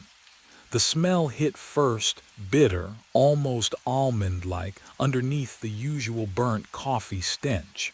And there it sat, on the counter, my mug, the chipped blue one, full, steaming. I never made coffee tonight. I didn't pour this coffee, couldn't have. My hands shake as I set the mug down on the counter, the porcelain clinking against formica. The bitter almond scent clings to the back of my throat, the security monitor. I rush back to my desk, fingers fumbling over the keyboard. The grainy feed loads in 4 squares: lobby, stairwell, break room, hallway. I drag the timeline back to 3 o'clock. There. The break room camera shows me, walking through the doorway, same wrinkled shirt, same hunched shoulders. I watch myself move to the coffee pot, pour a full mug, lift it to my lips. But I never my doppelganger on screen drinks. 3 long swallows, then freezes. The mug slips from their hand, shattering across the brown tile. The body crumples. Knees buckle first, then the whole frame collapses sideways. One arm stretches out, fingers twitching against the floor. I'm watching myself die. My chest tightens. Can you imagine seeing your own corpse, knowing you're still breathing? The timestamp reads 3:04 a.m. I was at my desk then. I remember answering a billing inquiry. I remember the fluorescent light buzzing overhead. I lean closer to the screen. The body lies motionless for 30 seconds, a minute. The pixels blur together, but I can see the unnatural angle of the neck, the stillness of the chest. Then, movement. At 3:34 a.m., the body sits up, not gasping, not coughing, just sits up. Calmly. The figure stands, brushes off its shirt, and walks out of frame toward the hallway, toward the desk where I'm sitting right now. My phone rings. The caller ID flashes my own number again, but this time the timestamp shows 3:34 a.m. From tonight, not the future. I let it ring. My hand hovered over the receiver, but I couldn't make myself lift it. The trilling sound drilled into my skull, each ring identical to the last. 7 rings, 8, 9, then silence. The air still carried that bitter almond smell from the break room, clinging to my clothes like smoke. I needed help. Someone who could explain what I just watched on that footage. I grabbed my cell phone and pulled up Vivian Cross's contact. My supervisor, she'd know what to do. The call connected. One hollow ring. Then a soft click. Dead air, not voicemail, just nothing. I tried again. Same result. One ring, click, silence. My fingers were shaking now. Can you imagine trying to type when your hands won't stop trembling? But I managed to open my messages. Todd Brenner, building security. He was supposed to be on shift tonight. Help. Something wrong with office. Please come to 3rd floor. Urgent. I watched the message send. Watched the status change from delivered to read at 6:27 a.m. The little indicator showed Todd had opened it, seen it. But no typing bubble appeared. No response. Todd, read at 6:27 a.m. Todd, read at 6:28 a.m. I tried the main desk line. One ring, disconnect. The police non-emergency number. One ring, disconnect. My own cell carrier's customer service. One ring, disconnect. Every single call. I stood up so fast the chair rolled backward and hit the wall. The office door, I grabbed the handle and twisted. Locked. I hadn't locked it. The deadbolt was engaged from the outside, the kind that needs a key on both sides. My breath came in short gasps. The windows didn't open. Fire code violation, but management never cared. I was trapped. That's when I noticed the computer screen. The clock in the corner glowed blue against the dark. 6:29 a.m. 4 minutes until 6:33. 4 minutes until the timestamp on that footage. The one where I collapsed on the break room floor. And the phone began to ring again. I answered on the second ring. Look at yourself. The voice was mine, but not lower, ragged like I'd been screaming for hours. Right now, look. Who? Your lips are already blue, the voice rasped. Static crackled behind the words. Skin's gone gray around the edges. You're sitting in that chair, and you're dying. My hand moved to the dark monitor. The screen reflected my face in its black surface. Oh God. My lips were pale, not quite blue, but wrong, bloodless. I touched them. My fingertips felt cold. Not the air-conditioned chill of the office, something deeper, something inside. You feel it now, don't you? My voice. My exhausted, broken voice. The numbness creeping up from your fingers. The metallic taste at the back of your throat. I did taste it. Copper and something bitter. My stomach lurched. I bent over the trash can, tried to force it out, whatever poison was working through my veins. Nothing came. Just dry heaves that left my ribs aching. It doesn't work, the voice said, flat, defeated. You absorbed it hours ago, you just don't remember drinking it. I wiped my mouth with a trembling hand. What are you talking about? This is the 9th loop, Cameron, the 9th.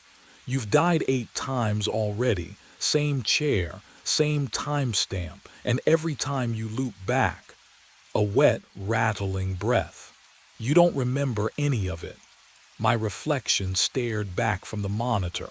Lips definitely grayer now. The overhead fluorescent buzzed, flickered once. Can you imagine forgetting your own death? 8 times. Why don't I remember? My voice cracked.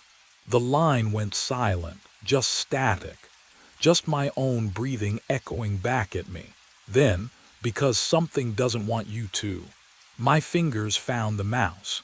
Still cold. Still numb.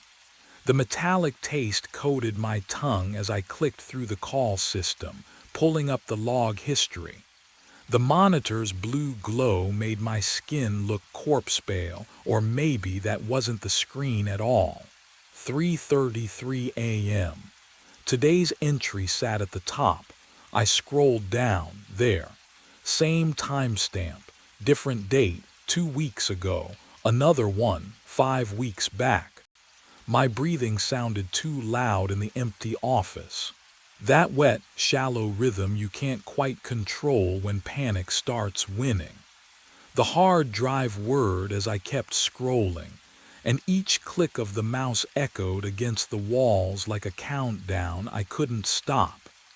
8 entries total, all at 3:33 a.m., all spanning the last 3 months, and every single one marked with the same patient ID number, 1133. Would you keep digging? Would you want to know? I opened Dr. Hayes's file system with shaking hands. The password I used daily, the one I'd memorized for routing his emergency calls, still worked. His patient database loaded with agonizing slowness. I typed 1133, one result. The The file opened. Patient name, Lucia Morno. The name from my employee handbook. The operator I'd replaced. The woman whose desk I inherited, whose coffee mug rotation I'd accidentally continued, whose chair still smelled faintly of lavender perfume under the stale air. I scrolled down, and the words appeared in clinical, sterile formatting. Status, deceased. Cause of death, acute cyanide poisoning. Date of death, 3 months ago. Location, answering service office. 3rd floor.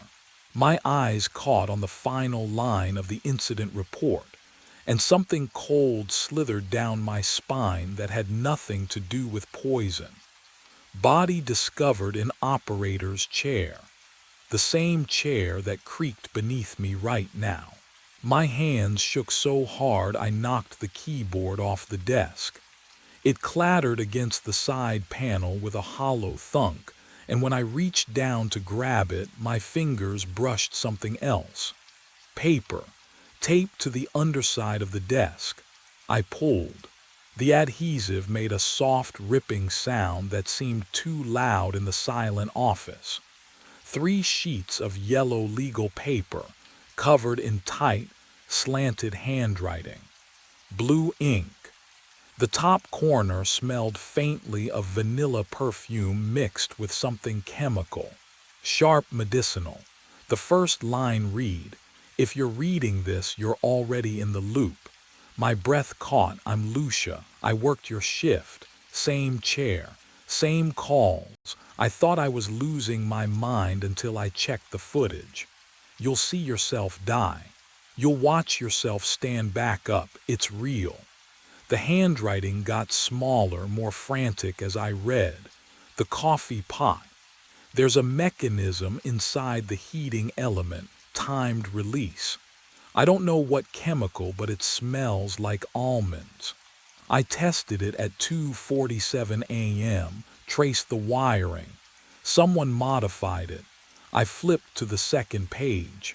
The letters were shakier here, pressing harder into the paper.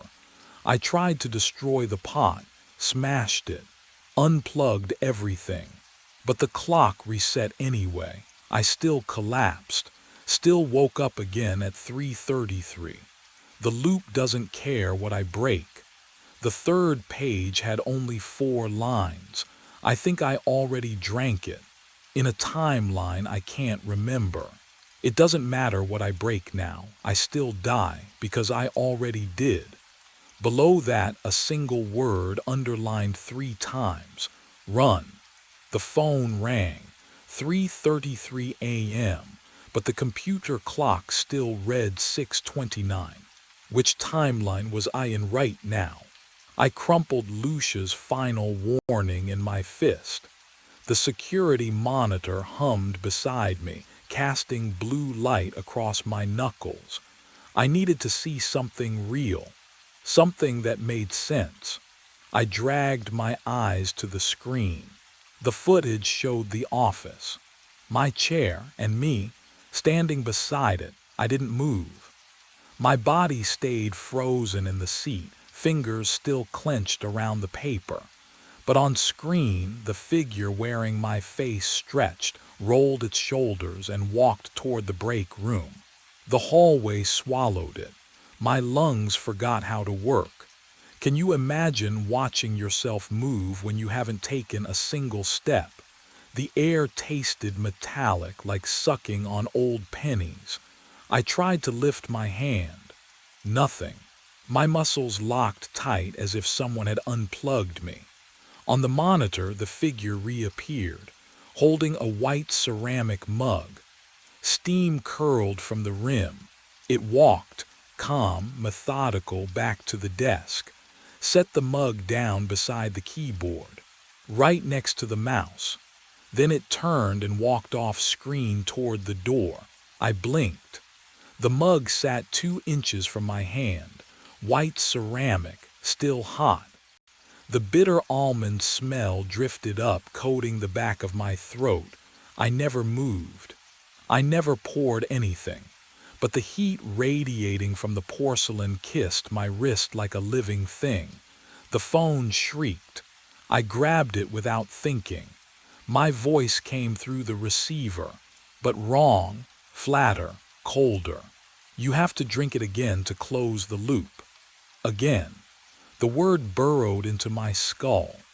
My reflection stared back from the monitor's black edge, lips parted, skin gray, eyes too wide.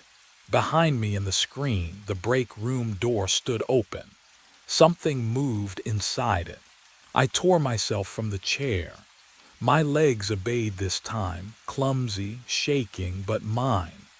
I stumbled to the break room, grabbed the steaming mug from my desk, and hurled it against the cinder block wall. Ceramic exploded. Dark liquid sprayed across beige paint like arterial spatter. The other mugs followed. 1, 2, 3. I swept them from the shelf, listened to each shatter against brown tile, a percussion of defiance. The coffee pot sat there, innocent and mocking, its red brew light glowing.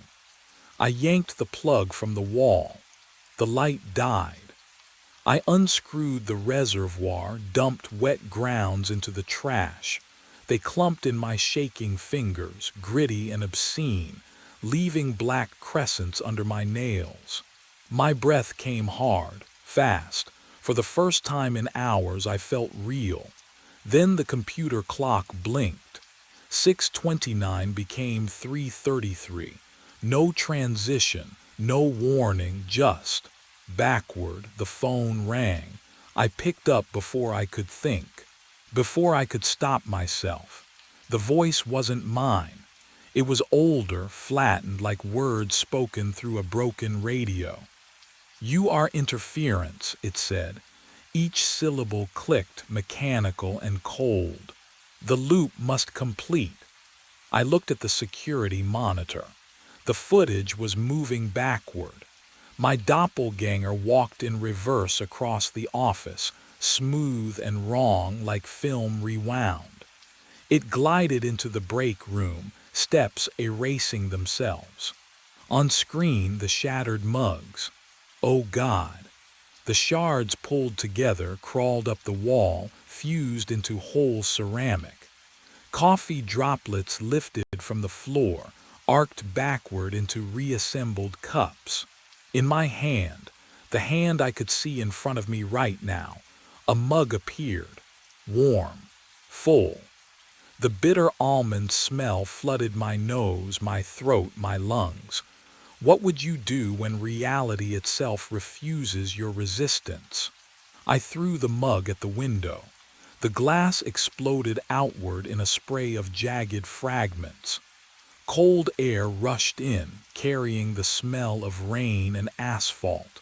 And underneath it still, that bitter almond scent clinging to my clothes. I grabbed the chair, swung it hard against the remaining shards jutting from the frame. My hands found the edge, sharp, real. I hauled myself up the glass. It was flowing, liquid mercury in reverse. Fragments lifted from the parking lot 3 stories below, drifted upward like petals caught in an updraft. They slotted back into place with soft clicks, seamless. The cold air sealed away. The window became whole again. I pressed my palm flat against it, solid, mocking. Outside, the parking lot stretched empty under a single flickering lamp. Rain made halos around the light, and there, one car, mine. Navy blue sedan, same dent in the rear bumper where I'd backed into a post last year. But the license plate, I squinted through the glass. The registration sticker in the corner, March. 3 months ahead. March of a year I haven't lived yet. What would you do if your own car existed in the wrong time? I stumbled back to the desk. My hands shook as I rewound the security footage. Not the loop of myself dying and rising further back. before my shift started, before 3:33. The timestamp read 2:45 a.m. The parking lot on screen, empty. Then, movement. Todd Brenner's truck pulled in. He stepped out, collar up against the rain, and walked toward the building. In his right hand, a small brown bag, folded at the top, grease-stained. He unlocked the maintenance entrance, disappeared inside. I switched camera angles. Break room, 2:48 a.m. Todd entered the frame. He moved quickly. No hesitation. Opened the brown bag, poured white powder into the coffee pot reservoir. His hands were steady. Then he looked up, directly at the camera. His lips moved. "I'm sorry. They said it resets everything." I rewound the footage to 2:45 a.m. Todd Brenner entered the break room carrying a small brown bag. No hesitation.